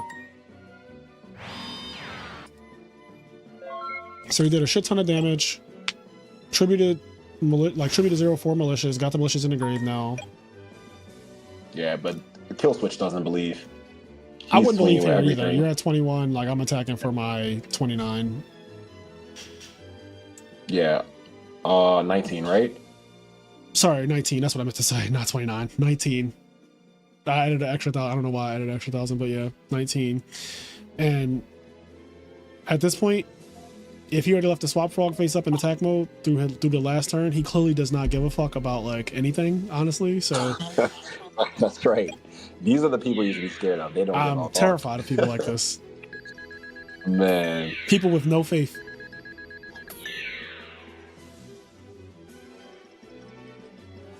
All right. Well, it's not Deep Prison, so it's probably Regeki Break if he's thinking.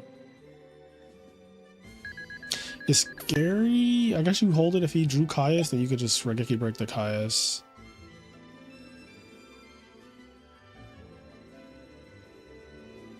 I mean, I guess you Regeki Break the Malicious, because if I would be tributing Caius and targeting Malicious. Is Kyra going to Nationals? Perhaps. Thanks for asking, but the odds of me going to Nationals are very slim. The reason why is because I was just looking up the flight tickets earlier. Indianapolis is so far away from Korea, and it's not during my summer vacation. So it's like I'd have to miss Friday and miss Monday at work, and missing like 2 days at work is just a big no-no. So I likely cannot come, sadly. So good luck to everyone who participates. But there's a chance that I can go to 2025 Anaheim. I'm trying to like find the cheapest tickets possible, but it's hard because there's a week-long national holiday in Korea at that time. So literally the whole snap. Oh shit. Oh snap. This is actually bad. Snap. Yes, because I still think that back row is Regeki Break, and Regeki Break Vanity Fiend is like nice. Oh, and some more. He's like, you need Heavy Storm to play, buddy. Oh no.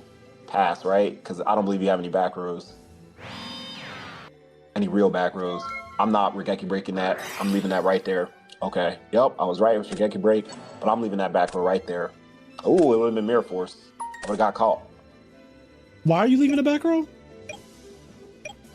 Because I don't think that back row, because he just said it, right? Yeah. When I have the Vanity's Beam, so I don't believe that I wouldn't believe it was Mirror Force. All right. Personally. I know you're not a frog player, but I promise you, if you were a frog player, you're always targeting that back row because you know that the monster can't be anything. Yeah. Like you know that the monster in this situation, you know that in a mirror match, the monster can't possibly be anything that threatens the Vanity's Beam. Only the back row has even a chance of doing that, so you just take the one that has even the chance. Yeah. Listen, this is why you're the frog expert. Yeah. Listen, if I need help with a Diva hero or Black Wings, I'll go to you. Yep. Jesus, I'm choking. You're good. You're good. But yeah, the situation is really fucking bad now. Oh god, he's dead. No, He's actually dead. He's actually dead. Yeah, he's just gonna. Oh no, he doesn't have a wait, monster. what? Yeah, I don't know why. Listen. Tribute for Caius. Yeah. Okay. Very nicely done. That was really cool at the end. Yep. Wow, I did not see Chaos Hexer winning that game because they started off so fucking bad, and then like Kill Switch was pushing his shit in. But he actually made some. He made some really good plays. He made, yeah, I know you hate Vanities. It was well played, right? It's not like he sacked him or anything like that. He played very well. Yeah, like tributing to 0 for the malicious was like really cool. I do think that Kill Switch could have saved himself some life points if he balanced with Swap Frog, because 0 was bigger when he got brain control because there was a Swap Frog on the field. Right. If he didn't like, yeah, there's a couple things, but all right, well. So that match is over. That match is over. Okay, Dom is playing right now.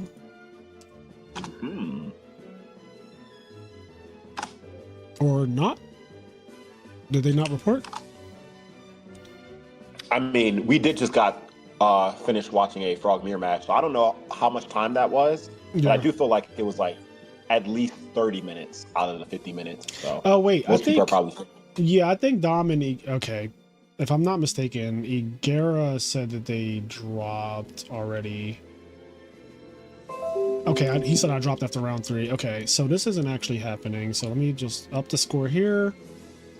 And then we just watched Chaos beat Santi. Oh, and Santi was undefeated. So now there's only X1s.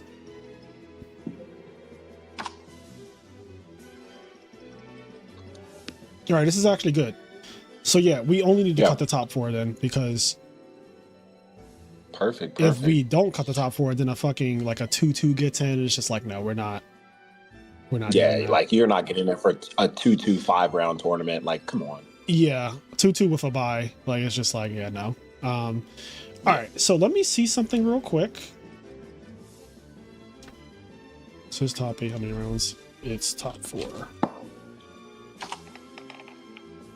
So we're going straight to top 4. Also, I just don't have time to be doing a top 8. But even if I did have the time to do a top 8, I wouldn't do a top 8 because you're never having somebody with a 2-2 record in a top 8, like a real one anyway.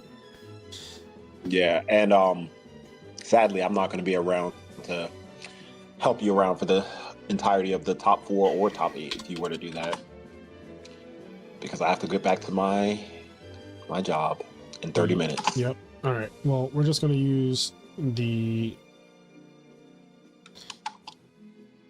Make sure I'm not crazy.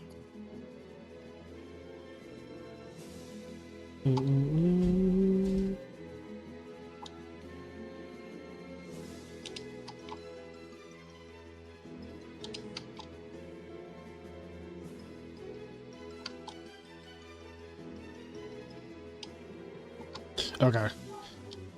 All right. I think in order to do this, I have to like create a separate tournament. In challenge. Yeah, like challenge or something like that. Yeah. So I'm gonna do that.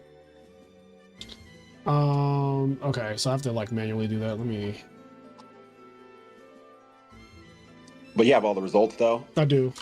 So at okay, cool. Tournament participants. Thanks for playing, guys. Now only the top 4 will continue. Good luck to the lot of you. All right.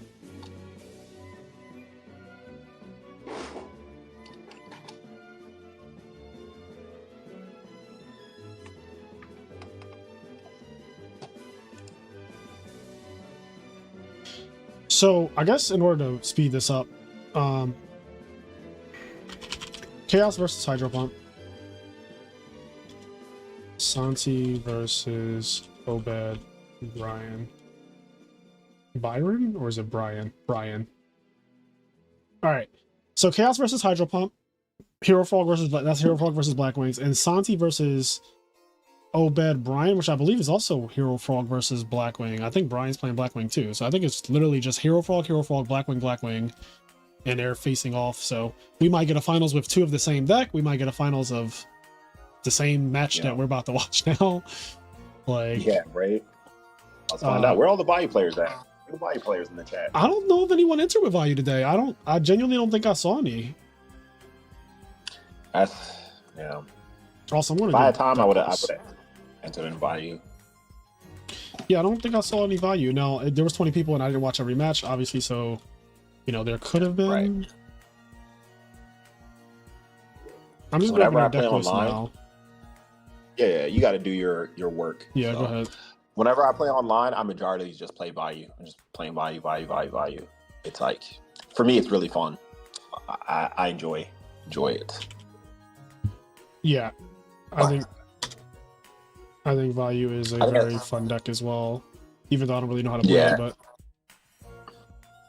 as far as Dueling Book goes, though, I think the Dueling Book Black Wings is the best deck to play online. I agree, like hard agree. I think for going through ladder specifically, if you want the least amount of arguments and you just want to like cream the noobs real fast and just get higher in ladder, you just play Black Wings. Like Black Wings and Value are both really good at that, but I think Black Wings just a little bit more straightforward. I agree. And Icarus Attack cuts down on a lot of the bullshit. Like these decks are not real. I'm just gonna Icarus Attack and your deck just falls apart. Yep. Black Wings is in my opinion, hands down the best ladder deck. And it's just so crazy because it just doesn't like translate to IRL. Like, granted, Black Wings are very good, but not as good as they are online. Online, they're the best deck. Oh yeah, I guess we'll watch this. All right, they're starting already. Cool. I'm all right. Here I come. I'm with it too.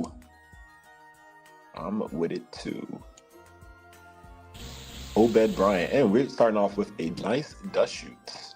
Yep. Look at that. He did the thing I was mentioning where he banished his hand. So that way everyone can see how generous of a guy this person is. Killswitch knows. He's playing for the crowd, you know? What a nice guy. And yeah, that sub has to go back.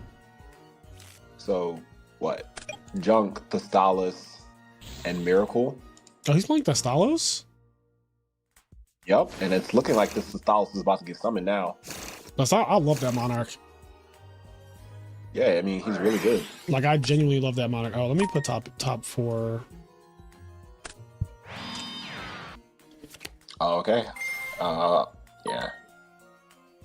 Now, me, if I actually took the time, because, you know, I love playing random tech cards, like, in every deck that I play, cards that no one believes in, and then I just, like, make it work. One idea that I have, and I know it's not good, but I don't care, I would do it anyway.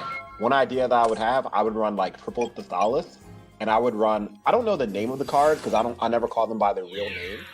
But in Yu-Gi-Oh, there's like these Naruto cards. I call them Naruto cards, like the Jutsus. There's like the fire Jutsu, the water Jutsu. I mean, we play the water one. Water art. Right, we play the water one. The water one, everyone knows what it does. Like tribute a water monster, look at an opponent's card, and then send it to the grave, right? But anyway, I would play the fire Jutsu with Thestalos. And the fire Jutsu, for those who don't know what it does, basically you tribute a fire monarch, and then they take burn damage equal to the attack. Yeah, it's a lot of fucking damage. Yes. My Thestalos is getting in for 48. My Thestalos is getting in for 48. 48 is crazy. Like, all right, this game's probably over. Yeah. All right, he saved it. Yeah. I was about to say, if that Zero just attacked over that Bora, this game is so cooked. But now we have a game.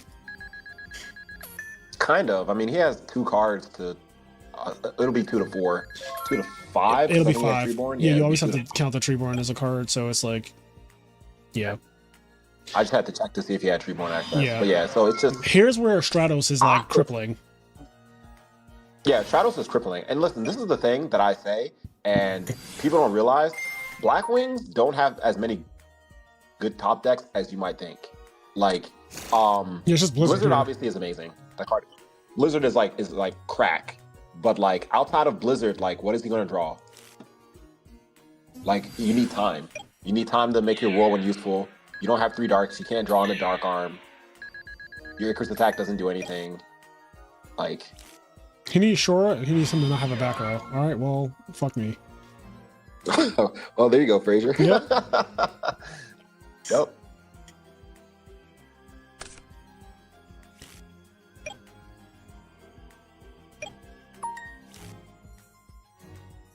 Mm-hmm.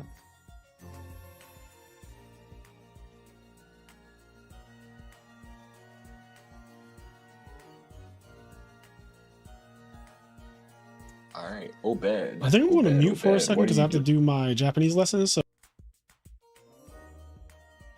Yeah, I'll. All right, cool. Handle your Japanese. And I think that's really. I mean, yeah, I can't see the chat well because I'm on my phone, but I'll do my best to respond to the chat. Chat. Yeah, I got you. I got it. Chat, I'm sorry. I'm not purposely ignoring you. I'm just at work on my phone. I value everything that you have to say. You guys are all welcome members. And look, we can hear Fraser taking his Japanese lesson. That's awesome. For those of you who've like never tried to learn. Oh, okay. Okay. But yeah, that's awesome that Fraser, like, he's really diligent in learning another language. Me myself, as I live in Korea, so I'm like kind of continuously studying Korean every single day. And it's so hard learning another language. It's so hard. It's a lot easier when you do it because like you genuinely like it and like it's fun. But if you're doing it just like because someone told you to, it's not it. But back to the Yugums. Kill switch, summon junk, brings back Treeborn, so it's not really looking good for Obed. Like I was saying, Blackwings, I don't think they really have many good top decks, unless they have like 3 darks, right? Then Dark Arm's crazy. But in most cases, no, I don't think so. It's just like Dark Arm Blizzard. And this also goes back to what I was saying earlier, like the Blackwing Frog matchup is actually really, really difficult. You know, me myself, when I played in Sacramento, where I got top 4 with Blackwings, and I lost to Danny Yu, and he was on Frogs, and I was playing Blackwings because the matchup is hard. And even at Providence, right, which happened more recently, I lost again to Frogs, Fords with Blackwings because the matchup is really difficult. It's really difficult. That said, it's not like unbeatable, right? Like, and you can win without Whirlwind, but Whirlwind just makes your life so much easier. yeah, I am a firm believer that Blackwings out of the big 3 is the worst of the big 3 at high levels. I don't care about like what the people who are not that good at the game do with those decks. I think at a high level, I think Blackwings is definitely 3rd out of the big 3. I think Frogs beats Blackwings if Blackwings specifically doesn't see Whirlwind. And I think Value beats Blackwings by just being a better deck overall. Like, it's just a better deck to me. I think the sack factor is higher, which is important for winning tournaments. You don't need a card like Whirlwind. Like, yeah, you don't have a card on Whirlwind's level technically, but like you have a bunch of one-ofs that are just ridiculous, and it just culminates into like this I can't predict what the fuck is going to happen against Value deck, which is way better than Blackwings is like 3 of 3 of 3 of 3 of 3 of 3 of 3 of here's a couple one-ofs and here's Whirlwind.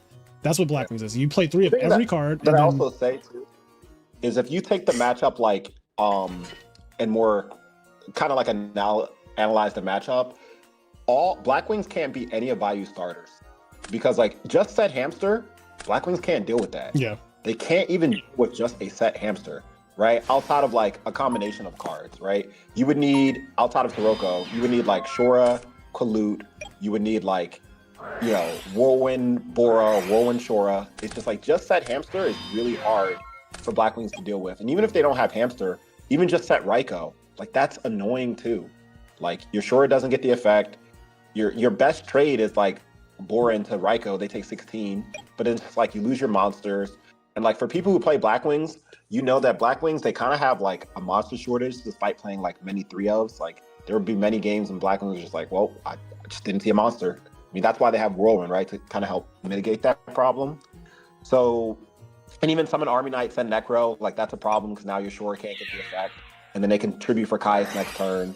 You know, Greffer can send Necro, Greffer can set up a 4K board. Like it's really hard for Black Wings to beat any of Value Turbo starters. So, I mean, you know, Black Wings can win. Once again, Black Wings have won. Yeah. But overall, just like Fraser was saying, like Value is just a better deck and it's just more consistent too. Not them DCing me just randomly. This match looks like, okay, back to this match being over. Somebody asked, do you think the retro community would ever try giving OCG retro formats a try? My answer to that is the retro community barely gives TCG retro formats a try. So an OCG format is super out of the question. Like people barely want to move on from Edison, let alone like a format that they don't even know about. Like that's super because like that's super not happening. I can tell you guys this. In Korea, what you guys are kind of like questioning or like a few people are asking for, whereas like in Korea, they never had Edison format because the OCG and TCG ban lists are different. So in Korea, because they never had Edison format, when I introduced it, when I came to Korea, like, I mean, I've been in Korea for 10 years, but when I introduced Edison to the Korean community about 2 years ago, the first tournament was very popular. We had like 40 entrants, and 40 entrants for like a retro tournament is like really good. That is really But then good. after that, like, it just fizzled out. And now I would say among the 40 who entered the first time, there are about 10 to 15 who like would play if there's an Edison tournament, but the rest they don't play. It's because one, they thought that since they, and I'm not trying to insult them, but I'm just saying the fact, some of them thought that, oh, because they weren't good at their retro format, they would hop over to Edison and then they would be good at it. And like, they weren't. And then like, so they weren't good at the format like they thought they would be. And they never really played it before because they just didn't have it during that time period. So it's like, now the majority of the retro players, they just prefer to play their own retro format, which is, you know, 1103 as they call it. So it's just like, if you look at what happened here in Korea, likely the same thing would happen in America, where it's like, yeah, like the first retro tournament, I'm sure people would give it a shot. Like a lot of people would play it like the first time, but over time it would die out quickly because people will realize they're not as good as they thought. And like, we just never had it. So we don't have any nostalgia or any attachments to it. By the way, that man just got Mirror Force for 4 fucking cards, and when I tell you it didn't do a single thing, Not a damn thing. he Mirror Forced him for 4 fucking cards, and they were still 5-1 after that happened, which means they had to be like 9-2. Like that was so gross. I mean, you said the game was over like from the beginning, and Yeah, like, when they I was summoned just, the like, Zero against Bora, I was like, this looks so bad because it was too early for all that. Yeah. You know how it I is. was You thinking play about- Diva Hero. You know how you can just rush somebody down like that. Yep. I can see someone asked me, do I play 1103 in Korea? So this is the thing. I don't really like 1103 for the reasons that I just stated. But because they don't really play Edison over here, if I'm like really bored, then like I might show up to a local and play 1103. And because of Stango is like my #1 training partner in every retro format. Like I've gotten like quite good at it now. But my main problem is the one thing I love more than Yu-Gi-Oh! Oh God. No. Oh no. How did we get here? How did we get here? Anyway, like at this exact spot? You know. If you know, you know. Yeah, if you But watch the his one channel, thing I oh love fuck. more- I'm sorry guys. So that's what kind of prevents me from playing like Yu-Gi-Oh! At all here in Korea, because I would just rather be doing that. You mean that?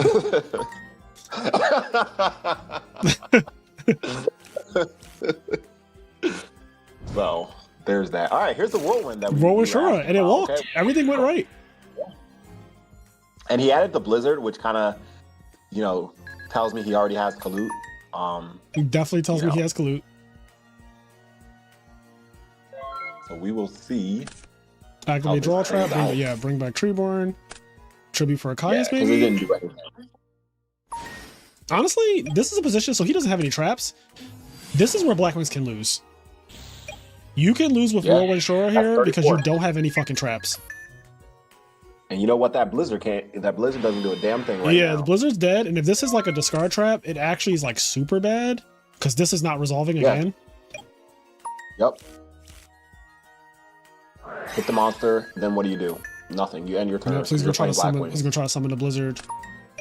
And honestly, like, sure, you get the 24, but like, I'll give you the 24. But if you summon that Blizzard, that's just getting Regeki braked. This is such a fragile position right now. Oh, Sirocco. Okay, fair enough. Is this another draw trap? Is this Regeki break? Like, what is this? And that is that bell was my reminder that I got 10 minutes and then I gotta go. So I'll just say it now because I might have to just like randomly leave. Because sometimes my kids, they come in early just to talk to me. It was a pleasure being on the channel. Yep. Thank you for having me. Thank you for coming. Allowing me to say some words. Yeah, it was really fun. Discard Mirror Force. Wow. He's going to spin the Whirlwind, so he's drawing... I won't say it's a dead Whirlwind, but it's definitely way worse now that we know his hand is going to be Blizzard Whirlwind with no targets. Also, my music stopped.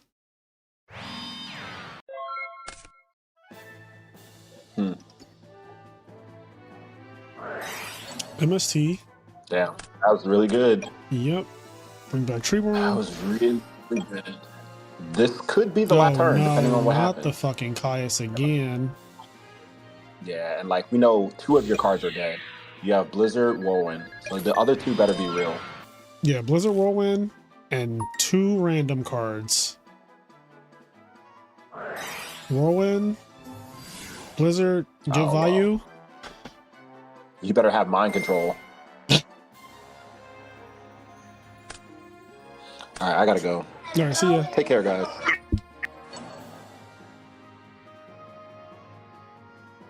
GG's. I mean, that was just game 1, right? Oh, wait, was that the full thing? Oh.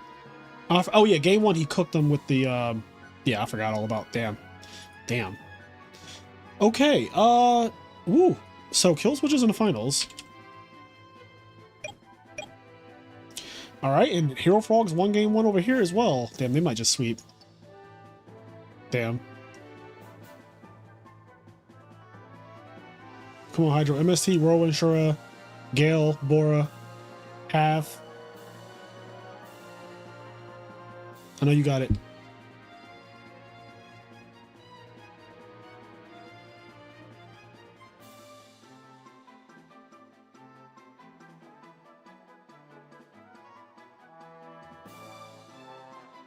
You said, has that cool Black Garden deck popped up anymore?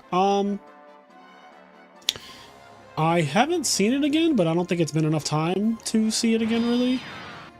Gary played Hero Frogs, and he got destroyed. Gary still has a lot to learn with Hero Frogs. He's definitely still a value player. I don't know what 1103 format is. That's some foreign shit.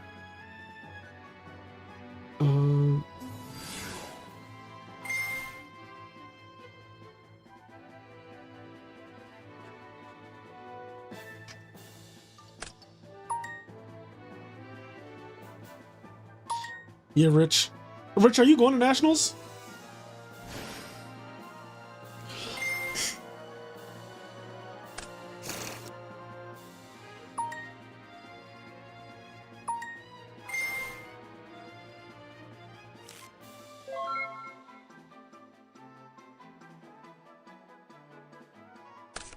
The list will be posted in my channel, in my Discord channel, or Discord server, I should say. It is nice to hear from Cairo. What's up, Josh?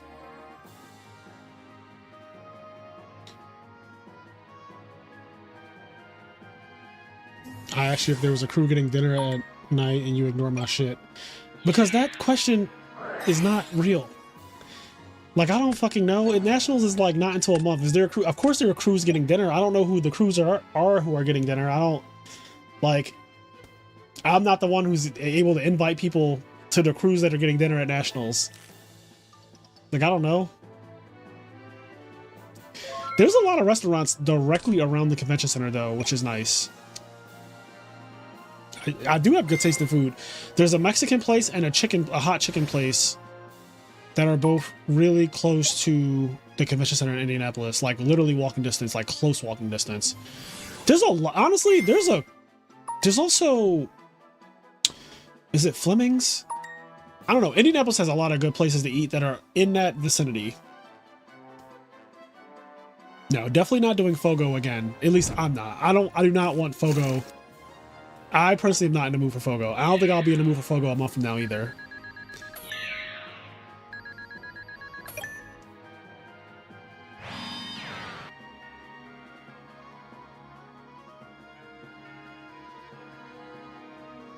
Yeah, when we went to Fogo at whatever event that was, I did not eat enough to warrant like Fogo.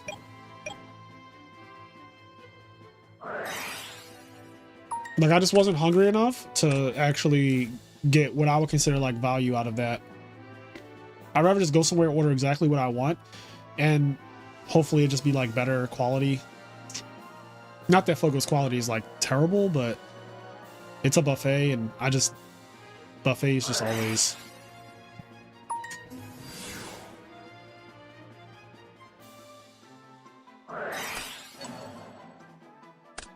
My man is keeping him off of monsters. How many darks? 3 darks. No dad. This could be the last turn right here.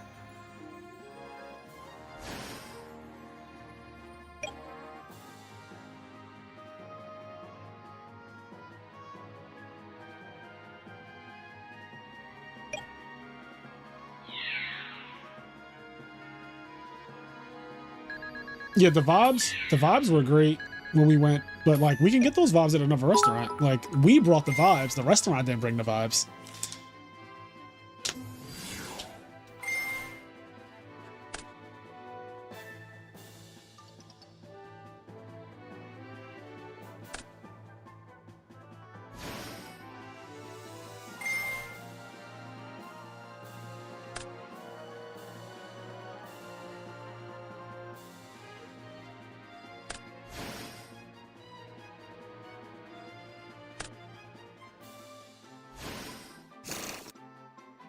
I would have did this main phase 1.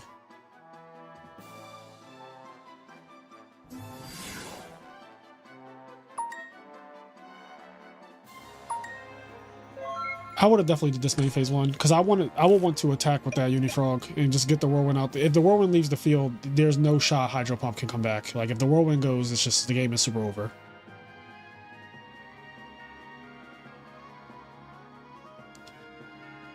Yeah, Josh, I'm down the link. Just let me know when. Let me know when you get back. Congratulations as well.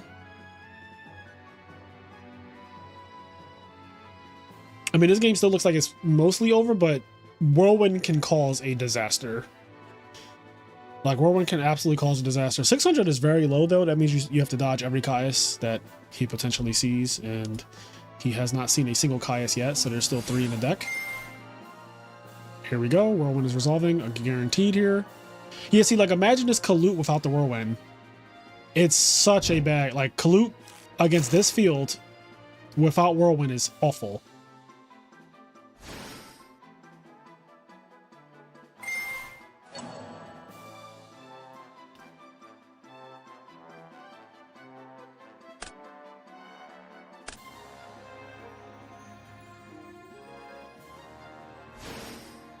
Deck Devi?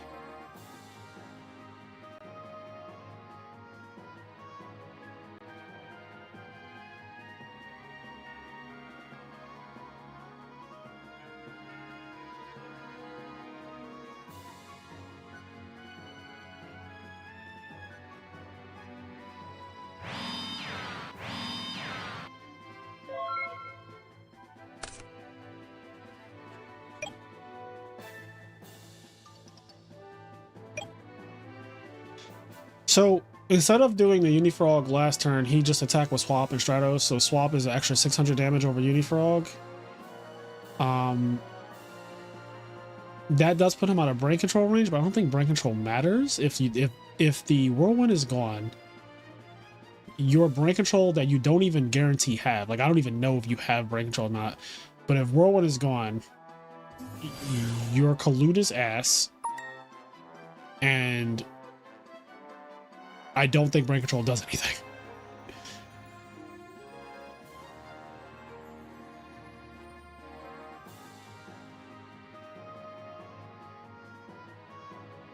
This is a crazy threat, by the way. Like, my man is just blatantly telling, like, I'm going to Black Rose you. Yeah.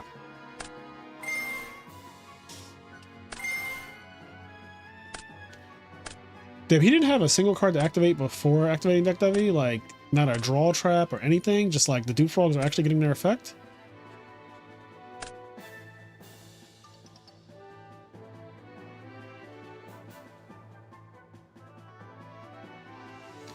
He has Alias Caius in hand. Okay, so Caius is already representing lethal by itself. And technically so does Swap Frog.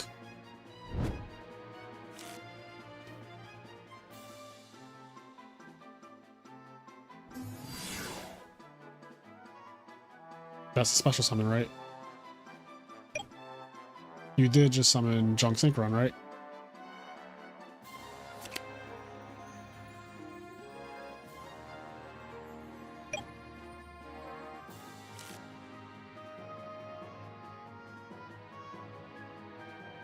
I mean, he can still do that. He just has to pitch a card to do that. Like, you can't just do it for free. Like, that... You can summon Swap Frog. It just requires... You know? Yeah, like, this is a legal play. Just... Gotta discard.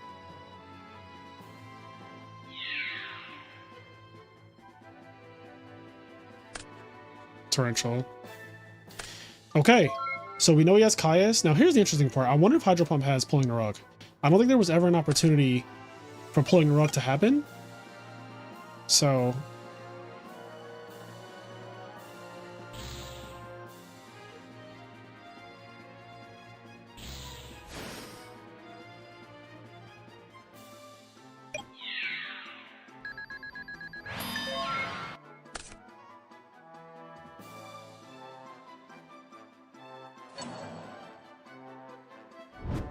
MST.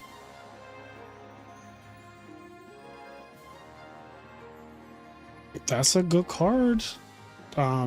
He has a 33% chance probably to just like steal the game, because I bet only one of those is real.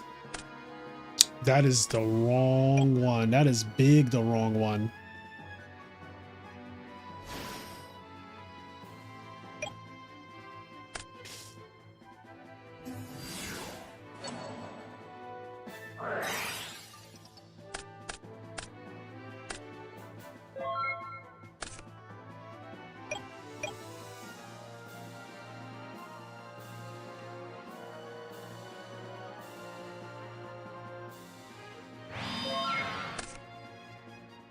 He said that was the longest 5 minutes of my life. Oh no, now I'm drawing the fucking Heavy Storm. Yo, he drew MST then Heavy. Damn. Alright, well, Hero Frogs 2-0s. Both Hero Frogs 2-0, both the Blackwings.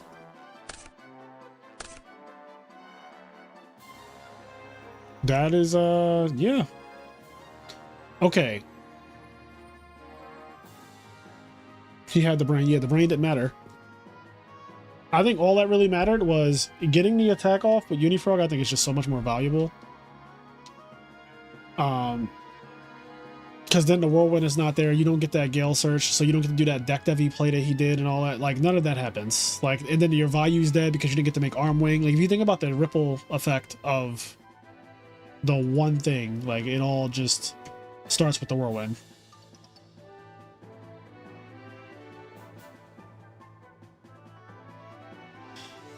Okay, finals.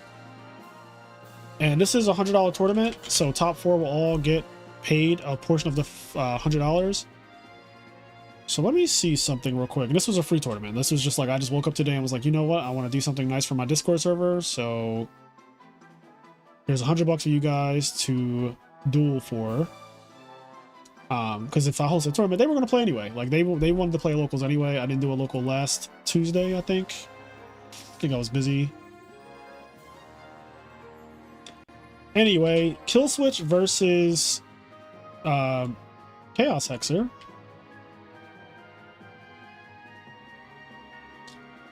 Is the finals. Hero Frogs versus Hero Frogs.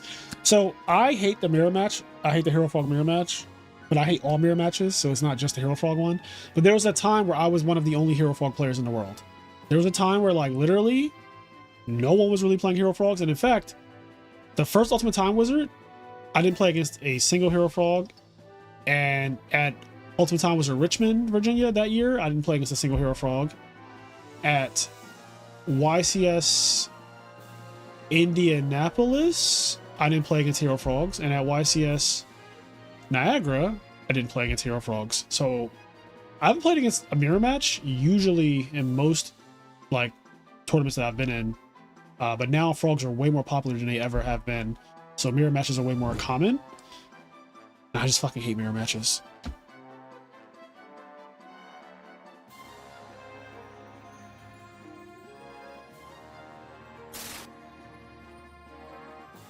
This is a round 5 rematch.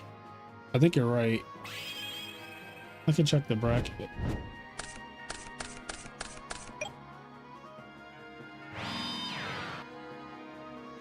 Yeah, you're right. This is a round 5 rematch, and Chaos Hexer won that one.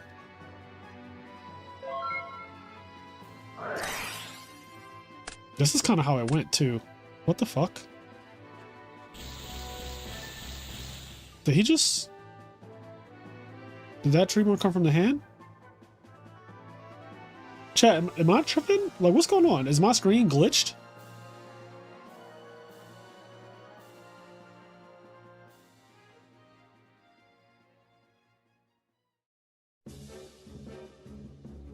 What is happening right now? I'm gonna leave and come back in, because surely that's not what just happened, right?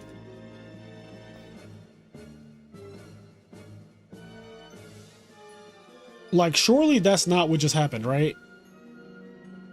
No. Okay. DB must have been glitched. I was like, that's like the best card ever. Like, why are we not playing 3 of it?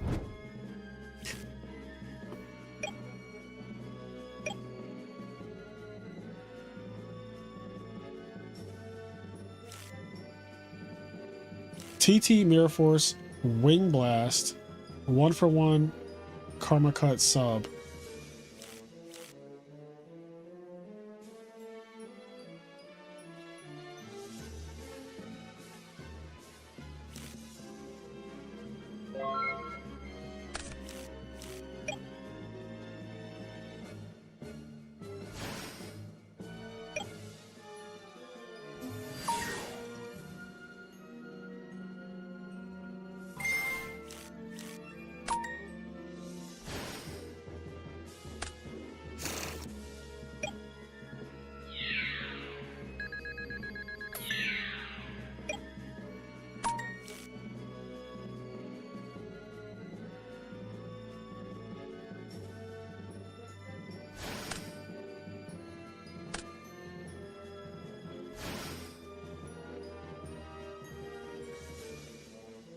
Yeah, it came from hand, but I genuinely think DB was glitched. I do not think that he actually did that. I think that DB was just not showing it correctly. Anyway, here we are. So his hand is still TT Mirror Force, Wing Blast, 1-for-1 Karma Cut. The hand is really ass. After getting basically Dustshoot it. Beav it to Lever, thank you for the sub. Oh god, now he has fucking Junk Synchron. This is really bad. I will say, Killswitch does have Torrential though.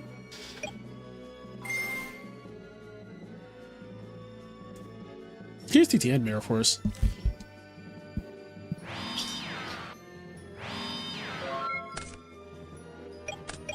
Not Dustshoot too. Bro, he might not even have a monster. Okay, well. Damn, that was a non-game. That was a non-game. All right. I think if Vincent wins this, dare I say this will be his first tournament win? Like, correct me if I'm wrong. Stop me when I'm lying. But, you know, he's been one-tricking this deck literally for over a year too. Like, Vincent, Chaos Hexer, he's been playing Hero Frogs for literally like years. And we've talked about the deck and everything, and I'm glad to see that he's like actually stomping people out with the deck, even if it has to be his fellow frog players. Yeah, it's just one tricking, man. One tricking is just the way. One tricking is so good for a tournament. Again, I don't care what you do at your fucking locals or your testing groups.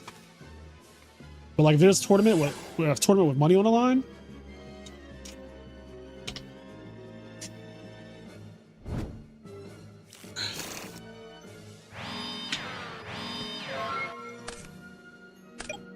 All right, here we go. Get Dustshoot it back. Oh, that hand is actually pretty fucking like. Well, it was decent. Now it's like obviously not, because you know Dustshoot has that effect on people.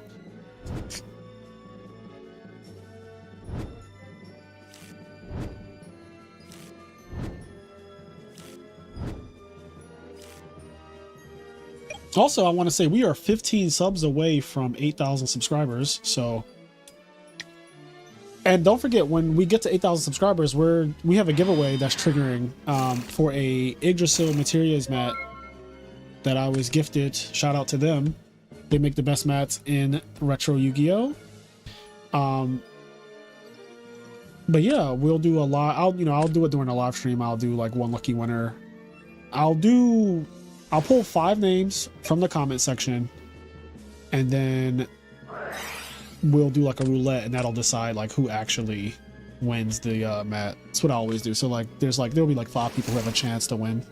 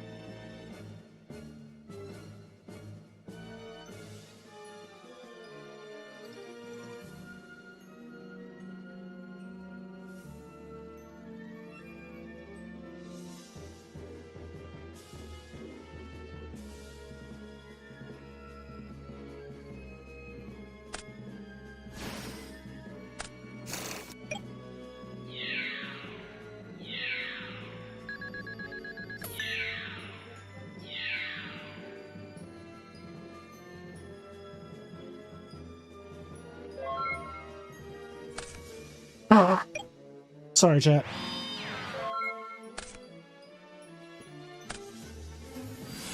GG. All right, 2 non-games in a row. Dustshoot has been absolutely crippling. Both times. Dustshoot is not okay. All right, let's see game 3. Vincent is playing Spiritual Water Art, so Vincent has a high chance of just opening up nonsense again, where he sees your hand and fucks you over. Like,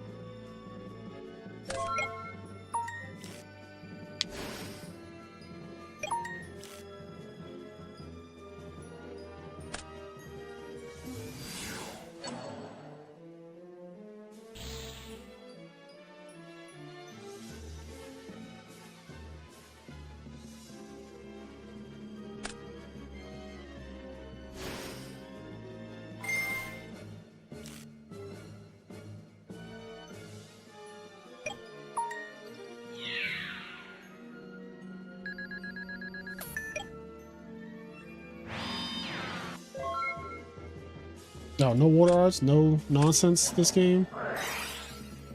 Did he just set that or no? Oh, okay.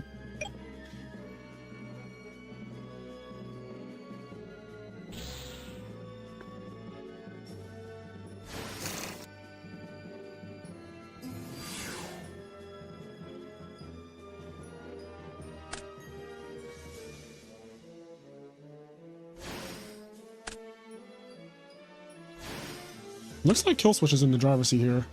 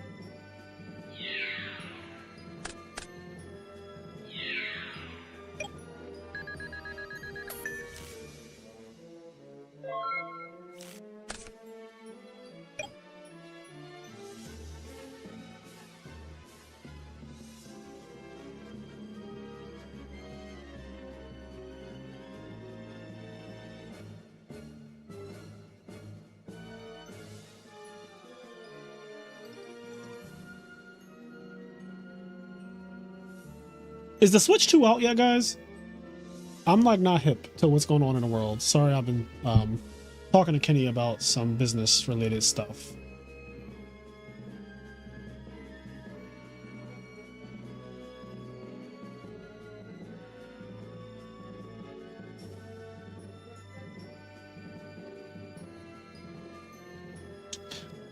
One trick frogs for about a year. I'll be a different variants until the meta shifted in the direction that it did, and I've been one tricking Lightsworn ever since. Not a true one trick, I'd say, but when I do pick up a deck, I immerse myself in it for the long run.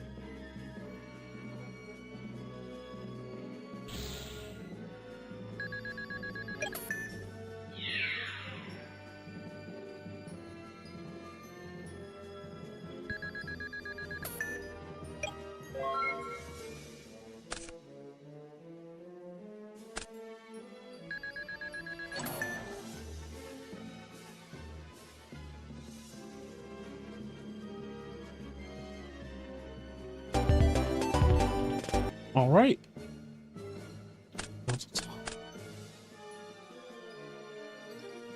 I want to see the last game. I want to watch the replay, see what all happened there.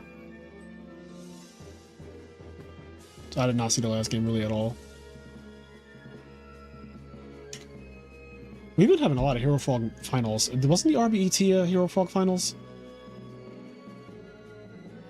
The Switch 2 comes out tomorrow.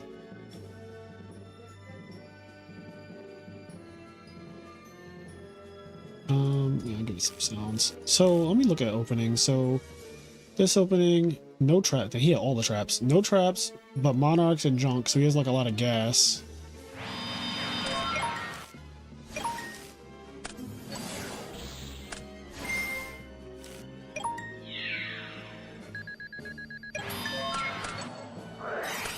Hit the one trap.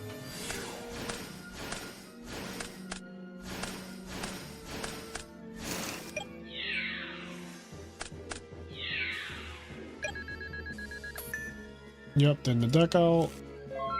So right now, it looks like Vincent is still like in a solid spot.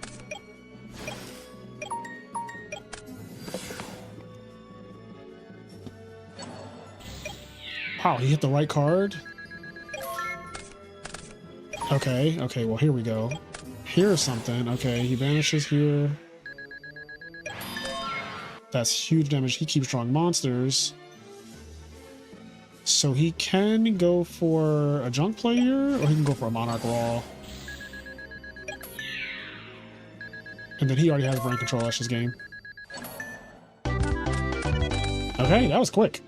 That was actually so goddamn fast. All right, well, there you have it. All right, 1 second. I want to show the deck list real quick for the 2 Hero Frog players, and then I'll end the stream. Okay. So first, see, how do I want to show this? I will just put them in DB. Give me 1 second.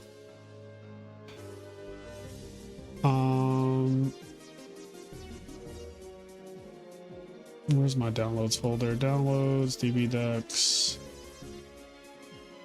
Not that coming back up.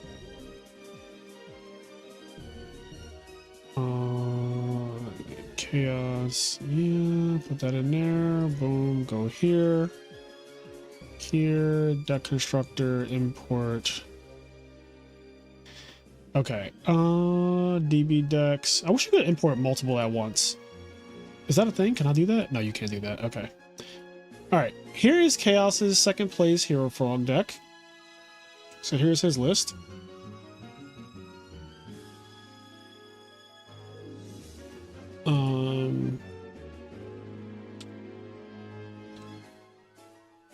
So yeah, here is, we're doing top 2 deck lists real quick before I end the stream. But yeah, this is Chaos's Hero Frog deck. And then we have Santi's. And this is, yeah, this is Santi's list, which is quite spicy. He's playing Thestalos. He's playing triple of Legacy Yatagarasu. Yeah, triple Wing Blast, 1 Orgeki Break, 1 Ryza.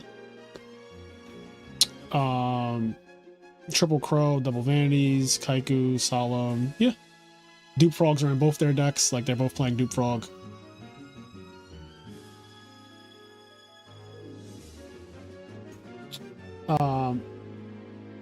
Yeah. So here are the top 2 deck lists. And with that being said, guys, I'm getting the hell out of here. My nose is still like fucking running. I'm going to take some NyQuil and go to sleep. Whenever I feel like this, just take some NyQuil, hit the sack, and wake up feeling better. So I'm about to pass out, but y'all be great. Y'all be good. Subscribe to the channel if for whatever reason you are not subscribed already. Check out our Patreon and all that good stuff. Become a member if you want to support. And we'll catch you in the next one. Peace.